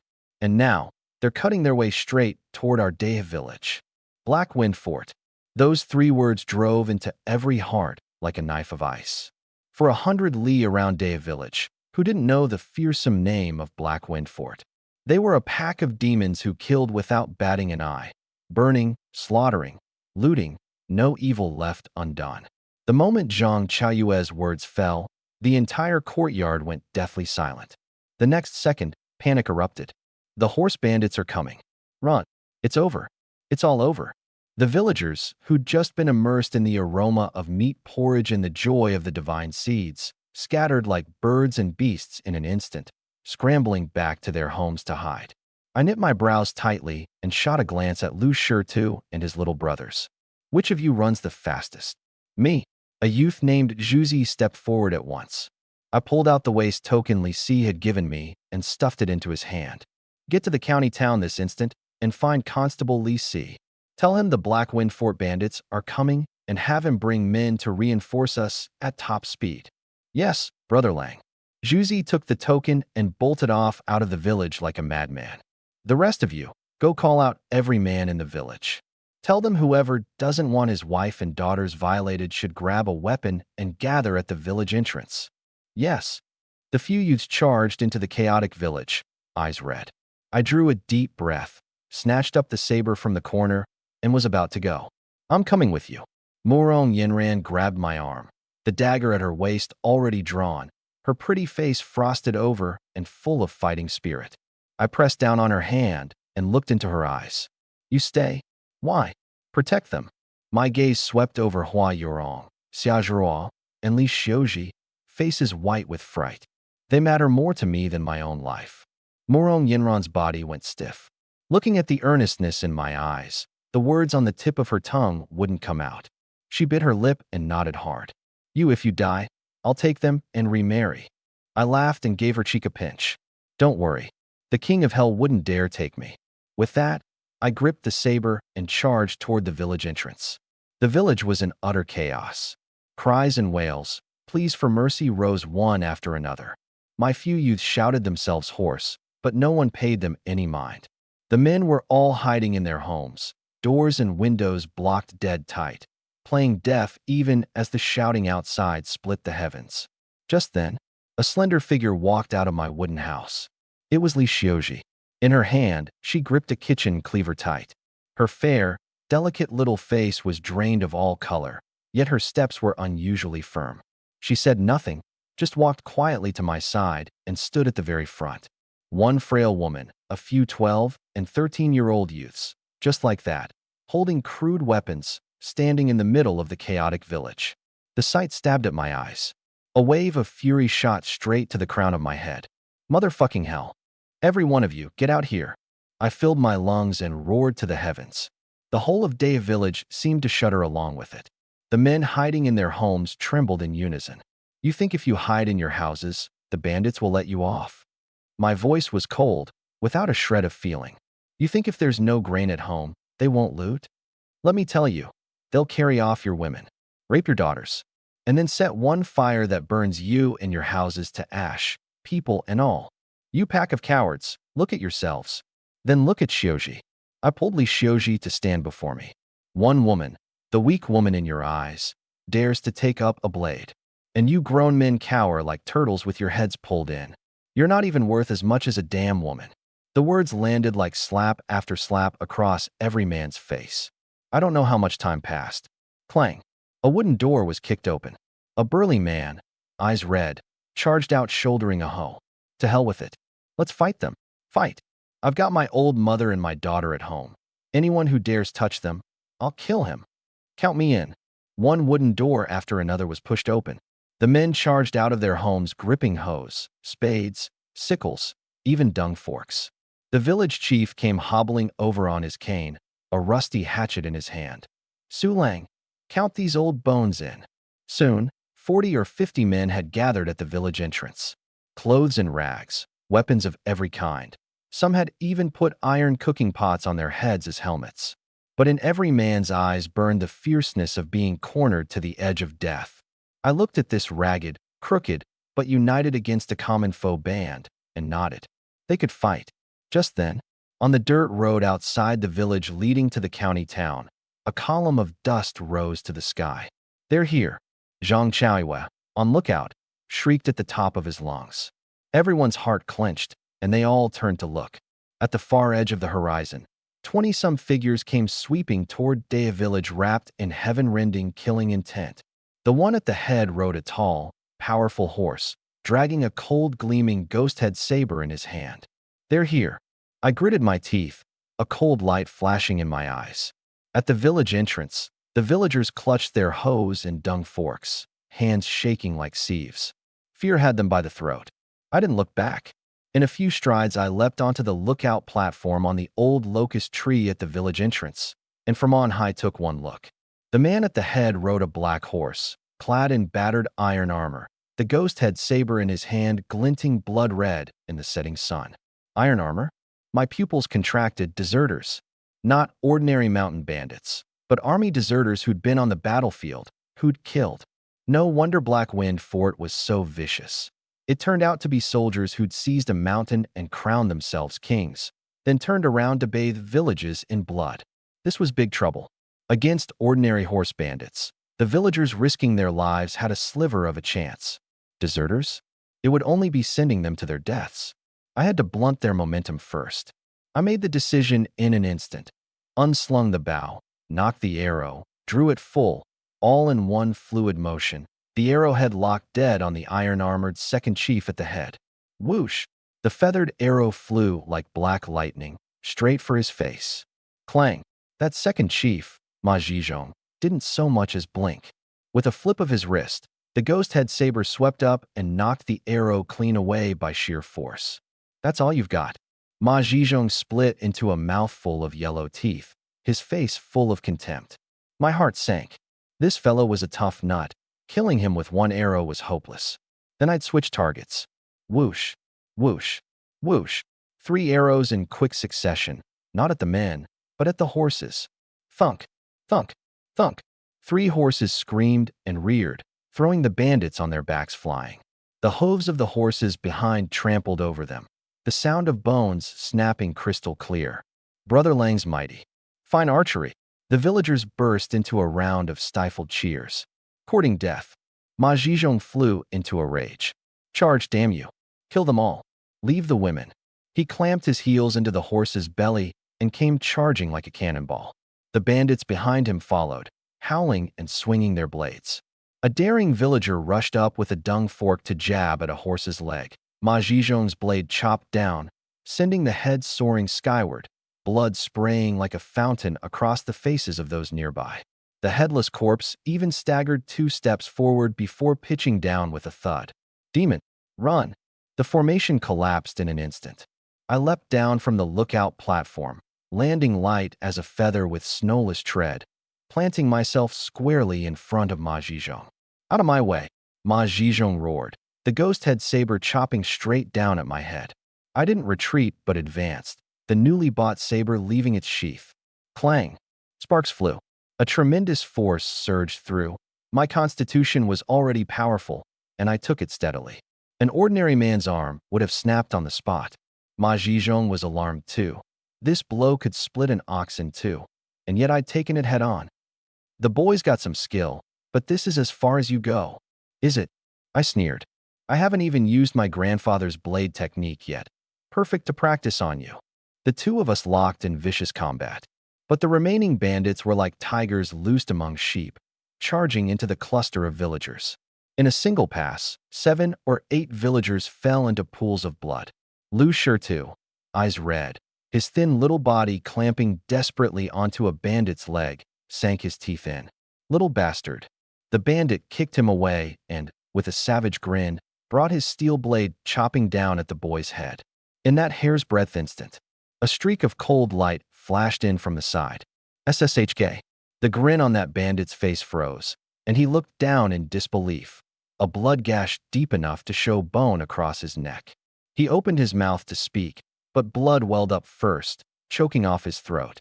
Thud! The corpse hit the ground. Morong Yinran stood there, the dagger in her hand still dripping blood. Her pretty face was pale with fury, her phoenix eyes ablaze with heaven-rending killing intent. She tossed the dagger aside and yanked that blood-soaked steel blade up off the corpse. The instant her hand gripped the hilt, her whole presence transformed. Before, she'd been a rose with thorns. Now, she was a peerless treasure blade drawn from its sheath. Get back! Stay out of the way! She barked coldly over her shoulder at the dumbstruck Lu Shirtu. Her form moved, fluttering like a butterfly, surging toward another bandit in the midst of massacring the village. A flash of blade light. That bandit hadn't even seen how she'd struck, only felt a chill at his neck, and then the world went dark forever. One blade, throat sealed, clean and decisive. I, locked in combat with Ma Zizhong, caught that scene in the corner of my eye, and a tremendous wave surged in my heart. This was the true skill of a daughter of a military house, worthy of being my wife. This was a real art of killing, not a shred of wasted motion, every stroke aimed straight for a vital point. Her petite figure wove among the burly men like death dancing. The blade flashed, blood sprayed, corpses fell. Ma Zizhong, locked in combat with me, glimpsed the scene and his heart jolted. This woman, what fine skill! But the next second, his shock turned to lecherous excitement. What a fine wild filly! Ma Zizhong grinned savagely, the ghost-head saber forcing me back step by step. Once I've butchered this lover of yours, I'll come break her in nice and proper. Those words ignited me completely. The fury over the villagers' grim deaths was already burning, and now this filthy, foul talk sent killing intent surging through and smashing my reason apart in an instant. You are courting death. My voice dropped low as a whisper from hell. I no longer parried, my feet stamped down hard. Snowless tread. My figure flashed, slicing eerily into Ma Zizhong's left. Ma Zizhong was horrified and hastily swung his blade across to block. I paid that ghost-head saber no mind at all, pouring the full terrifying force of 8 times an ordinary man into my saber. Wild wind blade technique. First form, splitting Mount Hua. Clang. A thunderous crash, and Ma Zizhong felt as if a charging giant elephant had slammed into him head-on. His ghost head saber was actually smashed flying. He spewed a mouthful of blood, the web of his hand bursting open, the bones of his entire arm creaking and grinding. The savage grin froze, leaving only terror and disbelief. This was the strength of a man. My second stroke had already arrived. The blade swept across his neck, and a great head shot skyward. The headless corpse still stood upright, blood spurting over a meter high, before pitching down with a thud. The battlefield went deathly silent. The second chief is dead. A bandit screamed out, shattering the silence. The remaining dozen-some bandits stared at that headless corpse, their ferocity entirely replaced by terror. The hardest-fighting second chief, beheaded with a single blow. This young man was a devil. Run! Retreat! Get the great chief to deal with him. The bandits broke and scattered, wheeling their horses around to flee. Not one of you is getting away. My icy voice pronounced their death sentence. Murong Yinran and I exchanged a glance, and one from the left, one from the right, drove like two sharp blades into the bandit pack. After them. Don't let them run. Lu Shirtu charged up brandishing his hatchet. The villagers gritted their teeth and followed too. My blade technique was bold and sweeping, every stroke heavy. All who stood in the way swept aside. Murong Yinran's blade was nimble and ruthless, striking specifically at horse legs and throats, killing with a single blow. The villagers, terrified just moments ago, were all dumbstruck, watching that war god figure and that startled swan silhouette stir up a rain of blood among the bandits. Kill someone who knew who, raised a hoe with red eyes and brought it smashing down on a bandit thrown from his horse. Kill these sons of bitches. Avenge third uncle. Fear suppressed to the extreme, the instant it glimpsed hope, transformed into heaven-rending fury. The villagers, shrieking, brandishing dung forks and sickles, fell upon the already broken-spirited bandits. This was a slaughter, a one-sided slaughter. When the last bandit was beaten to death with a hoe, the village entrance had become a hell of carnage. The stench of blood mixed with the smell of earth, sharp enough to turn the stomach. The villagers dropped their weapons and slumped to the ground, gasping for breath. The joy of surviving disaster intertwined with the grief of losing loved ones, and many broke into sobs. Hua Yurong, Xiaozhirua, and Li Xiuji came to my side. Looking at me, drenched in blood like a god of slaughter, there was no fear in their eyes, only adoration and ease. Husband, Xiaozhirua was the first to throw herself at me, hugging my waist tight, burying her face in my blood-stained chest, weeping aloud. I patted her back gently and looked toward the approaching Zhang Chaoyue. Zhang Chaoyue's face held both reverence and grief, his lips quivering. Brother Su Lang. Our village, 11 dead, 8 gravely wounded, 5 lightly wounded. My heart sank. Husband, I know a little medicine.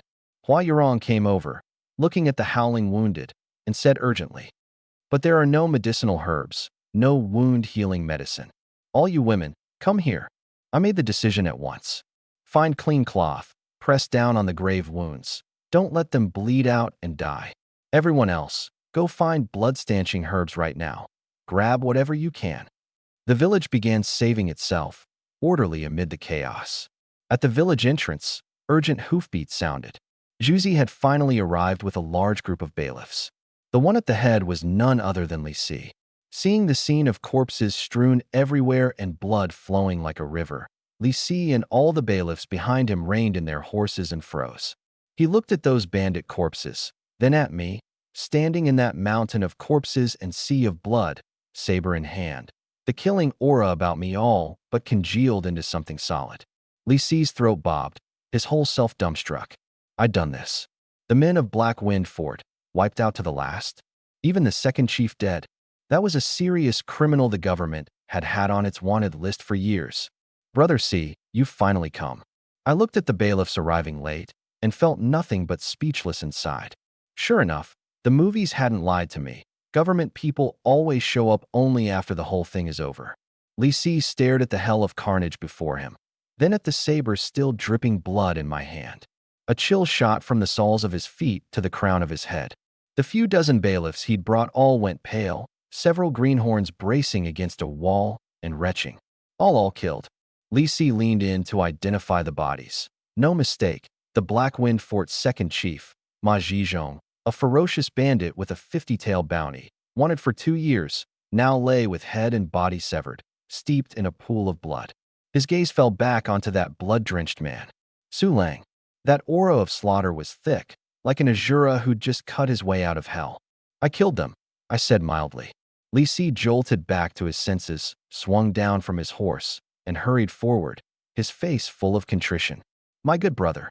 Big brother came too late, and let you face such a fright. His mouth said this, but his eyes were sweeping all around. A dozen some villagers had died, but most were still alive. The bandits, not one left. An idea formed in Li Si's mind at once. He leaned to my ear and lowered his voice. Brother, this is a colossal merit. In a bit I'll cut off these bandits' heads and bring them back to the county office. I'll report to the magistrate exactly as it is, that you, Su Lang, led the villagers of Daya village to wipe out this band of ferocious bandits. Big brother me. I'll count as no more than someone who rushed over to help with the cleanup. I raised an eyebrow. This old fox actually had a sense of loyalty, pushing all the credit to me, keeping for himself only the favor of meritorious recommendation. Then many thanks, Brother C. What's between brothers like us? Li Si laughed heartily, turning his head to bark at the cluster of stunned bailiffs. What the hell are you all standing around for? Get to it. Save the wounded. Count the bodies. The bailiffs, as if granted reprieve, sprang into motion at once. Sure too. I waved. Brother Lang. Lu Shirtu ran over, his face full of worship. Gather up the bandits' weapons and horses. They're our spoils. Yes. The youths excitedly rummaged through it all. Over 20 blades, spears, clubs, and staves, plus 7 intact warhorses. In a famine year, this was a great fortune. I calculated how to use these to arm the village militia. But something felt off. Black Wind Fort had just bathed Liushi village in blood. How was there only weapons and horses? Where was the grain? Where were the women? Just then, the sound of cartwheels came from the dirt road at the village entrance, several men chatting and laughing. Hurry up. The second chief's surely taken the village down long ago. Any slower, and those bastards will have grabbed all the good stuff. A sleazy voice piped up. Heh. Gold and silver I don't care for. I grabbed a little winch on my cart, real juicy. Back at the fort, I'm going first. You and your itch. The voices drew closer and closer. I paused a moment, then couldn't help laughing. Well now, delivery, brought right to my door. I gave Li Si a look. Li Si immediately signaled everyone to hush, and the crowd quietly hid in the roadside grass and behind the houses. Soon, four bandits pushing 2 fully loaded handcarts appeared at the village entrance, chatting and laughing. One look at the corpses strewn everywhere and blood flowing like a river. The 4 were dumbstruck on the spot. What the fuck? Where's the second chief? The one at the head, a scar-faced man, saw the blood-drenched man in the center of the corpse heap, smiling at them with saber in hand, and instinctively swallowed. A lanky one, slow on the uptake, still thought I was a villager and came over with a savage grin. Boy, perfect. Your grandpa here will break you in. My smile grew brighter. No, I said. You're the ones who slipped through the net. The words weren't even out when my figure vanished like a phantom. The lanky one's vision blurred, only seeing a streak of blade light swelling rapidly in his pupils. Thunk. His head flew skyward. The remaining 3 were scared out of their wits. Run! The scar-faced man flung down the cart and fled, 2 steps in tripping over a corpse and falling flat on his face. Before he could even get up, an icy saber was already laid across his neck. The other 2 were chopped down in a flurry of blades by the bailiffs who charged out. Spare me. Great hero, spare me. The scar-faced man was so frightened he wet his pants. I couldn't be bothered with talk. Blade up, blade down. The world went quiet. I walked to the carts and lifted the oilcloth. On the cart was millet, white flour, plus several pheasants and hares with legs bound, a good 100-some pounds. On the other cart, 10 women, trussed up tight, mouths stuffed with rags. Their clothes were in disarray, faces streaked with tears, eyes full of despair. Only when they saw me did a sliver of light break through that despair. Sure to help out. The 2 of us together untied the ropes and pulled out the rags. Boo-hoo. Thank you, benefactor. I thought I was done for. The women clung together weeping. then knelt to kowtow to me. I glanced at the grain, then at the villagers who'd just lost loved ones and were still shaken, then turned and cupped my hands to Li Si. Brother Si, this grain is the ill-gotten gains looted from Liushi village. I'd like to divide it among the suffering folk of the village, if you'd. Li Si glanced at the grain, then at me, nodding inwardly. This kid isn't greedy for wealth, and he understands winning hearts. He's a somebody. You're right, brother. Stolen goods ought to be returned to the people. Li Si waved a hand. Do as you see fit. Thank you, Brother Si. I turned and announced in a ringing voice. Fellow villagers, this grain is what we traded our lives for. The households of the fallen and wounded get an extra share. The rest is divided by head count. Thank you, Brother Lang. Brother Lang's great kindness. The villagers knelt in a great wave. Once the grain was divided, my gaze fell on those 10 women. The weeping had already stopped. They stood timidly together, eyes mixed with fear, gratitude, and dependence.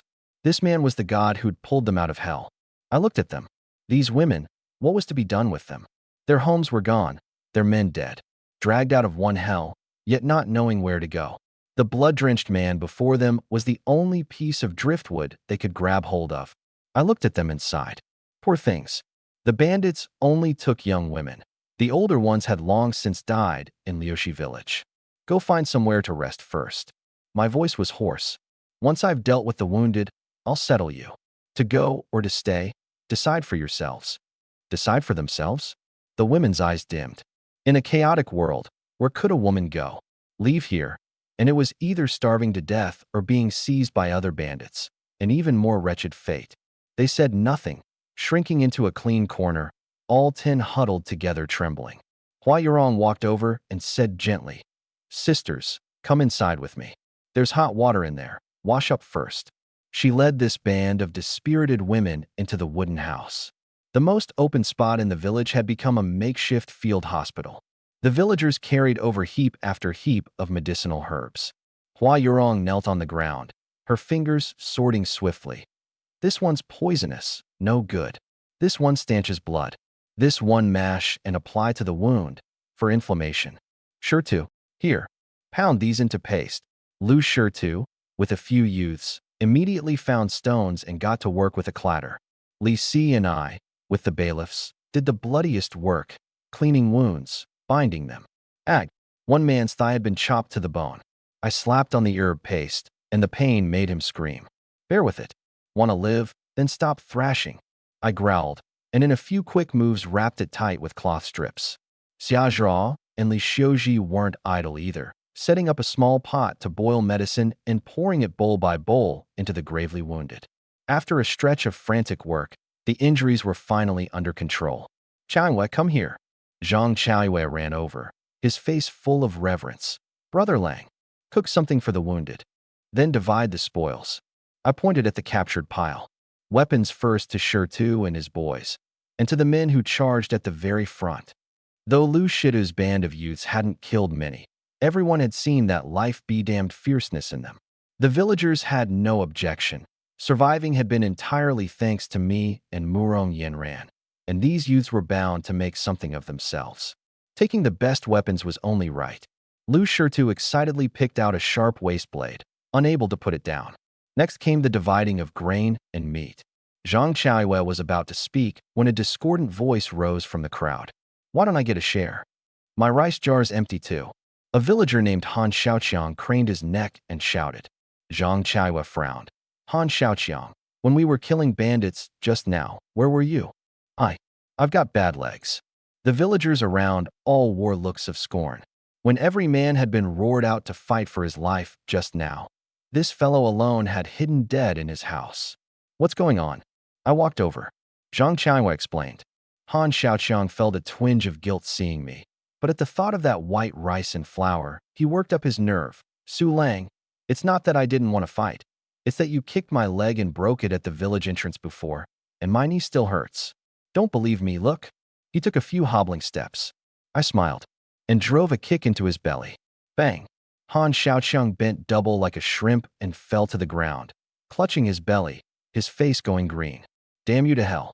I looked down at him from above, my voice ice cold. The women and children of this village came out with kitchen cleavers. Second Uncle Wu's got bad legs and went out on his cane too. You, a grown man, that's your excuse? A coward who clings to life and fears death. If you'd taken part in killing the bandits, I'd let bygones be bygones. As it is, I look down on you. I scanned all around and announced in a ringing voice.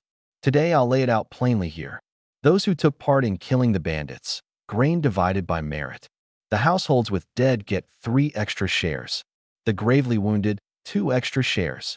Those who hid in their homes, watching their fellow villagers get cut down with their own eyes, waiting for us to trade our lives for grain.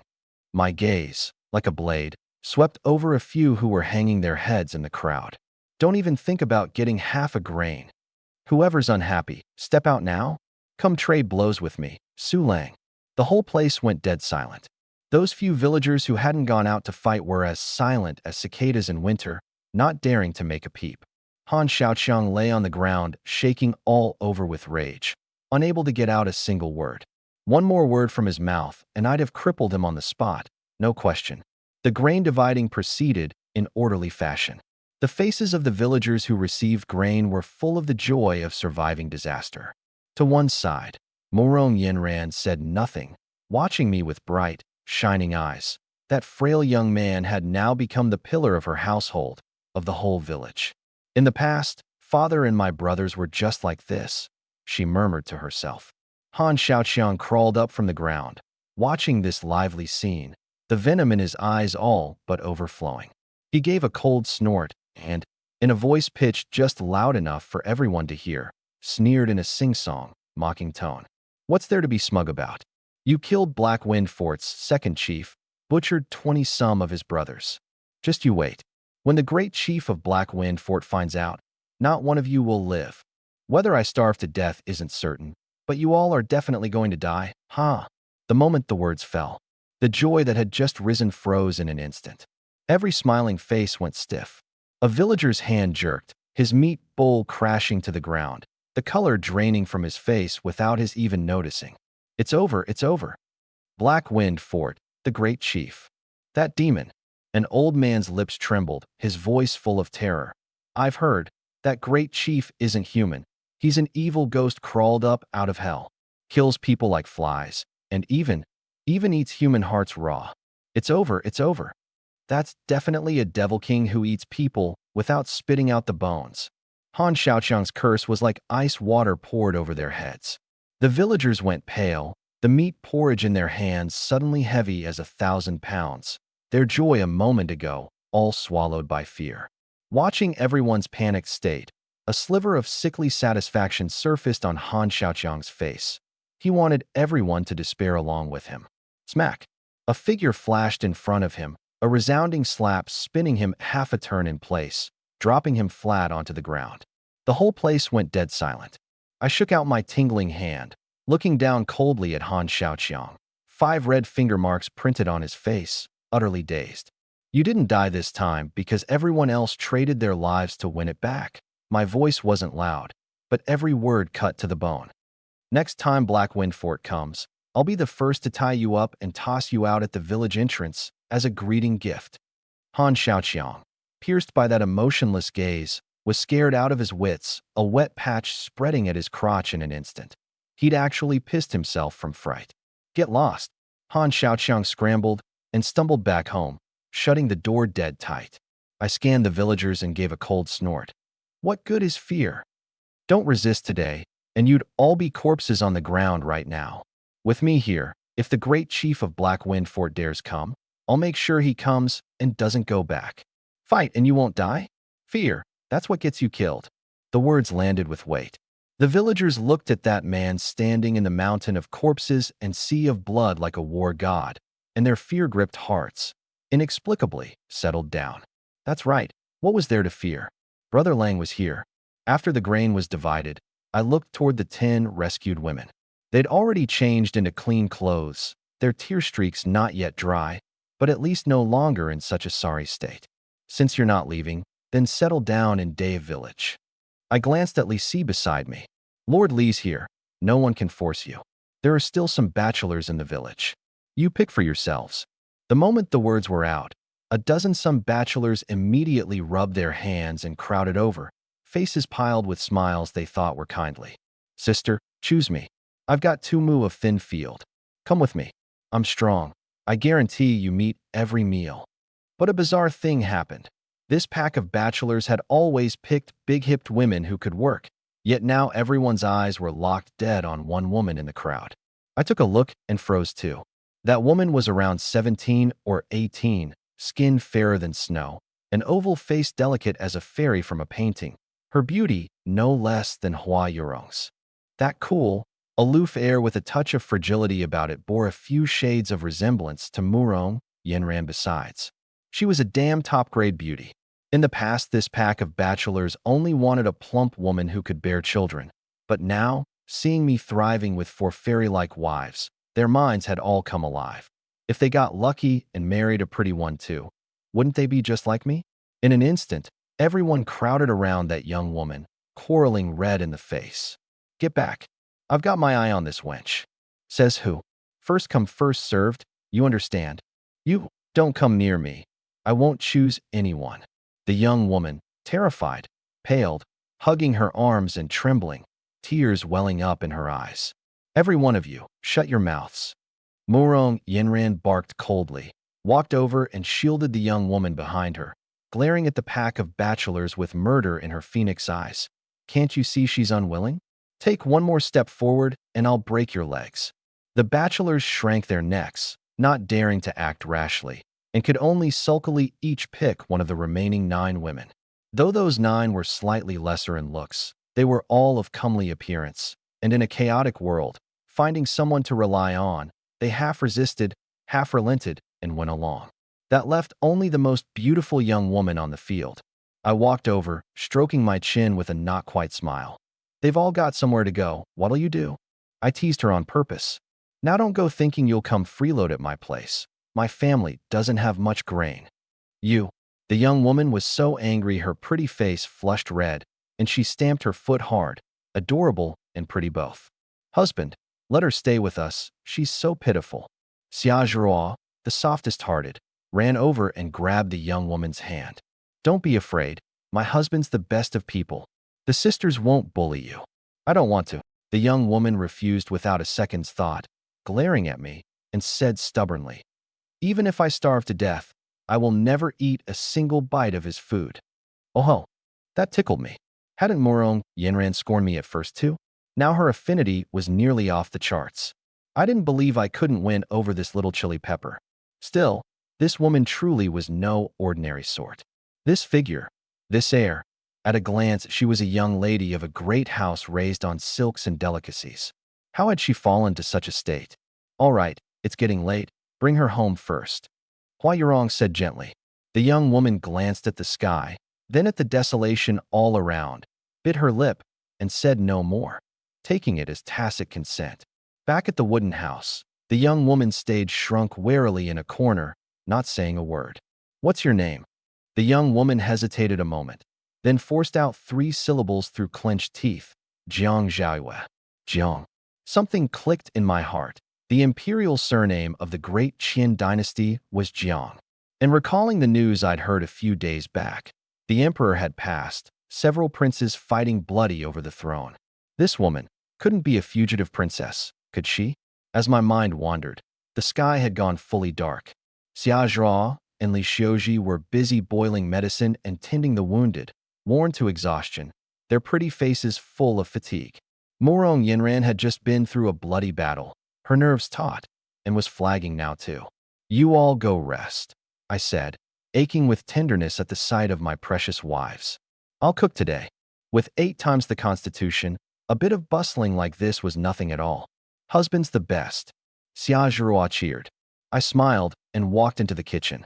Before long, a rich aroma of meat drifted out. The remaining boar meat was cut into a big chunk, a third of a plump pheasant sliced in, plus the smoked cured pork, all stewed together in a big pot. The meat broth rolled and bubbled, seasoned and reduced, its domineering fragrance boring into everyone's nose.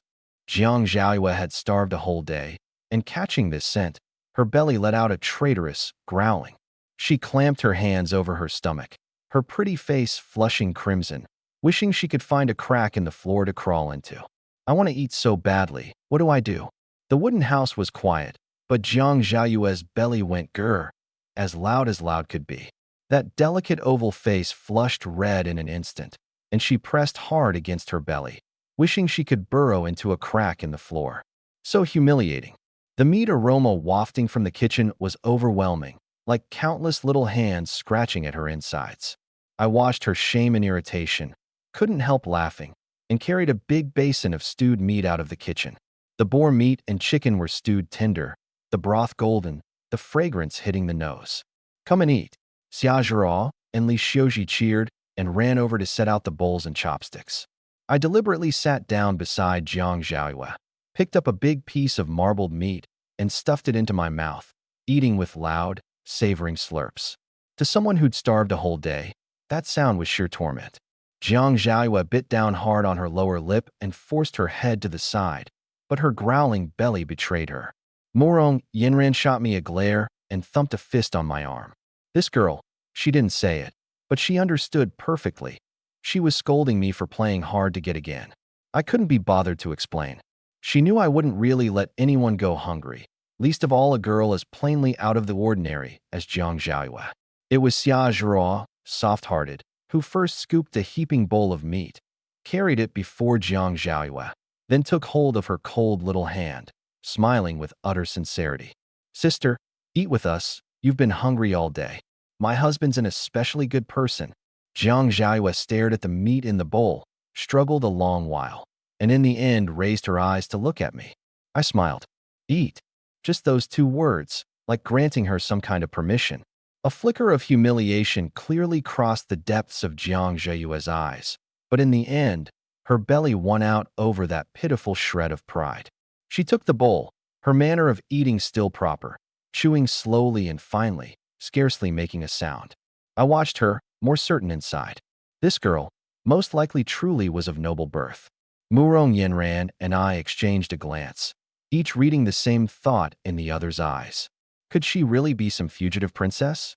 After the meal, Murong Yinran suddenly spoke up. Husband, when you crossed blades with that bandit chief today, your blade technique was too impressive. Hua Yurong and the others looked over curiously too. Those few bold, sweeping strokes of mine today truly didn't seem like the sort of skill an ordinary mountain hunter should have. Oh, that. I'd long since had my story ready, and spun the lie without my face reddening or my heart racing. When I was little, I ran into an old beggar in the mountains who was about to starve to death, and offhand gave him half a steamed bun. The old man said my bones were remarkable, 1 in 10,000, and insisted on passing me a peerless blade technique. I embellished that whole trope from the wuxia novels of my past life and told it through. And wouldn't you know it, the people of this world really did eat this up. Xia Zhirua's eyes shone bright as stars. Wow, husband actually had such a marvelous encounter. Even the ever-level-headed Murong Yanran was half-believing. After all, in this world, there were always some extraordinary masters and wonder workers. Ding. Murong Yinran's affinity plus 10. Current 135. Ding. Hua Yurong's affinity plus 10. Current 145. Ding. Xia Zhirua's affinity plus 10. Current 145. Ding. Li Xiuji's affinity plus 10. Current 140. Well now, fight one battle, and the affinity climbed and climbed. I was thrilled inside. At this rate, a few more days and they'd hit 200, and the system could hand out rewards again. The way the women looked at me had completely changed too. Before it was gratitude and dependence. Now there were a few more degrees of near-fanatical worship besides. Xia Zhirao but hung off me. Husband's the most amazing, with every other breath. Only Jiang Zhaoyue sat with her head down in the corner, her expression clearly a little low. Yinran. I looked at her. When the weapons were being divided this afternoon, why didn't you pick a long blade? A dagger's too short. You're at a disadvantage against long weapons. Murong Yinran said nothing, only drew that dagger, now wiped clean, from her robe and handed it to me. I pulled it from its sheath and looked. The blade was black as autumn waters, and in the firelight it actually gave off no reflection, as if it could swallow light itself. My eyelid twitched. Offhand, I grabbed a thumb-thick, fire-poking iron rod from the kitchen and lightly drew the dagger across it. SHK. The iron rod, like tofu, broke silently into two halves, the cut smooth as a mirror. I sucked in a cold breath. It cut through iron like mud. This, damn it, was a true divine weapon. In close quarters killing, simply invincible. Good stuff. I stroked the blade, unable to put it down, then handed it back. But an inch longer, an inch stronger. Next time we're in town, I'll buy you a proper long weapon. Thank you, husband. I put away my smile, and my expression sank along with it. When the great chief of Black Wind Fort finds Ma Zizhong and the others haven't come back, a day or two will be fine. But give it time, and he'll surely send people to investigate. With today's battle, we've already been completely exposed. Murong Yinran's face turned grave too. Black Wind Fort has held its ground for years. Even the government's been helpless against them. That great chief is no kind sort. We've got to prepare early. I looked out the window. Lu Shirtu was leading a few half-grown youths, swinging the captured weapons in the yard, every one of them full of drive. It's time to drill them. These 7 youths were my most loyal core. With proper training, plus the captured weapons, they'd be a fighting force that could hold its own. The night grew deep. It's getting late. You all come keep me company in bed. I grinned. But, husband, you've been busy all day today. Hua Yurong was a little worried. I thumped my chest. Don't worry, no problem at all. I scooped up Xia Zhirua, the nearest to me. This little girl was delighted, clearly a bit bolder than her sister wives. Holding her, I strode toward that big communal bed that could sleep 7 or 8. Hua Yurong and Li Xiuji exchanged a glance, looked at Murong Yinran, and could only obediently follow. In the corner of the room next door, Jiang Zhaoyue pulled the quilt over the top of her head, her pretty face flushed red enough to nearly drip blood. This man, he clearly has some ability. How can he be so insatiably lustful? Utterly absurd. Those suppressed yet unconcealable sounds, like embroidery needles, passed through the thin wooden boards and pricked into her ears one after another. She flushed red from her neck all the way to the tips of her ears, hot enough to fry an egg. Lecher. Shameless. Depraved. There's still a guest in the house, and he can carry on this wantonly, utterly without a sense of shame. Jiang Zhaoyue pulled the quilt over the top of her head, but those sounds still insisted on boring into her ears. Her mind was a mess, and past events came surging up scene by scene. She disguised herself as a little eunuch and escaped the heavily guarded palace through 9 deaths and a hair's breadth. On the road of flight, bustling towns had turned into 9 empty houses and 10, the starved dead strewn everywhere. When she'd been seized by the bandits who killed without batting an eye, that bone-deep despair. The bandits charging into Liushi village, blades rising and falling, slaughtering the unarmed villagers like chopping melons and slicing vegetables. In that moment, she'd thought she was surely done for. Yet against all odds, she'd lived. Saved by this man called Su Lang. The more she thought, the more she suddenly felt that this man didn't seem quite so detestable after all. At the very least, he was protecting the villagers. The blood on him had been shed to guard this village. He was domineering, but he'd let everyone eat their fill. He was lecherous, but the way those women of his looked at him was plainly full of love and happiness. No. Jiang Zhaoyue shook her head hard, trying to fling these absurd thoughts away. How can I have any good feeling toward him? She didn't dare think any further. Her imperial father had passed, the court and country shaken. Her crown prince brother, who should have taken the throne, had bled from his 7 orifices the night before his enthronement and died bizarrely and suddenly. Her third brother, the great general guarding the frontier, had also come home wrapped in horsehide, fallen on the battlefield against the northern barbarians. The few remaining young brothers were all held in the hands of those wolf-hearted, ambitious imperial uncles, used as puppets. She couldn't go back. To return to the palace would only mean being used as a marriage alliance tool, becoming a bargaining chip in the imperial uncle's struggle for power. But then where could she go? This realm had long since left no place to hold her. The more she thought, the more bitter. The more she thought, the more despairing. Teardrops rolled down, soaking the coarse pillowcase. The sounds next door had, at some point, stopped. This detestable man, lost in her wandering thoughts, Jiang Zhaoyue at last sank into a deep sleep. She had a dream. In the dream, she wore bright red bridal robes and a phoenix coronet, seated in a clamorous wedding hall. She didn't recognize a single person around her. She was led by the hand to bow to heaven and earth, then sent into the bridal chamber. The man in the bright red wedding robe walked over smiling and lifted her red veil. It was Su Lang. Ah! Jiang Zhaoyue cried out and bolted upright in bed. Outside the window, the daylight was already bright. Early the next morning, I came out of the master bedroom refreshed and clear-headed, and the first thing I saw was Jiang Zhaoyue, sporting two big dark circles, glaring at me with an extremely complicated look. "What are you staring at?" I gave a snort and stretched. "You ate my food yesterday, so today you work. My household doesn't keep idlers." With that, I whistled my way into the kitchen and started on breakfast. Soon, Hua Yurong got up rubbing her eyes and came into the kitchen to help, familiar with the routine. Xia Zhao and Li Xiuji, chattering away, carried wooden buckets off to the little stream to fetch water. Jiang Zhaoyue sat on the edge of the bed, watching this warm, bustling scene, and bit her lip. She didn't want to eat and drink for free. After hesitating a moment, she stood up and quietly fell in behind Xia Zhao. After all, of these women, it was this childlike-faced little girl who was the most innocent and the kindest to her. After breakfast, Hua Yurong and the others were going to water the vegetable patch. Ee! The hares had babies. Just as they reached the patch, Xia Zhao shrieked in delight.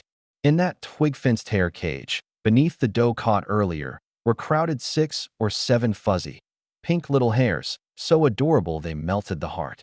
Wow! So cute! Xia Zhao crouched by the cage, eyes full of stars, carefully reaching out to poke a little hare's rump. I crouched down too, smiling, and ruffled her hair. "Like them?"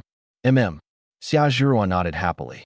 Not far off, Jiang Zhaoyue watched the scene, her gaze a little distant. After playing with Xia Zhao a while, I got up to find Zhang Qiaoyue, who was directing the cleanup of the bloodstains at the village entrance. "Qiaoyue, come here." "Yes, Brother Lang." Zhang Qiaoyue hurried over. I pointed at the 7 tall, powerful horses tethered under the old locust tree.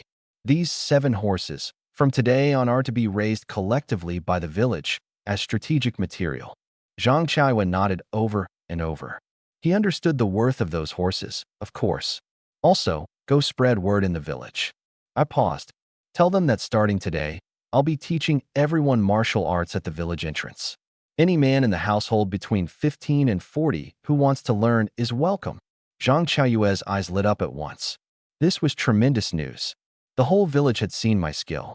As long as they could learn a move or two, the next time they met horse bandits, they wouldn't be utterly helpless. "Brother Lang, don't you worry. I'll go right now." Watching him run off, I nodded. I had no wish to be village chief, nor any patience for those trivial affairs.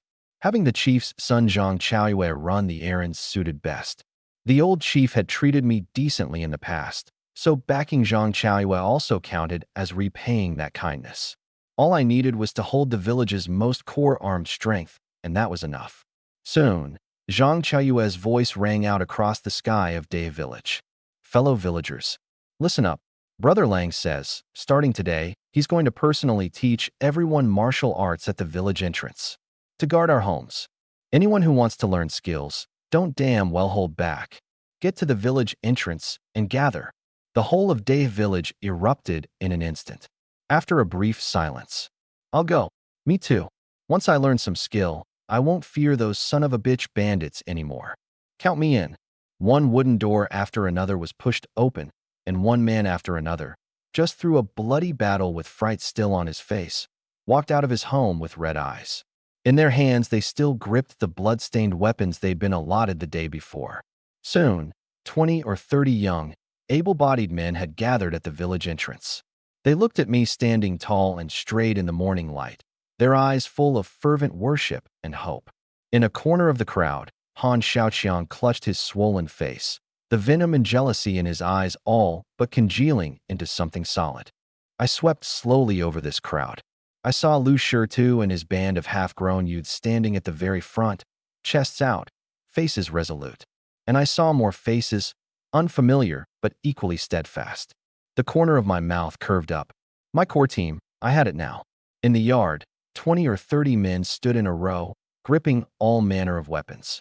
In their eyes there was fear, there was reluctance, but more than anything, a cornered fierceness. I don't care whether you used to farm the land or hunt. My voice wasn't loud, but every word was clear. From today on, you are warriors. Fancy moves are useless. I'll only teach you 3 strokes. I drew my saber, the blade flashing in the morning light. First stroke, chop. I stepped forward, swung the blade down, wind howling. Second stroke, thrust. The blade tip shot out like a viper from its hole, stabbing straight ahead. Third stroke, slice. The blade drew across sideways, cold light flashing.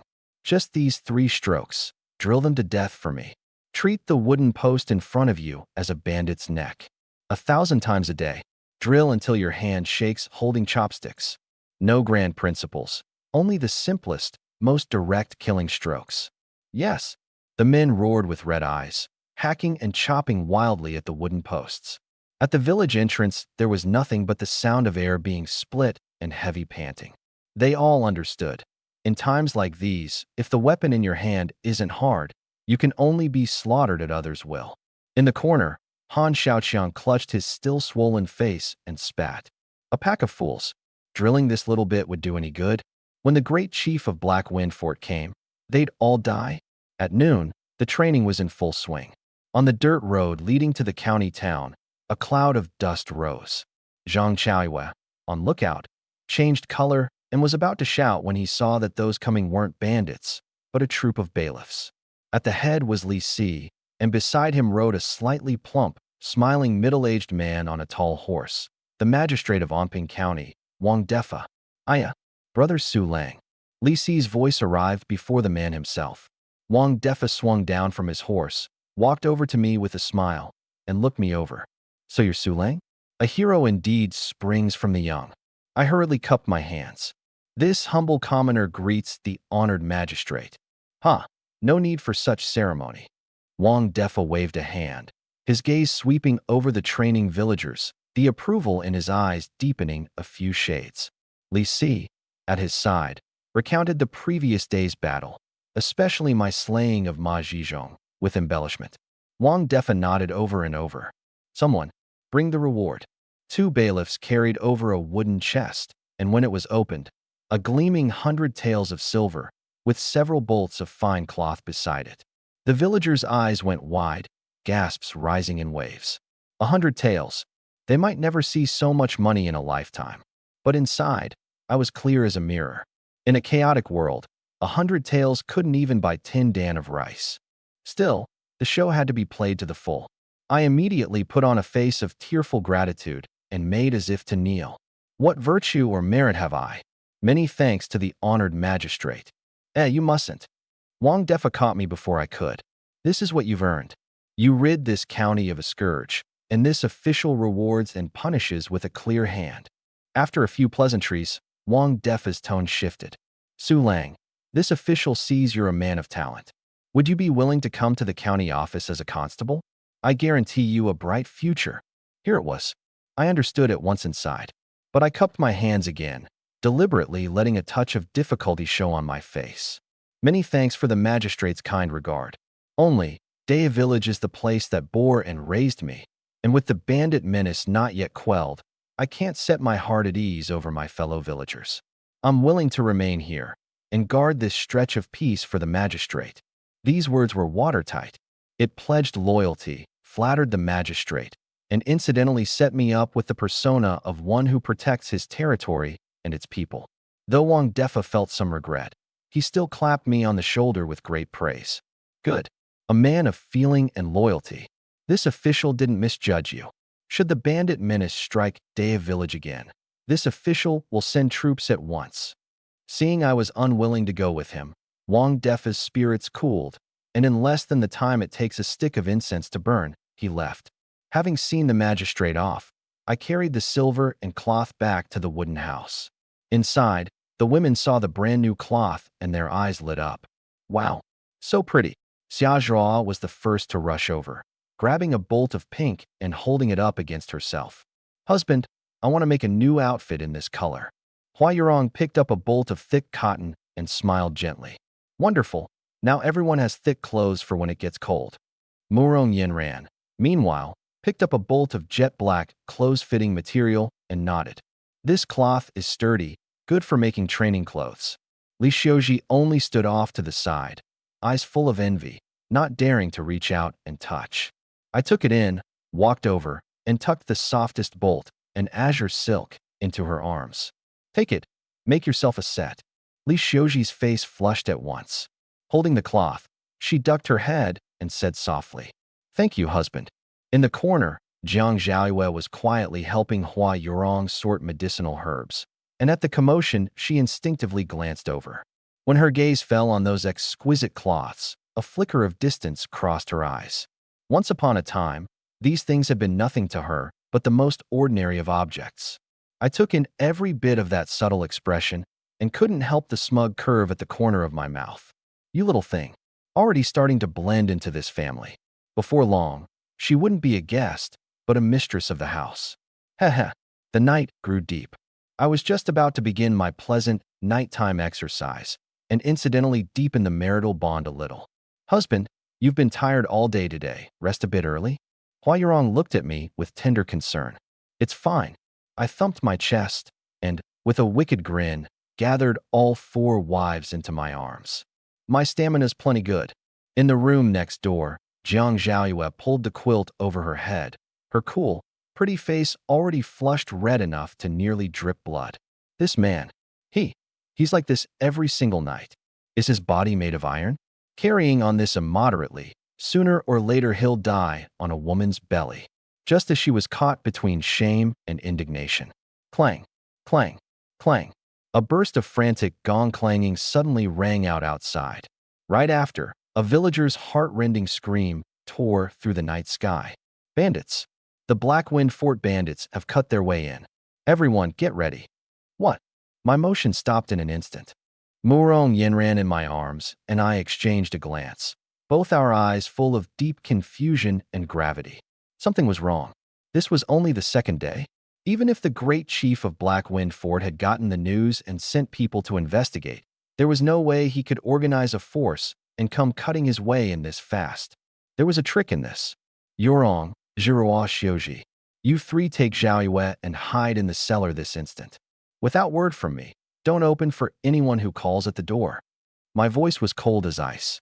Husband, you. Hua Yurong and the others went pale with fright. Do as I say.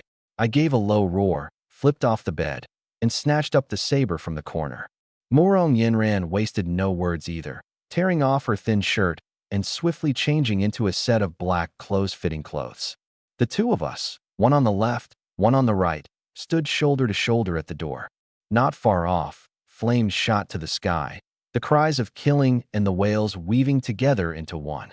The sound of slaughter shook the heavens. The gong's clang was shrill and piercing, beating tight around the heart. Husband, Xiaozhuruo's voice was tear-choked. I turned back to look at their terrified faces and softened my voice a little. Don't worry. I'll be back before you know it. The words weren't even out when I'd already charged into the night. Snowless tread. My figure was fast as an arrow loosed from the string, leaving only an afterimage. Murong Yinran rushed out close behind, but I was already dozens of meters off, and in a few bounds vanished around the bend of the village road. So fast. Murong Yinran's heart jolted. This man had grown stronger again. She didn't dare hesitate, immediately drew her breath and ran her lightness skill, racing toward where the flames burned fiercest. Brother Lang, Sister Yinran, Lu Shitu, Zhuzi, and the 7 youths, gripping the weapons they'd just been allotted the day before, ran madly after her with red eyes. The west end of the village had already become hell. Several thatched huts were ablaze. Half the night sky burned to an eerie orange red. Cries, pleas for mercy, the dull thuds of blades sinking into flesh and blood, blended into one mass of despair. Dozens of Blackwind Fort bandits, like fierce tigers come down the mountain, were madly slaughtering the unarmed villagers. A man had just charged out the door, his hone not yet raised, when a single blade cut him down. I appeared like a phantom at the edge of the battlefield, my gaze locked dead on the center of the crowd. There stood an iron tower of a giant. Nearly 2 meters tall, his knotted muscles all but bursting his fur vest. In his hand, a guangong saber wider than a door plank, its edge smeared with blood and brains. The great chief of Black Wind Fort, Hikuei, SSHK. Hikuei, grinning savagely, raised his hand for a single stroke, and a man past 50 was cut in two at the waist along with his hatchet, his guts spilling across the ground. He licked the blood at the corner of his mouth, his face full of enjoyment. The next moment, his gaze locked onto a woman sitting collapsed on the ground holding a child. That's sister-in-law Wang. My pupils contracted, and in a flash I unslung the mulberry wood longbow and knocked an arrow. Whoosh, whoosh. Two feathered arrows tore the air, one rushing for his face, one striking straight for his wrist. Hikuei, in the thick of his killing high, changed color. He sensed the threat of death. He abandoned the woman and swept his great saber upward. Clang, clang. Both heavy arrows were knocked precisely away. Such a fast blade, such tremendous strength. My heart sank. But that pause had been enough. I flung down the bow, drew my saber, stamped off the ground, and shot like an afterimage straight at Hikuei. Hikuei had just parried the arrows when he felt a fierce blade wind rush at his face, and instinctively swung his blade across to block. Clang! Sparks flew. I felt a tremendous force like a mountain flood travel up through the blade, the web of my hand screaming with pain, retreating 3 steps, each one stamping out a deep pit. I had 8 times the constitution, but not 8 times the body weight. I was shaken back, yet wholly unharmed. Hikuei too was shaken back 7 or 8 steps by the recoil, staggering and nearly toppling, almost pitching face first to the ground. The grin on his face froze, then turned to shock. A fishy taste rose in his throat, and he swallowed it down. He'd taken an internal injury, but on the surface he showed nothing. He looked down. The edge of that fine steel guangong saber actually had a rice grain-sized nick chipped out of it. This kid's thin as a bamboo pole. How's his strength even fiercer than what Ma Zhizhong said? Hikuei stared dead at me and rasped. It was you who killed Ma Zhizhong. I frowned. How did he know? I killed him. I sneered. You're next. Ha ha. What nerve? Hikuei, instead, burst out laughing, his eyes full of greed. Boy, throw in with me. Take down Opping County, and you'll be vice commander. Money, women, as much as you want. Not interested. I said coldly. I only wanted to understand one thing. How did you all get here so fast? And know exactly that it was me who killed your second chief. Ha ha. Hikuei laughed, raised his great saber, and pointed off at a gloating figure in the corner. Naturally, someone passed the word. I looked where he pointed. In the firelight was a face twisted with venom and jealousy. Han Xiaoqiang. In an instant I understood it all. It's Han Xiaoqiang. Han Xiaoqiang. Traitor. Animal. You actually colluded with the bandits. How can you face the villagers who died? The surviving villagers came to their senses too, eyes splitting with rage in an instant, pointing at him and cursing furiously. But Han Xiaoqiang showed not a trace of guilt, craning his neck and roaring venomously. Pa, a pack of lowborn scum. Why does Su Lang get to eat and drink well, and have so many pretty women, while I'm meant to live in misery? You divided the grain and gave me none, and beat me besides. He turned his head and fawned at Hikuei. Great chief he. Quit the chatter, kill the Sioux bastard. Those wives of his are each a stunning beauty. I'll offer them all to you. Courting death. The killing intent in my chest exploded with a roar. My figure flashed, the saber carrying the momentum of thunder, chopping at Hikuei once more. Yinran. As I charged out, I glimpsed in the corner of my eye Murong, Yinran arriving. You guard the villagers, clear out the small fry. Leave Hikuei to me.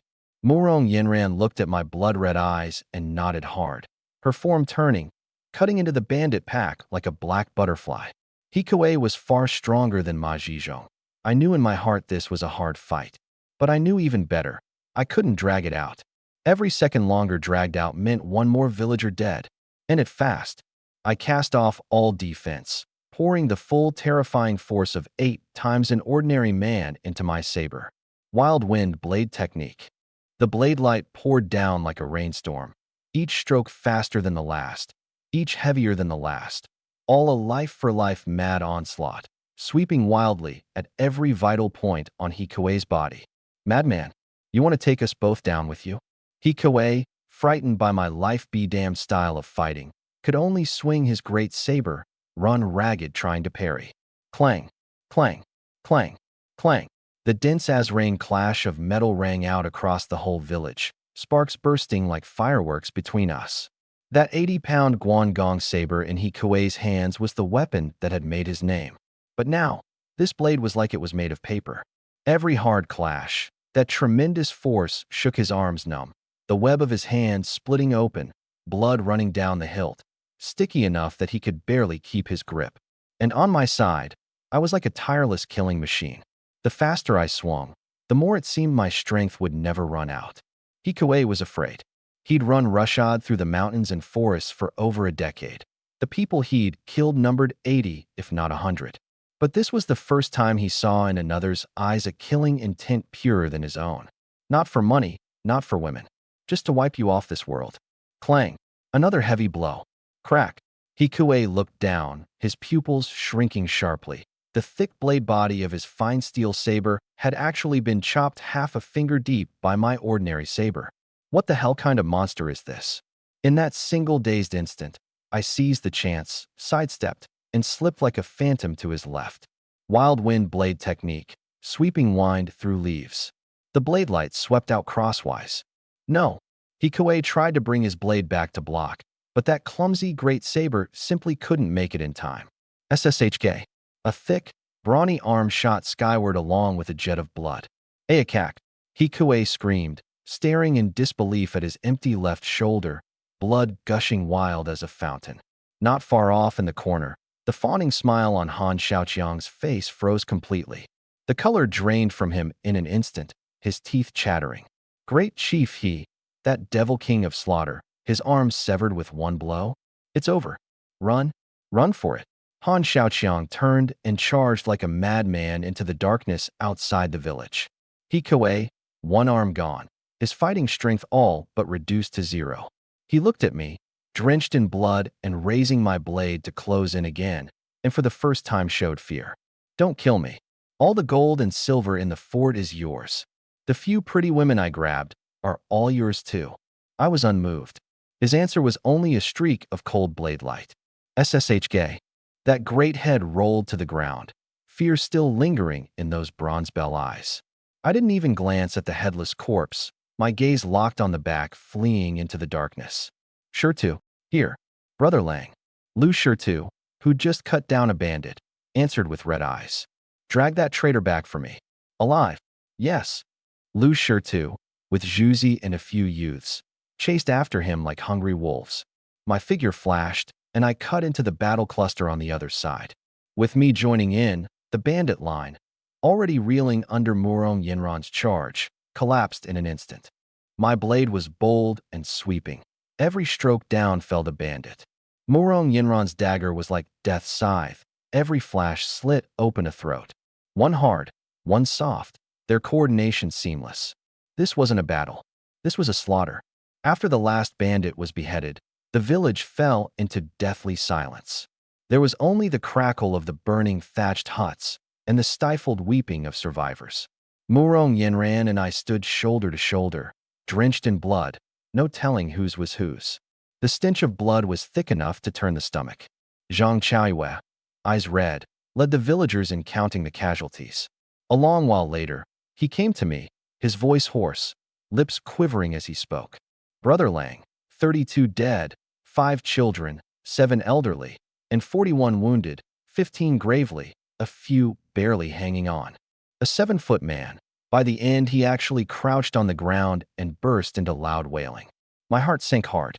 32 dead. The gravely wounded, perhaps beyond saving too. I looked at those faces lying in pools of blood, eyes never to open again, and fury and helplessness all but swallowed me whole. Just then, footsteps came from the village entrance. Lu Shirtu returned, his blade dripping blood, while Zhuzi and the others, dragging him like a dead dog, hauled back the fright-paralyzed Han Xiaoqiang and flung him down before me with a thud. Brother Lang caught him and brought him back. The moment the villagers saw Han Xiaoqiang, their grief turned in an instant to heaven-rending fury. Han Xiaoqiang, you animal. My father was killed because of you. Death by 1,000 cuts. An old woman who'd lost her son rushed up like a madwoman and bit down on Han Xiaoqiang's ear. "Aya!" Han Xiaoqiang screamed like a slaughtered pig, looking at the eyes all around that wished they could swallow him alive. Then at me, expressionless in the pool of blood, and was at last frightened out of his very soul. "Brother Lang, I was wrong. I was truly wrong." He kowtowed frantically, snot and tears smeared across his face. "Spare me. I had a moment of folly." I walked over to him and looked down at him from above. "Death." My voice was cold, without a shred of warmth. "That's letting you off too easy." I spat a few words at Lu Shitu. "Cut the tendons in both his feet. Save the people first. Once we're done, let him taste what it means to wish for death and be denied it." Han Xiaoqiang's wailing cut off abruptly. What remained was only despair. "No, no." Lu Shitu's blade rose and fell. After 2 screams, the world went quiet. "All you women, come here." Hua Yurong forced down her grief and began directing. "Boil hot water. Find clean cloth. Quick." The women wiped away their tears and sprang into action at once. Jiang Zhaoyue ran out of the cellar, and at the sight of this hell on earth, went pale. She washed Hua Yurong and the others methodically clean, apply medicine, and bind wounds, and gritting her teeth, ran over to help too. A man's lower leg had been chopped, blood flowing without stop. Jiang Zhaoyue, mimicking Hua Yurong, took a piece of cloth to press on the wound. "Ag!" Her hand trembled and pressed onto the bone. The man screamed in pain. I'm sorry. I didn't mean to." Jiang Zhaoyue hastily let go, her face full of guilt. She tried to change another wounded man's dressing. Only to be so clumsy, she tore open the wound he just had bound. "Girl, you're a bandit sent to kill me, aren't you?" That man was crying from the pain. I. After botching it several times in a row, Jiang Zhaoyue didn't dare go up again, and could only stand helplessly off to the side, her eyes rimming red, tears of grievance welling up. She felt utterly useless. Just then, a heavy shadow reeking of blood fell over her. Jiang Zhaoyue instinctively looked up. I was standing right in front of her, drenched in blood, a few flecks of brain still spattered on my face, the killing aura in my eyes not yet faded. The very image of an evil ghost just crawled out of hell. Jiang Zhaoyue stiffened with fright and instinctively took a step back. But I reached out that blood-soaked hand. She squeezed her eyes shut in fear. The slap she'd braced for didn't land. A warm, large hand came to rest on the top of her head, patting it gently. That hand had, just moments ago, crushed a ferocious bandit's throat, and just moments ago given the order to sever a traitor's foot tendons. There was still warm blood and gray-white brain matter on it, the stench of blood thick enough that it wouldn't disperse. Yet when it landed on the top of her head, it was light, as if stroking a feather. "Learn it slowly, that's all." My voice, hoarse from slaughter, was like a warm current, and in an instant it broke through the dam she'd built in her heart of coldness and pride. Jiang Zhaoyue froze. Her nose stung, and tears rolled down in great, fat drops. These past days, she'd fled the heavily guarded palace, suffered betrayal, pursuit, hunger, and several men who tried to take her by force. Had she not been clever enough, she'd likely have long since. She'd seen plenty of human tragedy and tasted enough of the world's cold fickleness. This was the first time, when she was clumsy and felt utterly worthless, that someone hadn't shown disdain, hadn't mocked, but had given her a word of comfort. I looked at her, tears falling like pear blossoms in the rain, and my heart softened too. I reached out my other, somewhat cleaner hand, and with the pad of my finger gently wiped the tears from her face. Jiang Zhaoyue instinctively wanted to dodge. But when she saw my eyes, bloodshot yet clear to the very bottom, her body, as if by some unseen force, stopped. She let that finger, calloused and reeking of blood, leave a faint red trace on her face. Tending the wounded kept us busy until daybreak. Thanks to Hua Yurong's superb medical skill and herbs spared at no cost, the lives of most of the gravely wounded were, in the end, pulled back from the gate of death. But after a night of slaughter and tending, everyone had reached their limit. Looking at the wounded, blood-drained and ashen-faced, I frowned and turned a call to Lu Shitu. "Shitu, set up the biggest pot in the village. I'll go get polished rice and cured pork. We'll stew meat porridge to build the villagers' strength back." The villagers all around were stunned. Polished rice? Cured pork? In times like these, when there wasn't even chaff to eat, these two things were dearer than gold. Brother Lang, it's too precious. Zhang Chaoyue, eyes rimmed red, tried to dissuade me. What nonsense are you spouting? I shot him a glare. People are about to die. Am I saving the stuff to breed offspring? Go now. Yes. Soon, a big iron pot was set up at the village entrance. Snow-white polished rice and marbled cured pork were poured into the pot, the fragrance of rice and meat wafting out in an instant, everyone who caught the scent unable to help swallowing. I looked at the scene and turned back into the wooden house.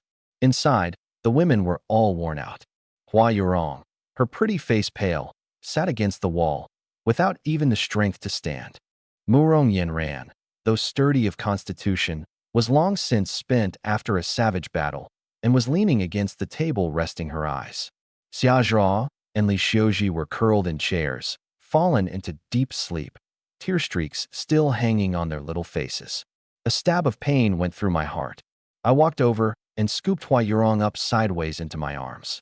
Husband. Hua Yurong gave a startled cry, struggling weakly. Don't move. Go to sleep. I laid her gently on the big communal bed, then carried over Xia Zhao and Li Xiuji in turn. Last, I walked over to Murong Yenran. I can walk myself. Murong Yenran opened her eyes, her voice carrying exhaustion. Quit putting on a brave front. I couldn't be bothered with talk and simply scooped her up, setting her steadily beside the three women. The four ravishing beauties sank dead asleep the instant their heads touched the pillows, breaths rising and falling one after another. I tucked them in well and let out a breath. Only when I turned did I realize that only Zhang Xiaoyue and I were left in the room. The air turned a little subtle in an instant. Zhang Xiaoyue looked at my clothes, all but soaked through with blood, hesitated a long while, then worked up her courage to say softly, You're covered in blood. Go wash up. Having said it, as if she'd used up all her strength, her cheeks tinged red, she didn't dare meet my eyes. She quietly carried over a bucket of clean water and set it before me. Seeing her like this, I couldn't help smiling. I took off my upper garment, revealing muscles of clean-cut lines brimming with explosive power, and began wiping off the blood. Zhang Xiaoyue stole a glance, her face going redder, and hastily turned her head away, her heart pounding wildly. You really are impressive. To ease the awkwardness, she made conversation for the sake of it, her voice thin as a mosquito's. Those great generals I used to see, it seems, none of them could compare to you. The moment the words were out, she regretted them. My wiping motion paused. Oh, she'd even seen great generals? I showed nothing and asked in a joking tone, Is that so? Which great generals have you seen? Do tell. When did you see them? Something clicked in Zhang Xiaoyue's heart. She whipped her head around, a flash of panic crossing her cool eyes. I don't know. I just heard it from people. She craned her neck, blustering fierce on the outside but hollow within, and that Sundara look, scared to death yet forcing herself to feign composure, nearly made me laugh out loud. Interesting. This girl really couldn't escape a tie to the imperial surname, Jiang. I didn't press further, stopping just at the point. After washing up and changing into clean hemp clothes, I felt much fresher all over. Zhang Xiaoyue looked at me and suddenly felt that this clean-cut face of mine, the high bridge of my nose, and those eyes always carrying a teasing smile, seemed, somehow, rather easy on the eyes. I walked into the kitchen. Polished rice, cured pork, plus the wild greens gathered earlier, simmered over a low flame, preparing a meal for my wives. Before long, 2 bowls of fragrant wild greens and meat porridge were set before Zhang Xiaoyue. Eat. The two of us drank our porridge in silence, neither saying a word. When we'd finished, I stood up. When Yurong and the others wake, remember to have them eat some too. You're going out? Zhang Xiaoyue asked instinctively. I nodded, a cold light flashing in my eyes. So many people in the village died. This debt can't just be let go. I'm going to interrogate that traitor. If I can, I plan to wipe out Black Wind Fort's lair directly and cut off future trouble. Zhang Xiaoyue was alarmed and shot to her feet. What? What if Han Xiaoqiang lies and deliberately lures you into a trap? That's a bandit den. The worry in her tone was so genuine. I looked at her and smiled. Don't worry. I've got plenty of ways to make him tell the truth. In a corner of the village, in a long-abandoned, foul-stinking pig pen, Han Xiaoqiang lay like a heap of mud, flung into the filth. The enraged villagers had already beaten him beyond human shape. Not a sound patch of flesh on him, the tendons of both legs severed, able only to writhe on the ground like a maggot. In a famine year, there had long been no pigs in the pen, only endless filth and despair. When my figure appeared at the pig pen's entrance, blocking the only light, Han Xiaoqiang, in the mud and water, slowly lifted that head swollen like a pig's. His eyes, plastered shut with blood and pus, forced open a crack. In that crack, there was no longer the earlier fear and pleading, only a trace of bone-deep hatred, venomous to the extreme, congealed as if into something solid. He and I exchanged a glance. Without a word, I stepped over. Bang!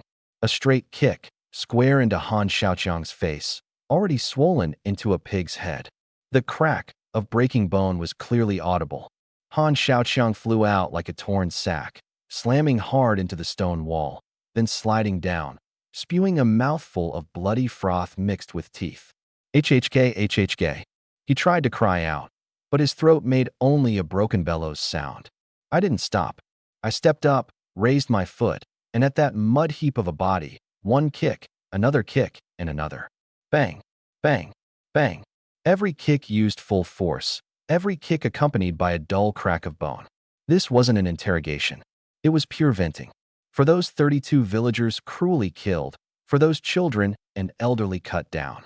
A long while later, I finally stopped, my chest heaving violently, the blood red in my eyes receding a little. Han Xiaoqiang on the ground no longer looked human, like a heap of minced flesh, only faint breathing proving he was still alive. The venom in those eyes was gone, replaced by a bone-deep terror. How many people are left at Blackwind Fort? My voice was cold as a frigid wind. None left. Han Xiaoqiang rasped like sandpaper grinding. He Kuei brought over 30 brothers. Nearly all of them came. Only a few gatekeepers and cooks left at the fort. I nodded, just as I'd guessed. He Kuei, knowing Ma Zhizhong had died at Daya village and wanting to avenge his brother, was bound to come out in full force. This interrogation was only to confirm it. I turned and left without sparing Han Xiaoqiang another glance. This traitor's end. The villagers wouldn't let him off. At the village entrance, Lu Shirtu, Zhuzi, and the 7 youths were holding big bowls, wolfing down meat porridge. After a bloody battle, they were starved too. The moment I appeared, the 7 immediately flung down their bowls and stood ramrod straight. Brother Lang, eaten your fill? Stuffed full, the 7 called out in unison, their voices ringing. Stuffed full, then come kill with me. My voice was flat, as if speaking of the most ordinary thing. The 7 youths' eyes lit up all at once. No fear, no hesitation, only a near-fanatical excitement and worship. They'd watched with their own eyes as I beheaded He Kuei, cut down with their own hands those bandits who'd lorded it over them day after day. Blood had been shed, and their nerve had grown. The youths now were a pack of howling wolf cubs, and I was the wolf at their head. Bring the horses. Yes. 8 tall, powerful horses were soon led to the village entrance. I swung up onto my horse and looked at the 7 faces behind me, still boyish, yet written all over with resolve. Move out. 8 riders galloped off in a cloud of dust, the smoke kicked up by the hooves like a rolling yellow dragon in the morning light. 2 hours later, at the foot of a steep, craggy peak, a fort built up from great logs and boulders came into view. Blackwind Fort, built against the mountain, the terrain treacherous, with only a single narrow mountain path for access, sheer cliffs on both sides. On the lookout tower above the fort gate, a drowsy bandit heard the hoofbeats and lazily poked his head out, rubbed his eyes, and had just opened his mouth to ask who goes there. Whoosh! A feathered arrow shot like a viper precisely into his open mouth and out the back of his skull. That bandit didn't even get out a grunt before pitching headfirst off the lookout tower. Charge! I slung the bow, drew my blade, and charged at the front toward that half-shut fort gate. Lu Shirtu and the 7 let out excited roars and followed close behind. Crash! 8 war horses, like 8 war chariots, smashed the wooden gate to splinters. Enemy attack! Enemy attack! The fort fell into chaos at once. A few bandits in the middle of a gambling game scrambled in a panic to grab their weapons. Kill. Lu Shirtu was the first to leap down from his horse, blade gripped in both hands, and with one heavy, powerful chop split a bandit who hadn't even reacted, Paigao tiles and all, clean in two. Blood and brains sprayed across his face. He wiped a hand over it, and, with red eyes, lunged at the next one. Juzi slipped like a phantom behind a bandit and drove his short blade viciously into the man's back, into the heart. The fight erupted in an instant. I didn't lift a hand. I sat astride my horse, slowly drew the longbow, my eyes locked hawk-like over the whole battlefield. I wanted these 7 youths to face it themselves. This was their coming-of-age rite. One youth, a little nervous, was forced back step by a fierce bandit and looked about to take a blade. Whoosh! An arrow flew over without a sound, striking that bandit's wrist square. His blade flew from his grip. The youth seized the chance, roared, and drove his blade into the bandit's belly. The whole fight lasted less than the time it takes a stick of incense to burn. When the last bandit had his head cut off by Lu Shirtu and Juzi together, the whole of Black Wind Fort went utterly silent. Every one of the 7 youths was wounded, yet they stood chests out, gasping in big breaths, faces full of irrepressible elation. We won. By our own strength, we wiped out a bandit den. Brother Lang, we did it. Lu Shirtu ran up to me with his dripping blade. Well done. I nodded and dismounted. Go, count the spoils. You got it. The youths charged cheering into every corner of the fort. Soon, cries of astonishment rose one after another. Brother Lang, so much grain, hundreds of pounds. There's so many weapons here, better than ours. Heavens, gold, jewels. The plundered goods were piled in the open ground at the center of the fort. A heap of weapons and armor formed a small hill, sacks of grain and cured pork giving off an enticing fragrance. Most eye-catching was an opened wooden chest, the gold, silver, and jewels inside all but blinding in the sunlight. Lu Shirtu and the others stared at wealth they'd never seen in their lives, eyes glazed, dancing with excitement. But these things held no interest for me. My gaze swept slowly over the whole of Black Wind Fort. I climbed up onto the high fort wall, stroked the cold, hard boulders, and looked out at that single narrow sliver of sky, mountain path leading to the outside world. Easy to defend, hard to attack. This place was simply a natural military fortress. Compared to Day Village, exposed on all sides, the security here was higher by who knew how many hundred times. A bold idea, like a wildfire on the plains, sprang up wildly in my mind. What if I moved all the villagers here? Moved the whole of Day Village here? I stood on the cold fort wall, looking down at that sole mountain path leading to the outside world. The sliver of sky. Set up a checkpoint here, and with 8 or 10 archers, even an army coming would take a heavy beating. A natural military stronghold. 100 times better than that drafty Day of Village. The great Qin dynasty was tottering, the age of chaos already upon us. Today it was bandits, and tomorrow, warlords carving up the land, or even organized, standing armies. Day Village couldn't be held. This place could. My heart burned. But now wasn't the time yet. Moving the village was no small matter. Rotten as the court was, order hadn't yet collapsed, and rashly seizing a mountaintop was no different from rebellion. Wait until the realm grew a little more chaotic. This place would be the foundation on which I made my stand and built my life. Brother Lang, counting's done. Lu Shida's voice broke into my thoughts. I walked down from the fort wall and looked at the mountain of spoils. Take all the grain and weapons. Hide the gold, silver, and jewels for now. No use for them at the moment. Yes. The youths were just about to start when I suddenly raised a hand. Amid the wind and birdsong was mixed a stretch of suppressed sobbing. It came from the largest wooden house, where Hikoe had lived. Blade in hand, I walked straight over. A huge tiger skin was spread on the floor inside, the sobbing coming from right beneath it. I kicked the tiger skin aside, and a black iron pull ring was revealed. A dungeon. I gripped the ring and yanked hard. Creak. The wooden board lifted, and a rotten stench of sweat and tears mixed with despair rushed up at me. By the light, a dozen some pairs of terrified eyes stared dead at us from the darkness. A dozen some women in ragged clothes were crammed into the cellar. Seeing me, blood-drenched and blade in hand. They thought another batch of bandits had come and curled up screaming in fright. "Don't be afraid." I gentled my voice. "The Blackwind Fort bandits are all dead. We're from Day Village. We came specifically to kill these animals." I sheathed my blade and crouched down. The cellar was deathly silent. A long while later, a woman past 30 crawled out trembling, looking at me, then at the band of youths behind me, covered in blood yet boyish of face. "You're really not bandits?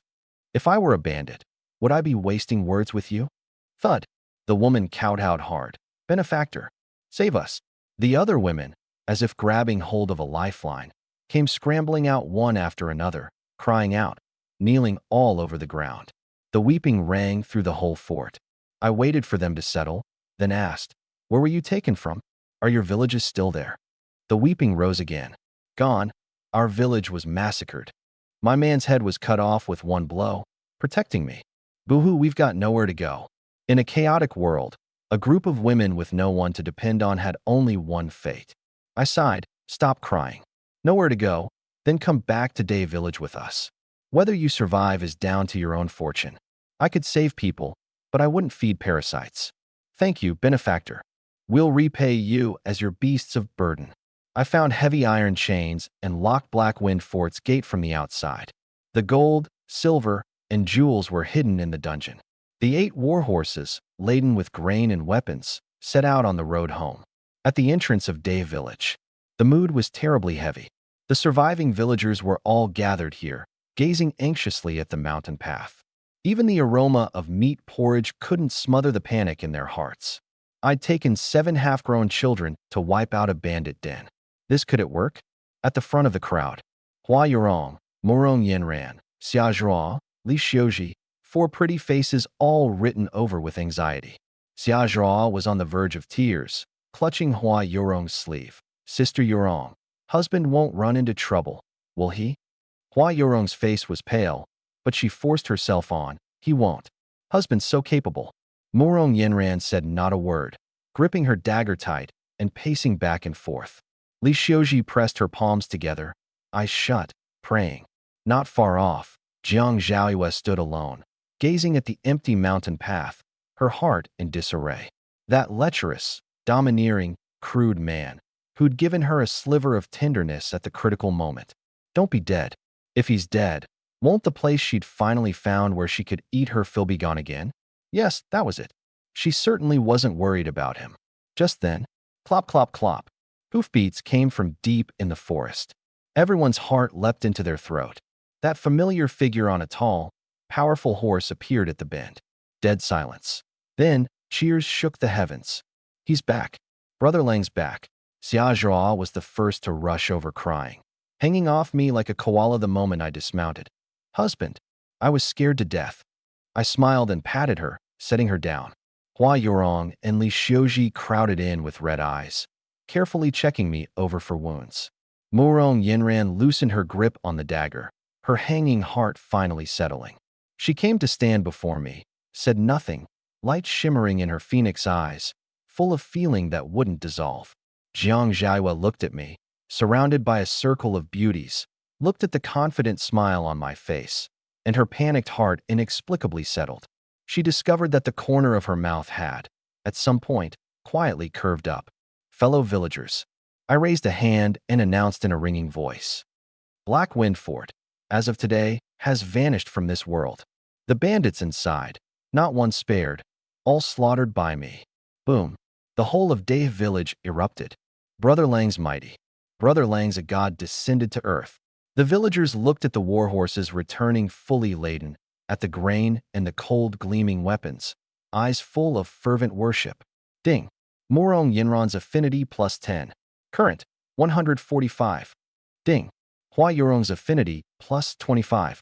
Current, 165. Ding. Xia Zhuo's affinity plus 30. Current, 175. Ding. Li Xiuji's affinity plus 20. Current, 160. Listening to the string of chimes in my mind, I was in a fine mood. Sure enough, little Zhuo worshipped me the most. I had Lu Shi too, and the others hand out grain and weapons. Every villager who'd been through the bloody battle traded up to a better weapon. The whole village was steeped in the elation of surviving disaster and of revenge. Just then, an ill-timed voice rang out. Lu Shirtu pointed at the dozen-some uneasy women and shouted at the top of his lungs. "Brother Lang, what about these women? Same as last time. Divide them among everyone as wives." Then he lowered his voice and leaned to my ear. "Brother Lang, I had a look. There are 2 pretty ones. Send them to your place." I draped an arm over Lu Shita's shoulder, my face sinking. Lu Shirtu went pale with fright on the spot. Brother Lang, you're a sharp kid. I didn't dote on you for nothing." I grinned. Lu Shirtu let out a long breath. "Brother Lang, you scared me to death." "Haha, which 2 women? Point them out for me." Before the words were out, a figure flashed over. "Ow!" Lu Shirtu let out a scream. Murong Yinran's slender jade fingers had already clamped down hard on his ear, twisting it a full 180 degrees. "You little brat, what did you just say?" Murong Yinran's willow brows shot up. "What kind of rubbish have you got rattling around in your head all day? Skin itching, is it?" "Ow, ow, ow. Sister Yinran, I was wrong." Lu Shirtu grimaced, shooting me frantic looks. "Brother Lang, save me." Not only did I not save him, I walked over and patted his shoulder, saying with utter solemnity, "Kid, your brother's not that kind of man. Wife Yinran, twist hard. Don't spare me any face." Puffed. Xiaozhuo was the first to laugh. The villagers laughed along too, and the heavy mood dissolved at once. Lu Shirtu clutched his bright red ear, grinning foolishly, forgetting even the pain. Laughter aside, the problem still stood. The dozen-some women knelt on the ground trembling, their eyes nearly pleading. I put away my smile. "Fellow villagers, these are poor souls who lost their homes and families to Blackwind Fort. Who's willing to take them in?" The villagers, lively a moment ago, all fell silent, looking at one another, eyes full of hesitation.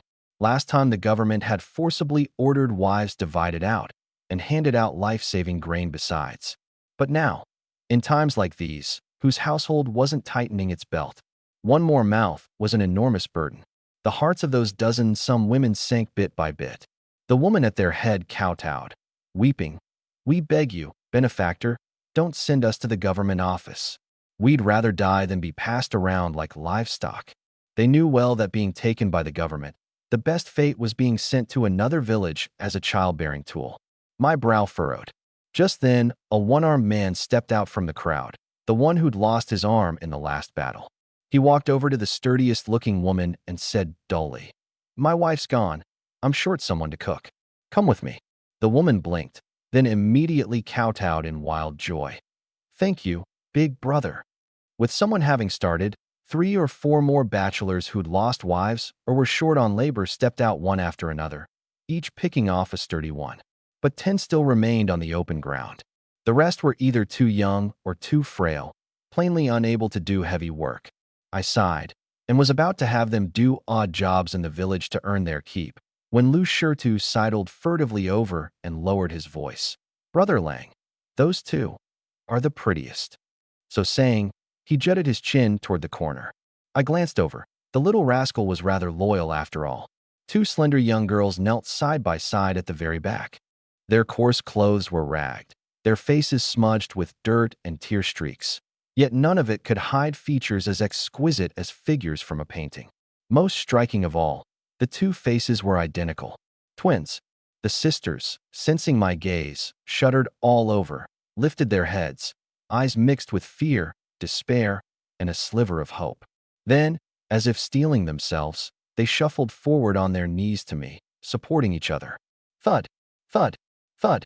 3 resounding kowtows, foreheads broken to bleeding. The elder sister looked up, her voice trembling yet clear. "Benefactor, we sisters are daughters of a Yunzhou merchant. While fleeing, our parents and household servants were all killed by the bandits. We'd just been captured by Hikue and locked in the dungeon, and hadn't yet been defiled when the benefactor saved us." The younger sister continued through her tears. "You killed Hikue. You're our great benefactor. We have no home to return to, and ask only to follow you, to serve as your beasts of burden for a lifetime. We beg you to take us in." Having said it, the 2 prostrated themselves, their thin shoulders trembling violently. If the benefactor disdains us, we'll repay this great kindness in the next life. My heart was blooming with delight. Was the system starting to flex its muscles? Step out the door and pick up a fugitive princess. Wipe out a bandit den and get a pair of top-grade twins thrown in besides. This deal, what a bargain. But on the outside, I showed nothing. In the corner of my eye, I caught Murong Yenran staring at me coldly with a not-quite smile. My survival instinct maxed out in an instant. I cleared my throat, in no rush to agree, and turned to Murong Yenran, asking loudly on purpose. Yenran, what do you think? How should we handle this? The moment the words were out, not only Murong Yenran, but Hua Yurong and the others were stunned too. Murong Yenran's heart trembled. She hadn't expected that, in front of so many villagers, I'd actually take the initiative to ask her opinion. This was plainly respecting her position as principal wife. A warm current surged through her whole body, washing that bit of jealousy clean away. She looked at the two sisters on the ground weeping like pear blossoms in rain, then at my questioning gaze, and her heart went completely soft. She stepped forward and helped the two sisters up, sighing. In times like these, women are rootless duckweed to begin with. Since they've nowhere to go, then let them stay. When she looked back at me, there was not a trace of cold left in those phoenix eyes, only tenderness. Husband, your decision is the right one. My heart settled firmly, and I said to the twins, all right then, my wife has spoken, so from now on you'll stay at my place, as maidservants, for a start. Thank you, benefactor. Thank you, madam. No, thank you, master. Thank you, madam. The two sisters wept for joy, hastily correcting themselves, and respectfully performed a full curtsy. The elder sister, poised and graceful. This servant is Li Qinghuan. The younger, shyly ducking her head. This servant is Li Qingyao. Though daughters of a merchant, having lost their home and family and known displacement, the two sisters weren't the least bit delicate. If anything, they carried a streak of resilience. Just then, the system's chimes sounded again in my mind. Ding. Murong Yenran's affinity +5. Current 150. Ding. Hua Yurong's affinity +5. Current 170. Ding. Xiaozhurua's affinity +5. Current 180. Ding. Li Xiuji's affinity +5. Current 165. I was dumbstruck. Just for asking one question, the affinity went up too? System, you're cheating again, aren't you? I looked at the pair of ravishing twins before me, then turned back to look at the wives who, far from being angry, loved me even more. This life was looking more and more worth living. The other women were all staring at me intently too. They'd all been saved by me, and all knew I was the one whose word was law in this village. But they couldn't compare to Li Qinghuan and Li Qingyao, when even this pretty pair of twins was willing to be maidservants. What right did they have to be picky? The mood went stiff again. The bachelors had picked off the ones who could work. Of the 10 left, they were either frail or young, plainly unfit for the fields. In a famine year, one more mouth to feed, and the whole family would starve along with it. I looked at the villagers' evasive eyes and understood perfectly. I turned and asked Zhang Chaoyue, are there any empty houses left in the village? There are. Zhang Chaoyue nodded.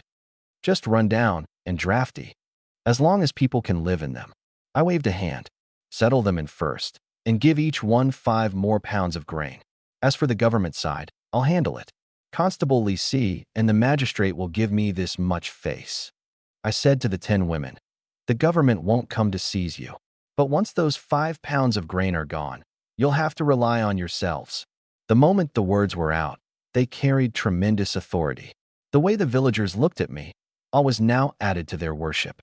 Being able to speak with the magistrate himself, this ability was fiercer even than killing bandits. The 10 women wept for joy and kowtowed over and over. Thank you, young master. Thank you, benefactor. I looked again toward Lu Shidu's 7 youths. Keep your weapons close. Bring the grain. Go back inside and eat. Yes, Brother Lang. 7 half-grown youths. The eldest 14 or 15. The youngest only 12. They didn't understand women, nor the ways of human dealings. With new weapons in hand and a full meal in their bellies, their faces were full of pure joy as they ran chattering back to the thatched hut. I watched their backs, content inside. A pack of wolf cubs, fed full, so they could follow the head wolf out to bite. The crowd dispersed, leaving only Zhang Chaoyue and me at the village entrance. I pointed at the newly captured warhorses, which, together with the original ones, came to 11 in all. These horses, you manage them. Brother Lang, with this many horses, fodder's a big problem.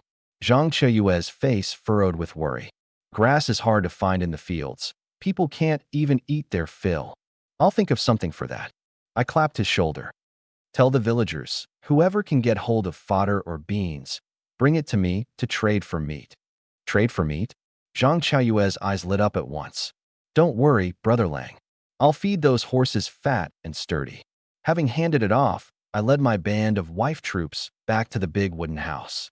The moment they stepped inside, the sisters Li Qinghuan and Li Qingyao didn't even pause for a drink of water and got straight to work. The elder, Qinghuan, picked up a broom and swept the bloodstains off the floor. The younger, Qingyao, rushed to the kitchen, saw the water vat was empty, and grabbed a wooden bucket to go fetch water. Let me. Xia Zhihua, seeing how frail she was, reached out to take the bucket. Li Qingyao's pretty face flushed, and she hastily waved her hands. Madam, this servant will do it. It's what this servant should do. The sisters, this servant, with every other breath, said it so naturally. Their survival instinct earned even my admiration. I gave the innermost small room to the twins. The two thanked me profusely, and before even making up their beds ran back out again, one tending the fire and cooking, the other kneeling on the ground, carefully wiping the table and chairs. That diligent, self-aware manner softened the hearts of even the women who'd been wary at first. Hua Yorong and Li Xiuji exchanged a glance, both with a measure of sympathy in their eyes. Murong Yenran leaned against the doorframe with arms crossed, saying nothing, the cold gone from her face too. In the corner, Jiang Zhaoyue watched quietly, a tangle of feelings in her heart. She'd been saved by me too. Yet this pair of twins, the moment they came through the door, knew their place, working themselves to the bone for nothing more than a full belly and a foothold. And her? Besides eating and drinking for free, what could she do? Tending the wounded. She was clumsy and only made a mess. Cleaning? She'd never held a broom. Cooking? She couldn't even light a fire. She was a mere vase. Besides being pretty, good for nothing at all. Shame and helplessness welled up in her heart. She'd once been a precious branch of golden jade, a princess of the great Qian. These menial chores had palace maids and eunuchs to do them. But now she was nothing at all. She watched the sisters' busy figures, then looked at her own fair, tender hands without so much as a thin callus, and for the first time doubted herself.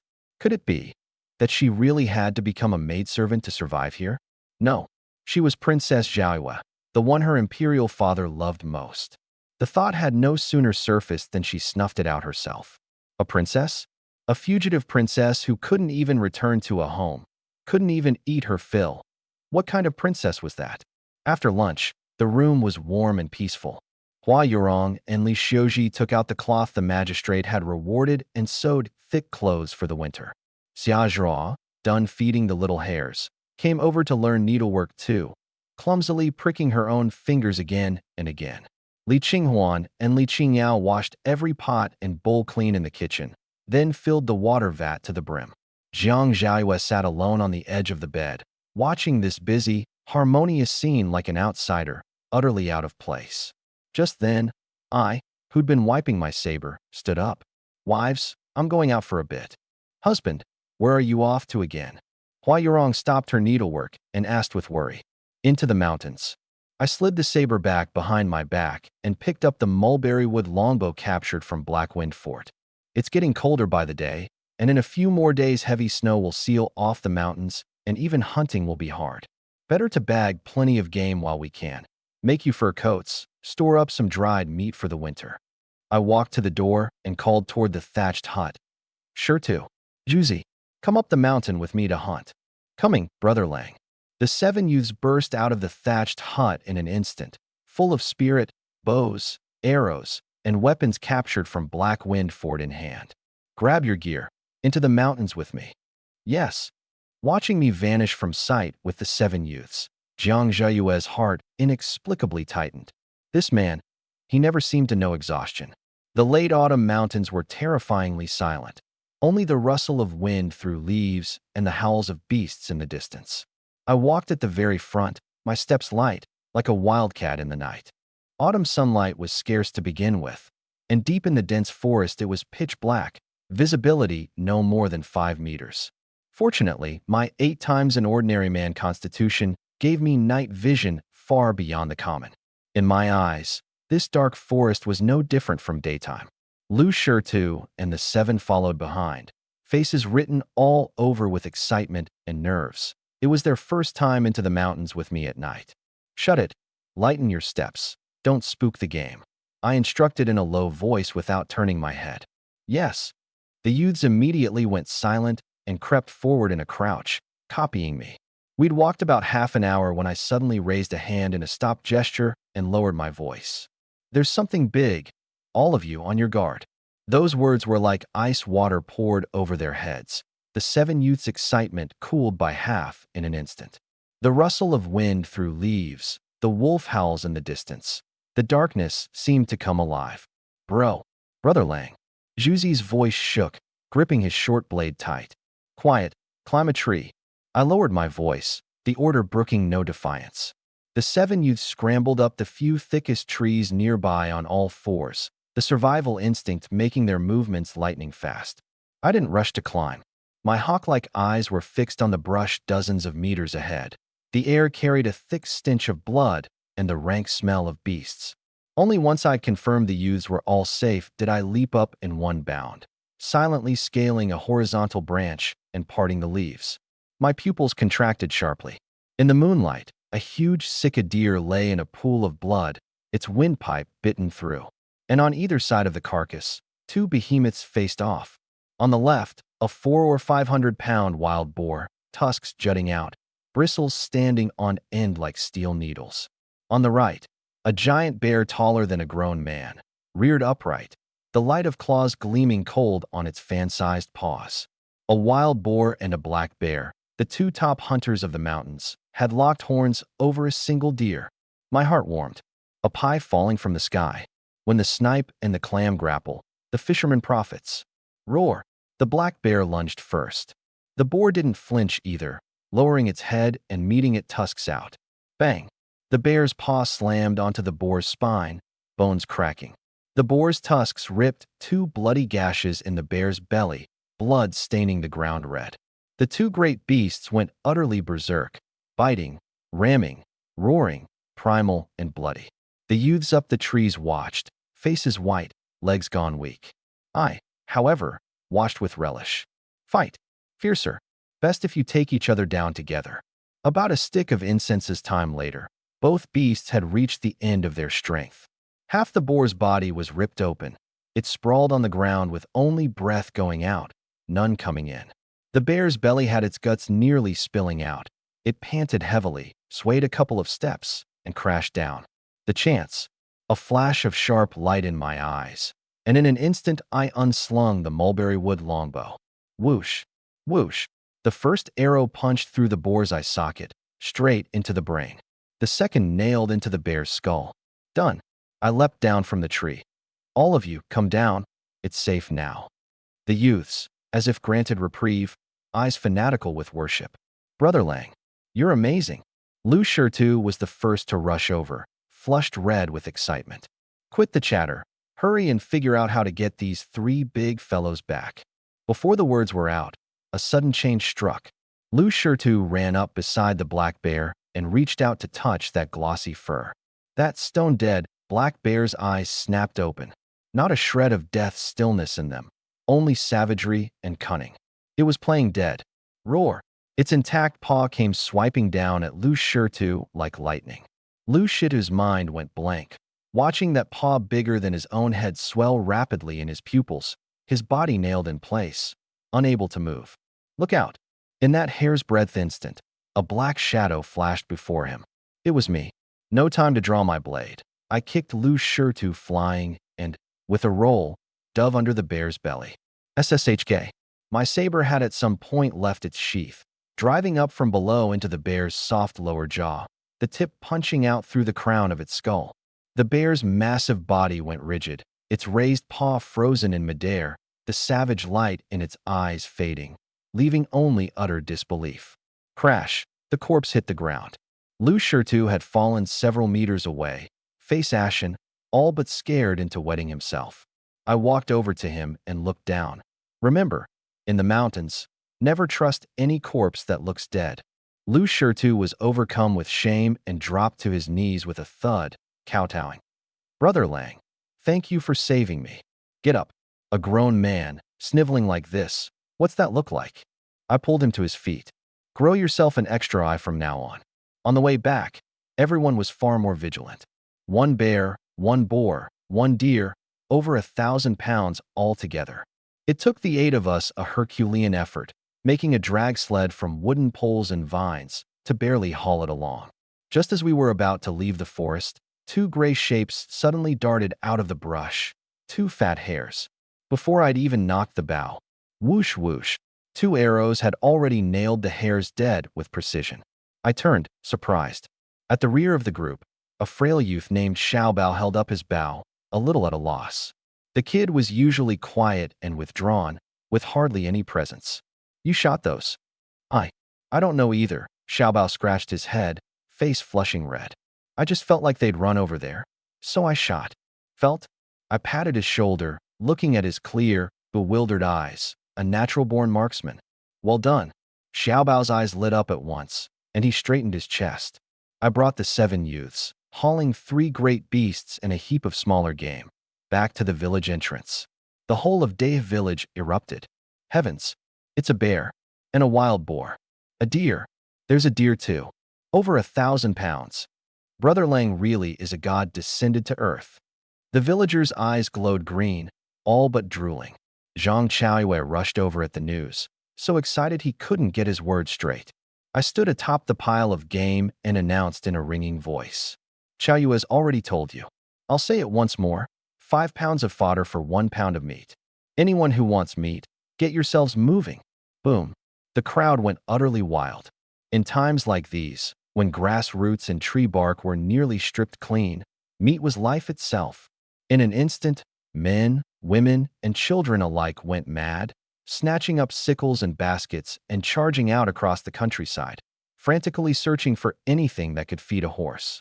I carried the game home. The women were blooming with delight.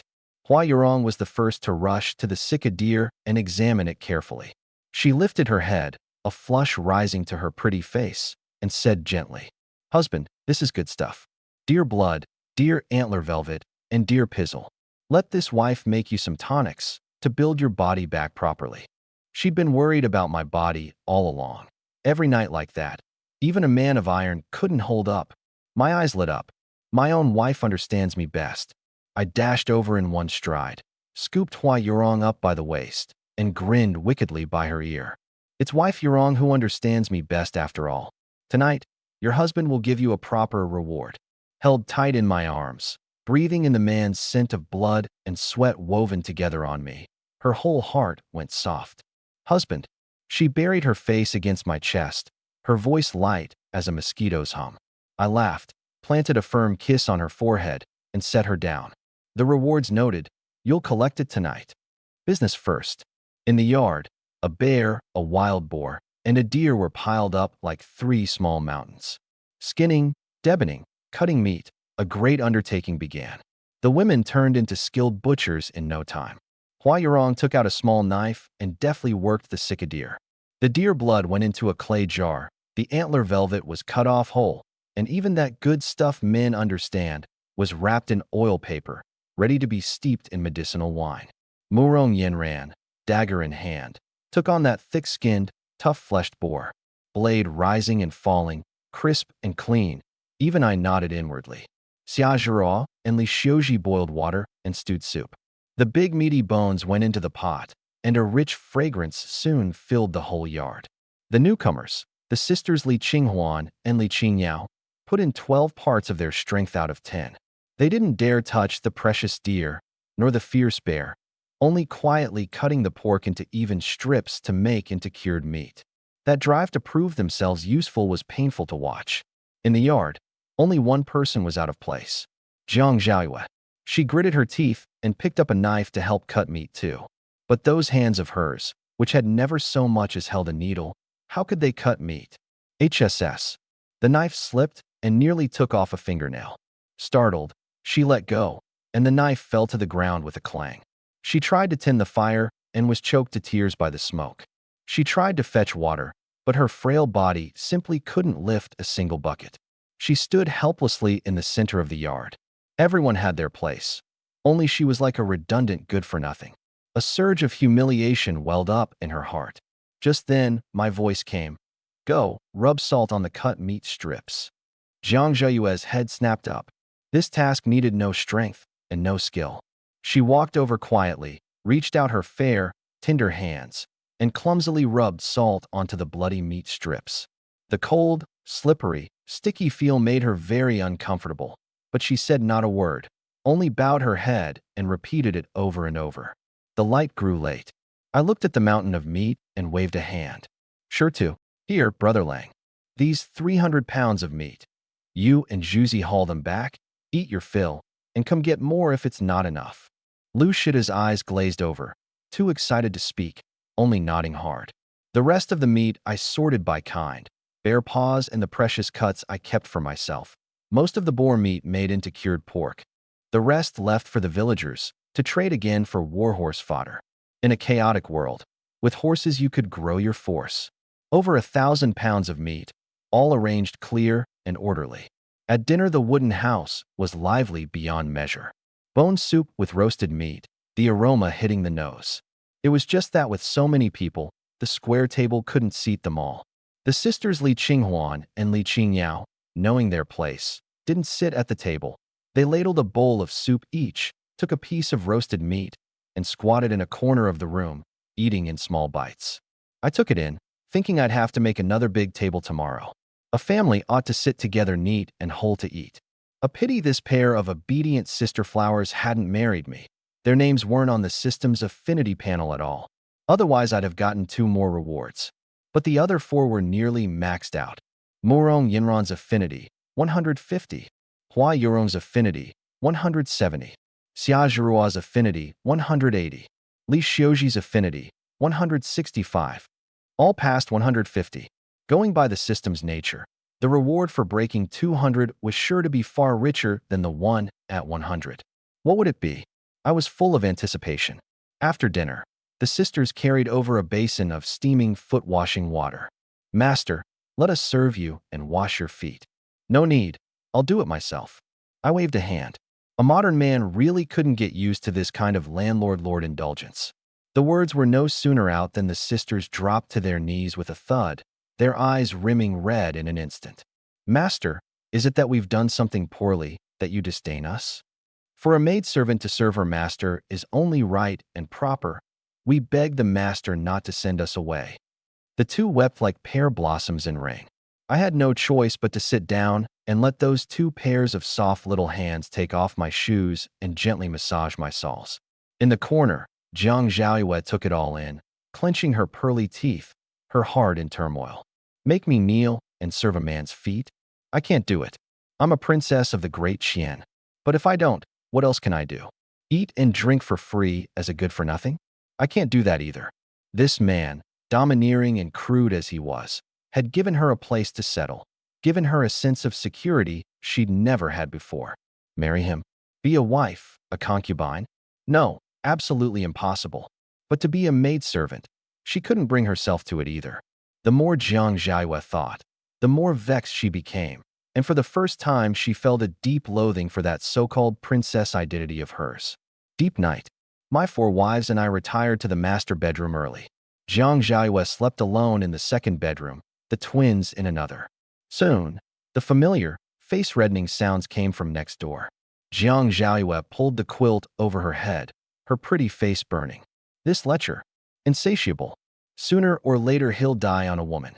Her mouth scolded, but listening to those suppressed sounds of pleasure, by some unseen force she no longer felt loathing.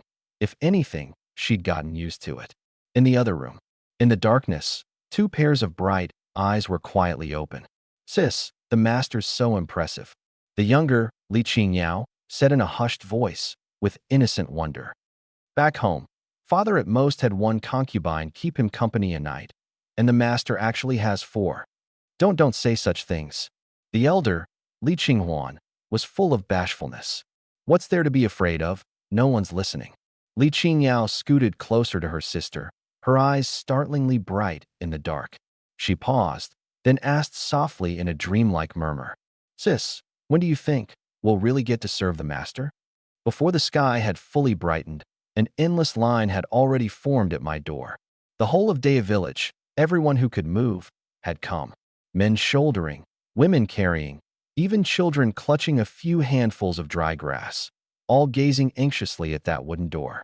The death was gone from their eyes, replaced wholly by fervent craving. Meat. 5 pounds of fodder for 1 pound of meat. Zhang Chaoyue stood at the very front, a wooden board and a stub of charcoal in hand, earnestly weighing and tallying for the villagers. Zhang San's household, dry grass 13 pounds, straw 7 pounds, 20 total, marked down. Auntie Li Si, your fodder's got dirt mixed in. Take it back, clean it up, and come again. Brother Lang said it's got to be fair. He had clearly become my steward, his back ramrod straight, even his speech carrying confidence. The villagers weren't annoyed either, just grinned and obediently set their fodder down. Soon, the fodder on the open ground was piled into a small mountain, a full 1,000-some pounds. Brother Lang, Brother Lang, Zhang Chaoyue shouted at the top of his lungs at the door. The wooden door creaked open. I walked out yawning. Behind me, Hua Yorong, Morong Yinran, and the other 4 women, every one of them rosy-faced, eyes shimmering, like flowers nourished by rain and dew. Looking further in, Jiang Zhaoyue and the pair of twins sported 2 big dark circles each, one from the turmoil in her heart, the other 2 from a whole night of listening at the wall. I swept a glance over the women, smug inside. I walked over to the fodder pile, looked at the board Zhang Chaoyue handed me, and nodded. All right, start cutting. The saber left its sheath, blade rising and falling, and chunk after chunk of fresh, bloody meat was precisely portioned out. The first villager took that heavy chunk of meat, and the 7-foot man's tears streamed down. He dropped to his knees with a thud. Thank you, Brother Lang. Thank you, Brother Lang, for the gift of life. That one kneel was like toppling the first domino. Every villager who received meat knelt down. Brother Lang is our living bodhisattva. With this meat, my kid can make it to the new year. The villagers' worship for me reached its peak in that moment. The trading done, I cut off a big chunk of bare hind leg meat, near 30 pounds, and stuffed it into the arms of Zhang Chaoyue, still bent over his tallying. Chaoyue, you've worked hard these days. Take it home to build your parents' strength back. No, Brother Lang, I mustn't. This is my proper duty. Zhang Chaoyue waved his hands over and over. Nonsense, I said take it, so take it. I glared. Zhang Chaoyue didn't dare refuse again, and holding that chunk of meat, a surge of hot blood shot from the soles of his feet to the crown of his head, an impulse of a man dies for the one who knows his worth, welling up in his heart. At the lunch table, a ring of ravishing beauties sat around, the aroma of bone soup mixed with roasted meat enough to make one drool. I swept a glance around and frowned. Where's Jiang Zhaoyue? The table went silent in an instant. Xia Zhao ducked her head, her little hands wringing the hem of her clothes. Sister Zhaoyue said she wanted to make some contribution to the family too, that she couldn't just eat and drink for free. So, she took a small knife and went to the back mountain to hunt hares. Her voice grew smaller and smaller. She said she'd learned hunting from her father, told us not to worry. Smack. I slammed a chopstick hard on the table, my face sinking in an instant. Learn hunting? For nobles that was recreation, a crowd of subordinates trailing along, bagging a few hares and deer, never coming near a fierce beast. But that big mountain outside the village did have fierce beasts. Even ordinary grown men didn't dare go in. She, a pampered, sheltered princess. Reckless. Utterly reckless. A cold aura spread off me, dropping the temperature in the room a few degrees. Morong Yinran's willow brows shot up. When did she leave? It's already been over an hour. Xia Zhao, looking at my frightening expression, rimmed her eyes red, tears welling up. Over an hour. My heart sank hard. In the late autumn forest, fierce beasts storing up fat for winter were at their hungriest and most aggressive. She, a delicate princess without the strength to truss a chicken, who couldn't even hold a knife steady, going into the mountains alone. How was that any different from delivering a dressed slab of pork belly straight to a wolf's mouth? This damned woman. Without another word, I shot to my feet, snatched the saber off the wall, and that captured mulberry wood longbow. You all wait at home. Don't go anywhere. I'll go find her. The words weren't even out when I stepped out of the wooden house. Snowless tread, pushed to the extreme, my figure turning to an afterimage, vanishing in an instant onto the forest path. Anger and worry churned together.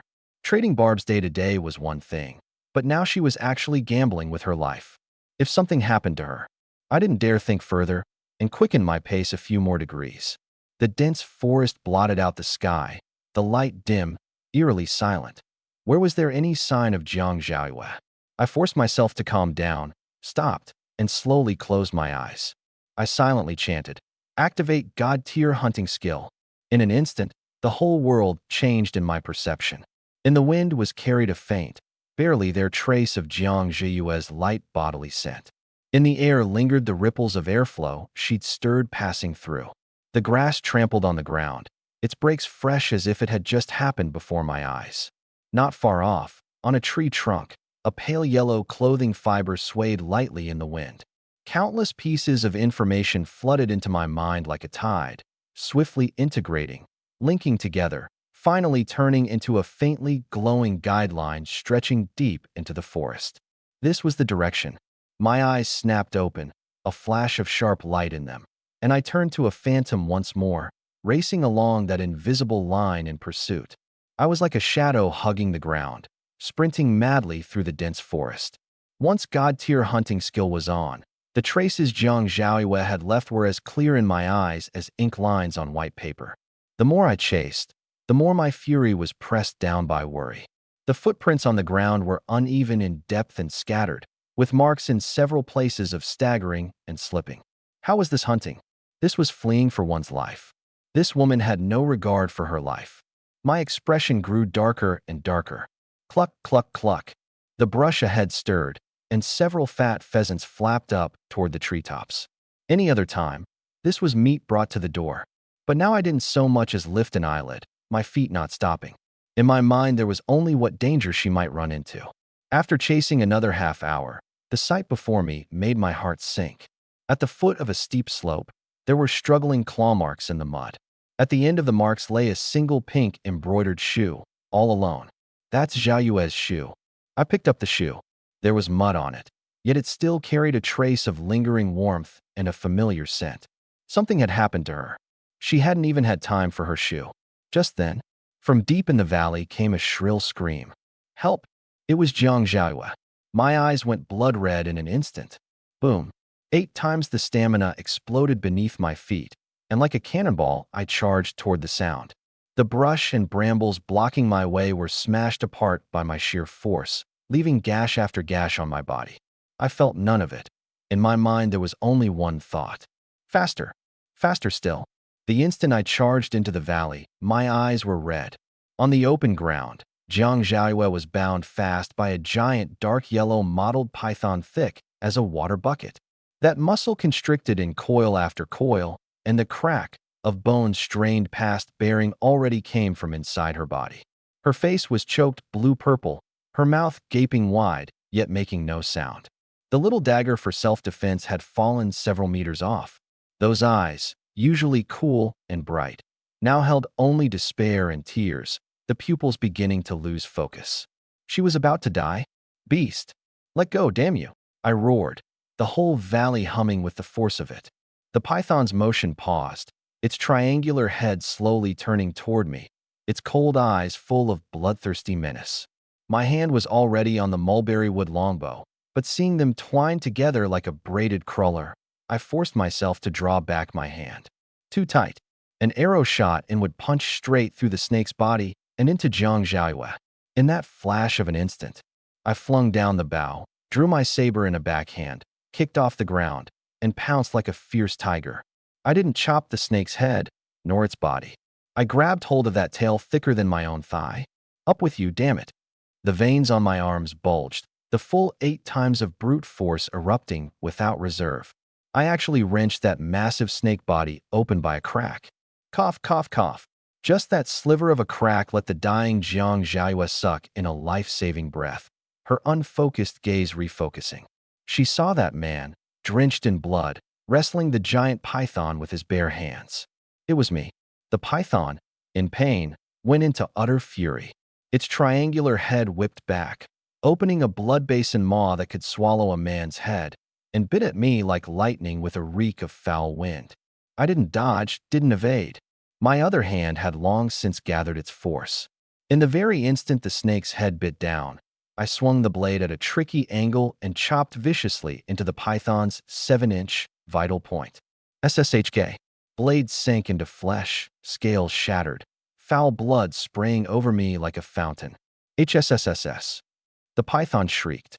The searing pain, far from making it let go, only drove it more savage. The constriction suddenly tightened with greater force. CRK Ag. Jiang Zhaiyue let out another pained cry, feeling her bones about to shatter. Su Lang, Dimple. I don't want to die. Boo-hoo, save me. Damn it. I didn't dare cut the snake's body through in one stroke, afraid of hurting her. I could only hack madly at that slippery snake body, drawing it with relentless, continuous pain. SSHK? SSHK. One stroke, another. Every stroke deep enough to show bone. It worked, sure enough. The python finally gave up the prey at its mouth, flung its body, hurled Jiang Zhaiyue out like a rag doll, and turned to coil at me instead. Bring it on. This was the chance I'd wanted.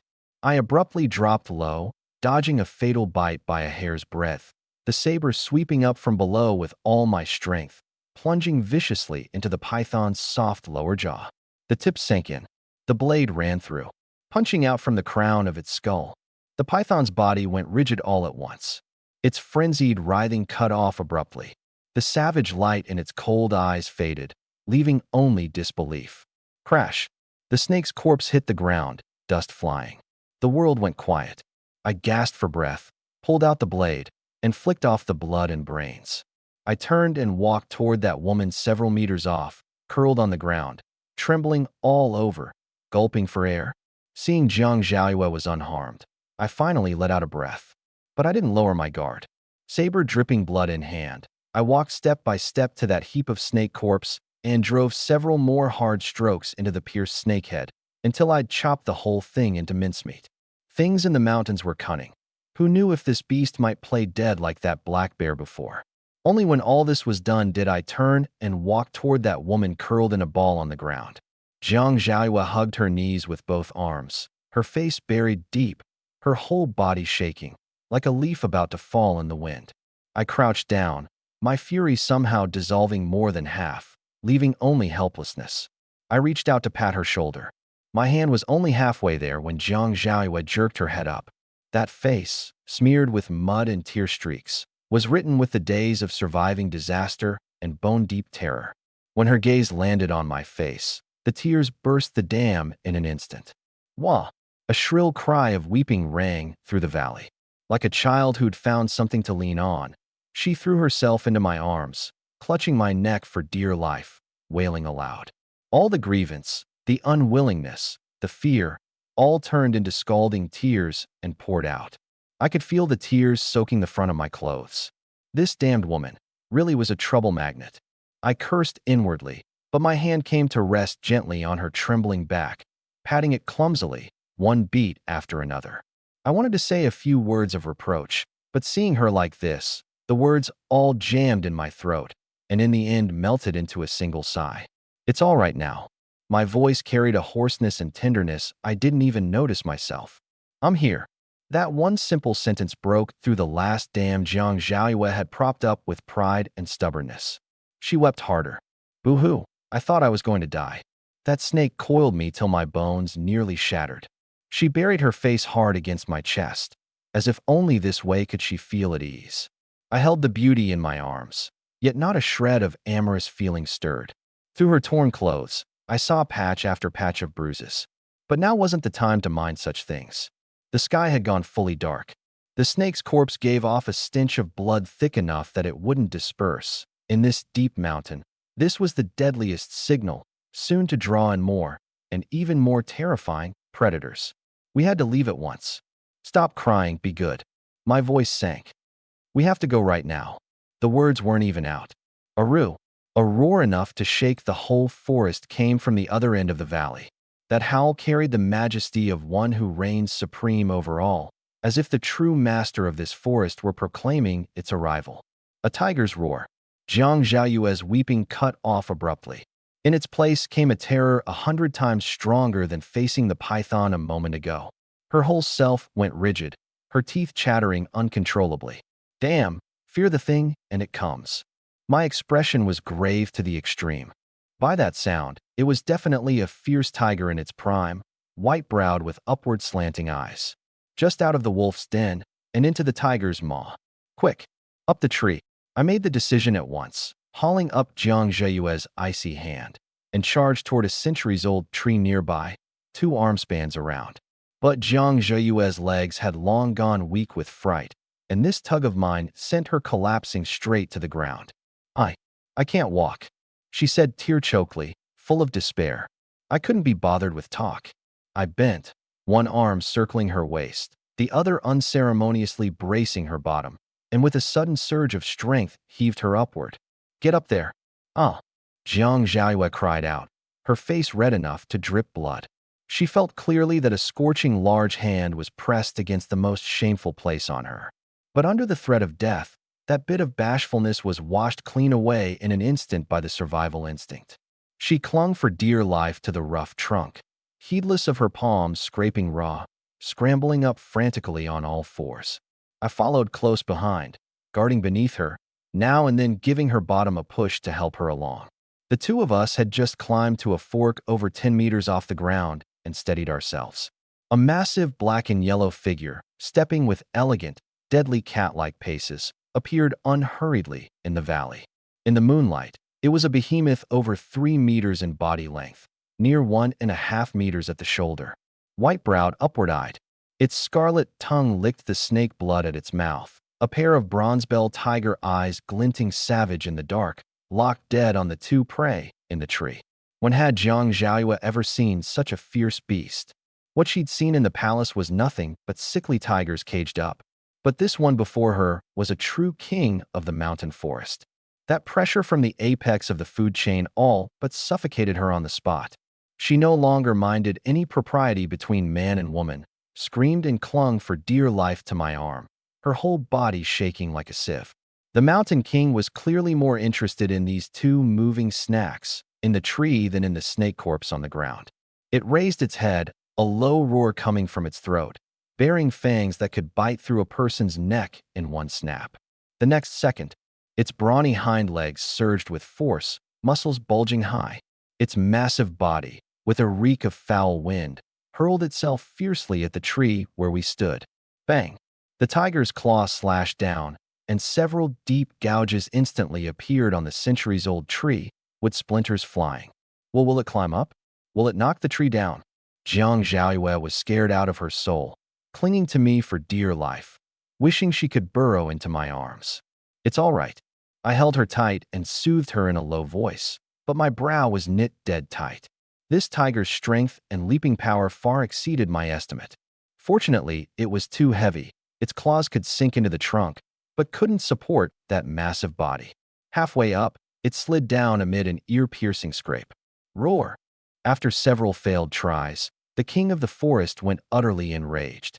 It stopped climbing, glaring with blood-red eyes and circling the tree, a muffled thunder roar coming from its throat, shaking the whole tree's leaves into a rattling rustle. Man and tiger faced off, the darkness deepening. My face was iron dark. That mulberry wood longbow had been dropped beside the python's corpse just now while saving her, leaving only a saber in my hand. The tree fork was so narrow there was simply no room to use it. Leap down and fight to the death? That was sending myself to die. The tiger seemed to lose patience too, couldn't be bothered staring at the out-of-reach snacks in the tree, and turned to walk toward that bloody python corpse. Crunch, crunch. The sound of bones cracking, of flesh and blood being torn, was so clear in the valley it made the scalp crawl. Jiang Zhaoyue watched the tiger easily rip open the python's skin and gulp down the flesh in big bites, her stomach churning, nearly throwing up. She gazed at my resolute profile in the moonlight, her heart full of self-blame and regret.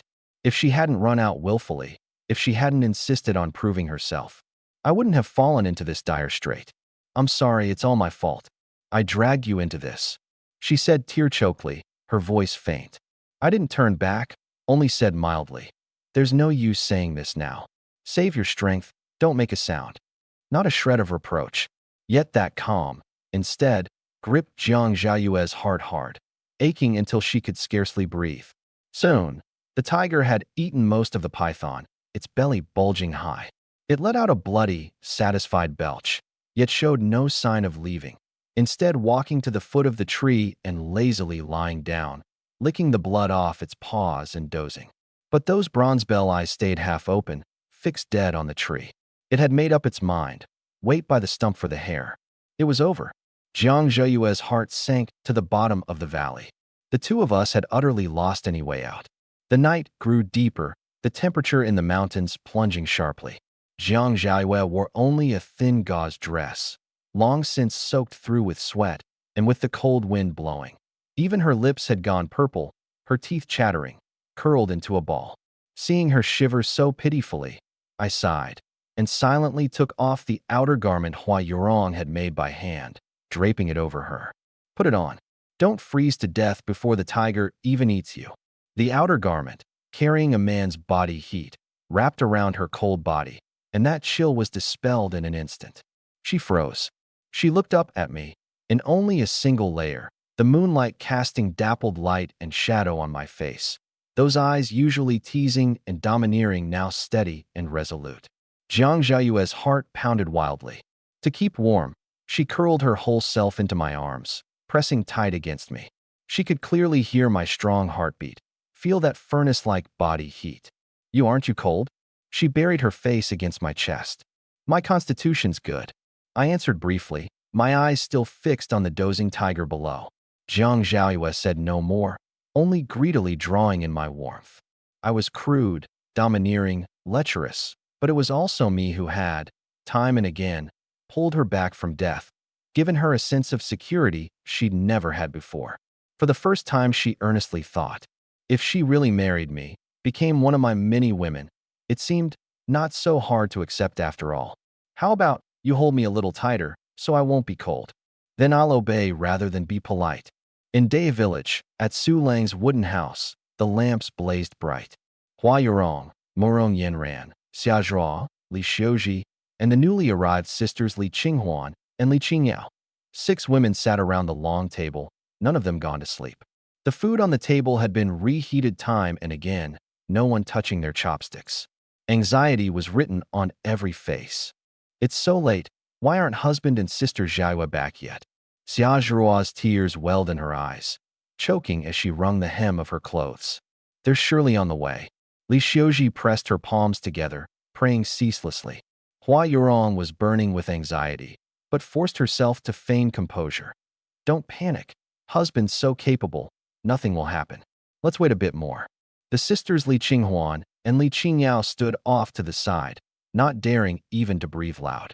Minute by minute, second by second the time passed, the night outside the window growing ever thicker. Murong Yinran's heart sank heavier and heavier too. She gripped the dagger at her waist for dear life, pacing back and forth in the room, her phoenix eyes full of unease.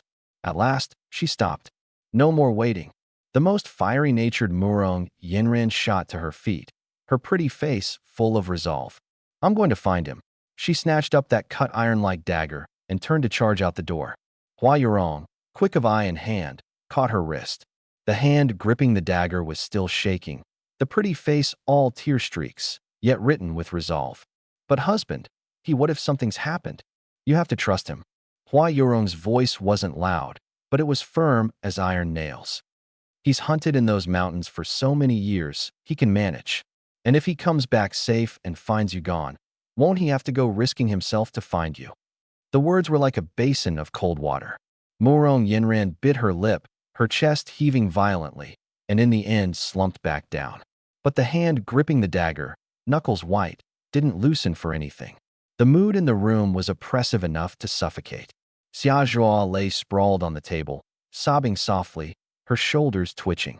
Li Xiuji pressed her palms together, eyes shut, murmuring, praying for me and Jiang Zhaoyue.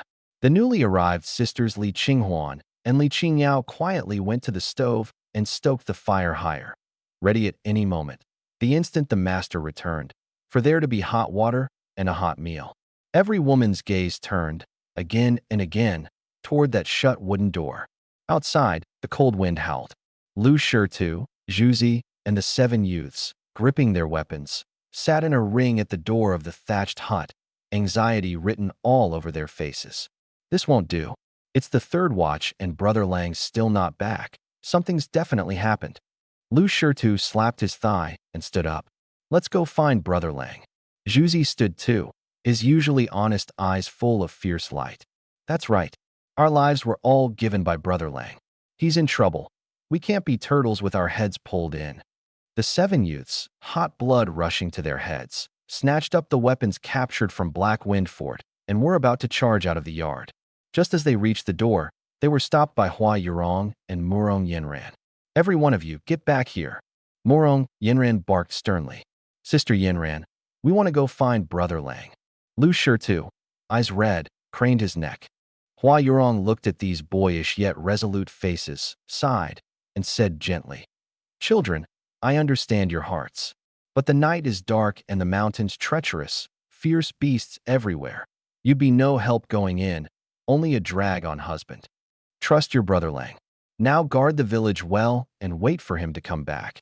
Anyone who disobeys, when he returns he won't claim that brother anymore. The fire in the youths' hearts was doused. They looked at one another, and in the end all bowed their heads and quietly went back inside. Hua Yurong, soft outside and firm within, ran this household in perfect order. In this home, her word was my word. Even Murong Yinran had never thought to argue with her. All the youths could do for me was wait.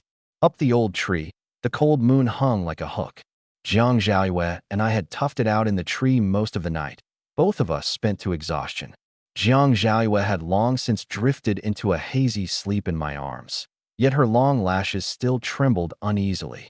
I looked down at this face in my arms, smeared with mud, yet heart-stoppingly lovely, a tangle of feelings inside. This woman was a colossal piece of trouble, yet I just couldn't bear to throw her away. The person in my arms stirred and slowly opened her eyes. Are we still alive? Her voice was hoarse. Alive for now. Only then did Jiang Zhaoyue come to. We were still up the tree, and below it the Mountain King still lay like a black statue, motionless. Terror struck again. This time she didn't scream, only hugged my arm tighter. In the dead silence, she suddenly spoke, light as a dream murmur. Su Lang, the truth is, I lied to you. I raised an eyebrow, saying nothing. She buried her face against my chest, her voice muffled. My home is in the capital. My father is the most powerful man in this realm. She paused, as if using all the strength in her body. I am a princess of the great Qian, Jiang Zhaoyue. A princess? My heart jolted, but I quickly calmed. That air of nobility and sunder of pride on this woman. She truly was a branch of golden jade after all. I'd guessed right. But how could a princess fall to such a state? I didn't ask, only listened quietly. Jiang Zhaoyue threw all caution aside and poured out every secret. My imperial father passed. My crown prince brother should have taken the throne, but died suddenly and bizarrely. Several imperial uncles rebelled fighting over the throne, and the capital was killed into a river of blood, long since a hell on earth. I didn't want to be seized by them as a bargaining chip, and even less to be sent to the grasslands to marry those barbarians, so I ran away in secret. Her voice was full of grief. I thought I could survive on my own, but I was wrong. I can't do anything, can't even eat my fill, and was nearly defiled by bandits. If I hadn't met you. She couldn't go on, her frail shoulders shaking violently. The front of my clothes was soaked through with tears again. I sighed and patted her back gently. All right, stop crying. So what if you're a princess? Aren't you now just like me, blocked up a tree by a big cat, unable to get down? Jiang Zhaoyue's weeping paused, and she lifted her swollen, red eyes, gazing at me steadily in the moonlight. Aren't you afraid? Those imperial uncles have surely sent people to find me. Taking me in will bring a death-dealing disaster down on you. Afraid? I scoffed. I've butchered dozens of Black Wind Fort bandits. Am I going to fear those few infighting imperial uncles of yours? If they dare send people, I'll cut them down just like I cut down the bandits.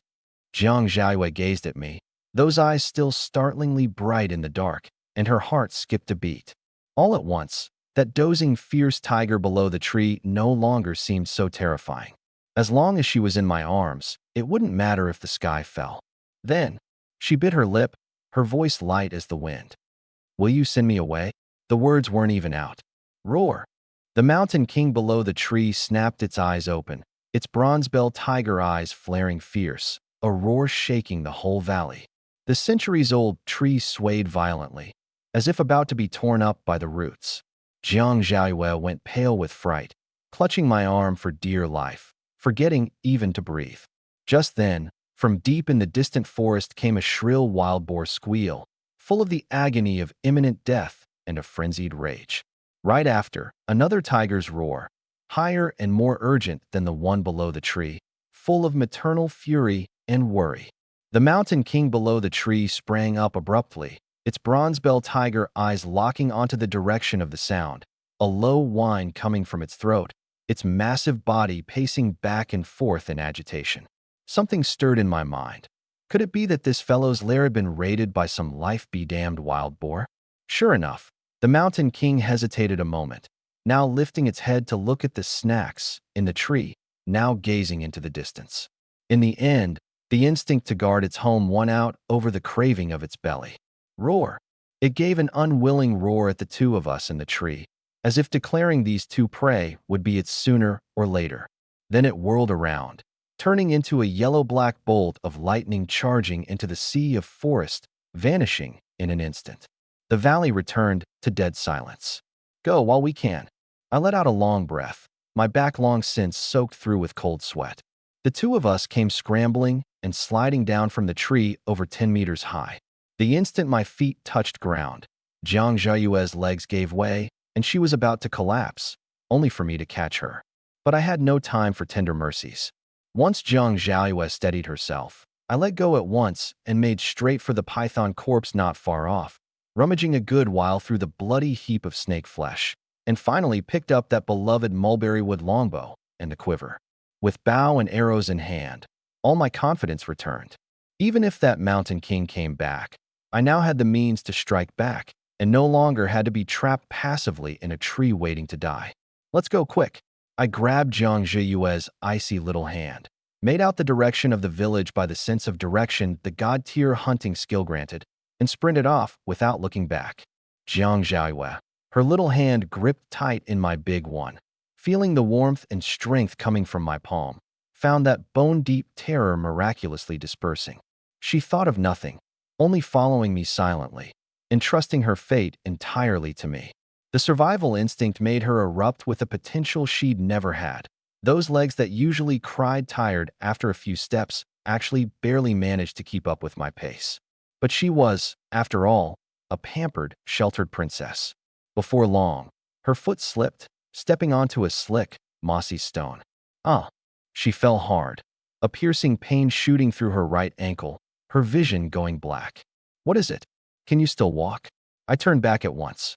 Jiang Zhaiyue bit her pale lips and tried to stand, but the moment she put force on her right foot, the searing pain turned her face paper white, cold sweat pouring. Tears welled in her eyes, and she helplessly shook her head. I'll carry you. Without a shred of hesitation, I bent and scooped, a solid princess carry, lifting her up sideways.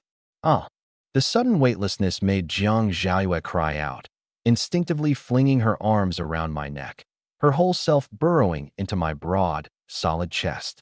Her nose was instantly filled with a thick masculine scent, sweat, blood, and earth mixed together, yet carrying a reassuring virility that inexplicably settled her wildly pounding heart. Holding a person of near 100 pounds, my pace didn't slow in the slightest. The 8 times an ordinary man constitution showed itself to the full now, the rugged mountain path, like level ground under my feet, every step steady as bedrock. Jiang Zhaiyue looked up at the man right before her, In the moonlight, his jaw clean-edged, the green stubble clearly visible, the veins standing out on his neck. This man, so strong, so dependable. That nation-toppling pretty face of hers had, at some point, gone red enough to drip blood. Even now, in ragged clothes, covered in mud, her hair disheveled, as wretched as a little beggar, in those eyes startlingly bright in the moonlight, there was no longer a shred of a princess's tsundere coolness, only a tenderness and infatuation that wouldn't dissolve. In this moment, she was no longer the lofty princess of the great Qian. She was just a little woman, pulled from death by the man she loved and held tight in his arms. If only the road home were a little longer. But the thought had no sooner surfaced than it was pressed down by another, stronger emotion. Shame. We were almost at the village entrance, and the whole village would see. She was actually being held by me like this. Jiang Zhaiyue wished she could burrow into a crack in the floor. She buried her face against my chest, her voice thin as a mosquito's hum. Put me down. I'll just walk leaning on you. It's not good to be seen by people. I stopped, looked down at this woman in my arms with only two bright red ears showing, hooked the corner of my mouth, and set her down. She'd just steadied herself when her right ankle gave a searing pain, her face going white in an instant, her body buckling about to fall. I scooped her back into my arms with one motion. Such trouble. I cursed in a low voice, but the harshness from before was gone from my tone. I didn't hold her again. Instead, I simply crouched down in front of her, offering my broad back. Get on. I'll carry you piggyback. Jiang Zhaiyue looked at that back, solid as a mountain, and her face went red again with a rush. After hesitating a moment, she climbed on after all, arms gently circling my neck. I hoisted her up and strode toward the village. Tisk, quite well endowed. I couldn't help muttering. This was more intimate than the Princess Carrie a moment ago. That full, soft bosom of hers pressed tight against my scorching back through two thin layers of cloth. She could feel the strength of my back muscles and that drum-like pounding heartbeat. Jiang Zhaiyue's heart pounded like a deer's, all the blood in her body about to catch fire. What? She hadn't caught it. I said you're quite heavy. Jiang Zhaiyue pouted, a little angry, but still leaned her head against me. At the village entrance, a crowd had long been waiting there. Hua Yurong, Murong Yinran, Xiazhuo, Li Xiuji. All four wives stood at the very front, faces full of worry. Behind them, Lu Shitu, Zhuzi, and that band of youths, along with the chief's son Zhang Chaoyue, all held torches high, lighting the village entrance bright as day. The pillars of the village were all here, waiting for me to return. Something clicked in Jiang Zhaiyue's heart, a towering guilt welling up. It was all because of her. If she hadn't been willful, how would everyone be out here freezing in the dead of night? She buried her face deep against my back, not daring to look at those gazes. I looked at the familiar, anxious faces before me, and a warmth surged in my heart. A sense of belonging I'd never had welled up. I called out in a ringing voice. I'm back. Sorry to make you all worry. Everything's fine. The voice was steady and strong, like a heart-settling pill. Brother Lang's back. I said Brother Lang has heaven's protection. The crowd burst into cheers. The wives all let out a breath too, and Xiazhuo wept for joy outright. Husband, he's finally back. Back in the warm wooden house, the sisters Li Qinghuan and Li Qingyao immediately carried over a basin of hot water. Hua Yurong, heedless of anything else, was the first to crouch down, carefully lifting Jiang Zhaiyue's ankle, swollen like a steamed bun, and examining it closely. It's all right, just a sprained tendon, the bone's fine. She took a vial of cool ointment from her medicine pouch and gently massaged with tender hands, her movements professional and soft. Hua Yorong's tenderness utterly broke down the last shred of pride and stubbornness Jiang Zhaiyue had left. Wah! She grabbed Hua Yorong's arm and wept aloud. Sister Yurong, I'm sorry, it's all my fault. I dragged everyone into this. Silly girl, what are you crying for? Hua Yurong patted her back gently. It's enough that you're safe. She paused, then said word by word, we're family. From now on, no more of this reckless bravado. Family. Those two words struck Jiang Zhaiyue's heart like a heavy hammer. She wept harder and wept more at ease. I took in the scene, then looked at the food on the table, just reheated, still steaming. These women had all gone hungry waiting for us. I waved a hand, breaking the sentiment. All right, stop crying. Even the biggest matter comes after eating. Let's eat. Warmth dispelled all the cold and fright in an instant.